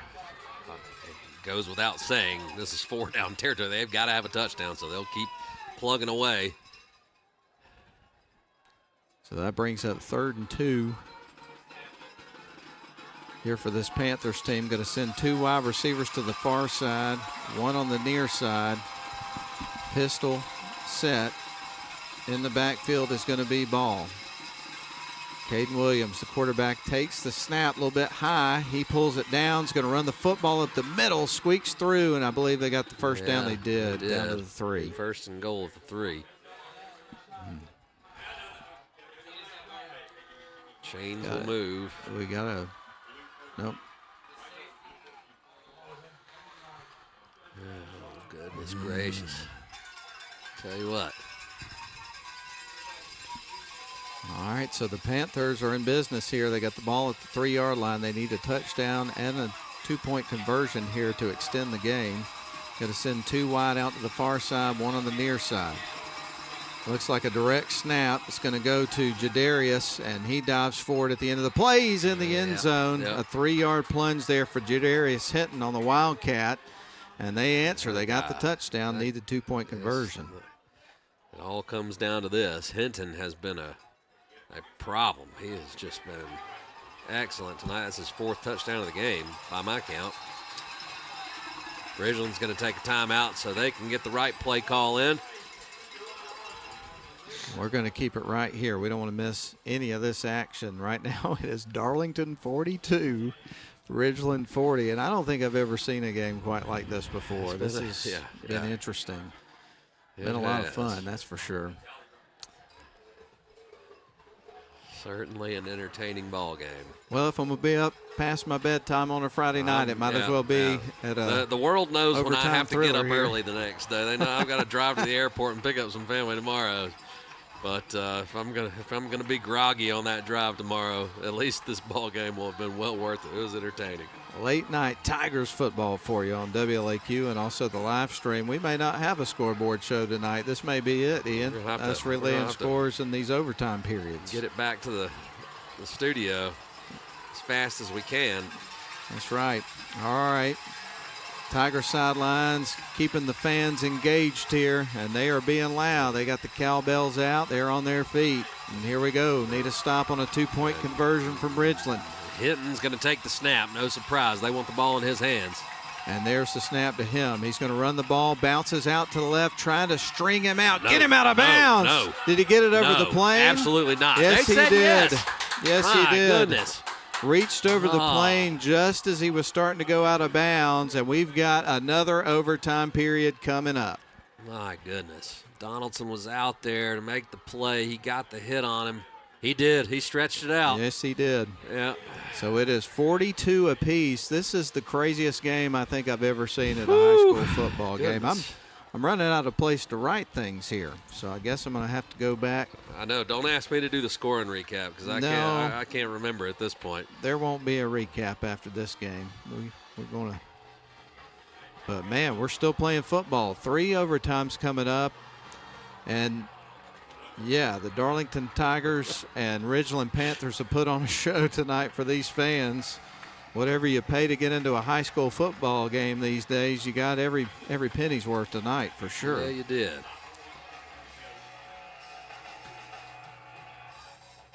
Man, oh, man. All right, according to the GHSA, 2-point conversion attempts are mandatory in the third overtime. Third, but not in the second. Not in the second. Coach Wayne Groves did. He rolled the dice and forced Ridgeland's hand. But this time around, they'll have to. You've got to do it. Okay. Want to thank our fact-checking friend out there, our buddy, owner of Dogwood Books, Kenneth Studdard, who's on WLAQ with me every Wednesday morning from 9 to 10. And we have a book of the week, sometimes an author of the week. This week we had a special guest that joined us who's a local author. That was a lot of fun. Well, they're also spotting the ball here, Matt. Instead of the 15, this one's starting at the 3. So is it a battle of 2-point? They may go to 2-point conversions exclusively. So right now you've got Caden Williams who's getting ready to take the snap. He's got the ball. He turns, gives it the ball, and he drags it to the goal line, but he's going to be stopped a little bit short. No, and it is. So now Darlington will get a chance to win the game. This is interesting. I know. We're getting a lesson. You and I need to study our rules. We really do. Yeah, I'm a little bit embarrassed that I don't know these things, but I'll be honest with you. I'm trying to think back. I don't know if I've ever called an overtime game in high school. And been doing it for probably about 18 years. Yeah. Something like that. Have you? And you've been with me for most of them? No, I've been with you. We haven't had any overtime games. Wait, we had I think we had one with our Murchie, but that was almost 20 years ago. So the rules have changed since then. So Darlington, now here it is. This is your ball game. If they can score, all right. Tigers win. Well, they get ready to take the snap from the 3. Under center is number 6, Jace Donaldson. He's had a great game, and he is going to dive towards the end zone. Did he get in? And I believe he did not. So he is stopped. Yep. So now no good. Now Darlington will get the first attempt, I would imagine. So we're at the 4th overtime. Can you believe this? It's nuts. This is something else. I have never seen anything like this, for sure. Nuts. All right, so the teams make it their way back to their respective sidelines, huddle up, try to do it again here, man. Let's see. You got an update on the Georgia Tech Colorado game? Tech's still up 2013. I think Colorado has the ball and is driving. But that's getting late in the fourth quarter. We've gone late here, so here we go. Darlington will get the ball first in this 4th overtime. All right, so the Tigers get ready to roll back to the line of scrimmage here one more time and try to punch one in, see if they can take the lead again. All tied up at 42 apiece, getting ready for the fourth overtime. Both teams failed to convert 2-point conversions in the third overtime, so we'll hit the reset button and try it again. That we will. Jace Donaldson, he's under center. And we got a whistle. Oh, no, yeah. That's a big call. Oh, it's on the defense. It's on the defense. That'll edge it a little bit closer. So half the distance. Yep. So that'll put them about a 1.5 yard way to the goal line. Man. Good Lord. I wonder if anything's going to be open on the way home so I can get something to eat for dinner. Maybe a Waffle House trip tonight. Maybe. Go get that cookout tray. Cheerwine float for you, Matt. No, don't you like those? All right, Jace Donaldson going to try to punch it in here for the Tigers. Let's see what they do here. Donaldson going to go with a quick pitch, gets it over to Bo Powers, and he is in. So the Tigers score in the fourth overtime, and the score is going to move to 44 to 42. Yeah. So Bo Powers scores it for the second time of the ball game. And the Tigers lead at 44 to 42. We'll try to pin their ears back on defense, see if they can get one more stop and win this game and go 2-1. We'll see what happens. The way this game has gone, nobody's going to be shocked if we head for a fifth overtime. But obviously we hope that is not the case. Abbreviated Rome Orthopedic Center High School football scoreboard show coming up. We'll get it to them as quick as we can. It's coming, boys. Promise. We'll make our decision on the Honeymoon Bakery icing on the cake player of the game as fast as possible. All right. Ridgeland Panthers back to the line of scrimmage. They're going to line up and snap it to Jadarius Hinton. Yeah. More than likely here. And you got to think ball's standing right next to him. You got to think the ball's staying in his hands. So Hinton will take the snap, a little bit high, pulls it down. Tigers in pursuit, strings it out to the right side, and they stop him. The Tigers win a 4-overtime thriller, 44 to 42. The Tigers win the football game. What a night at Chris Hunter Stadium. What a first 3 games and 3 weeks of the season. My, oh, my. Oh, my gosh. What a win and gritty performance from the Darlington Tigers tonight. Man. Yeah, what a thriller by the lakeside for you, ladies and gentlemen.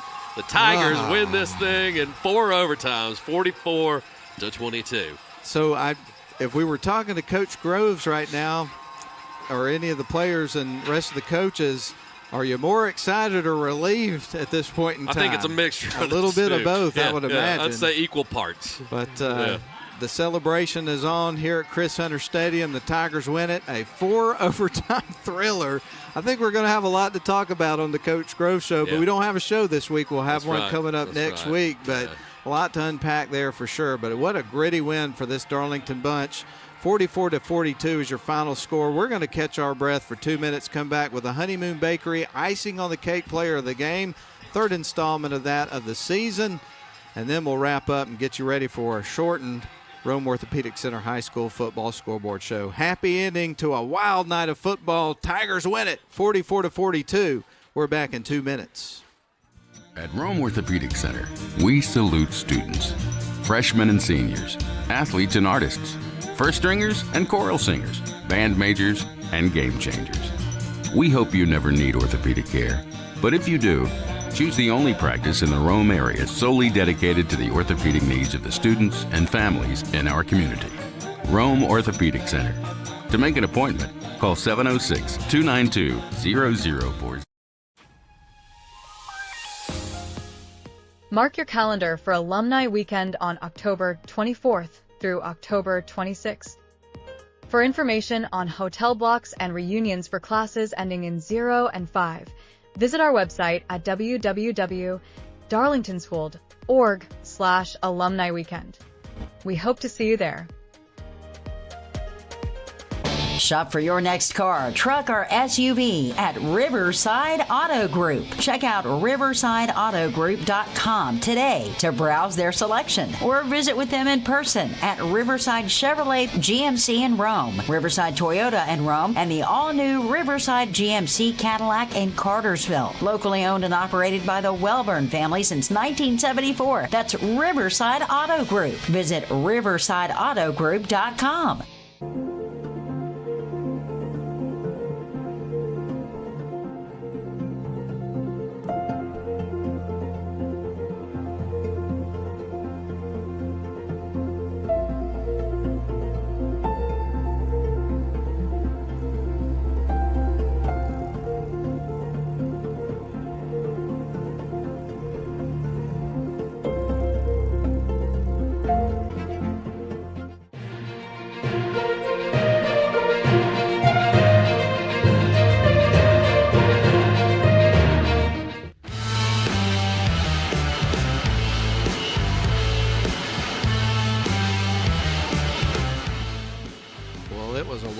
Tonight, but boy, it was exciting and entertaining from start to finish. A back and forth affair between the Darlington Tigers and the Ridgeland Panthers. A 4 overtime thriller ends in a win for Darlington, 44-42. We're going to give you of course, the Honeymoon Bakery icing on the cake player of the game. Then we'll bid you adieu because we got to turn it over to the Rome Orthopedic Center High School football scoreboard show.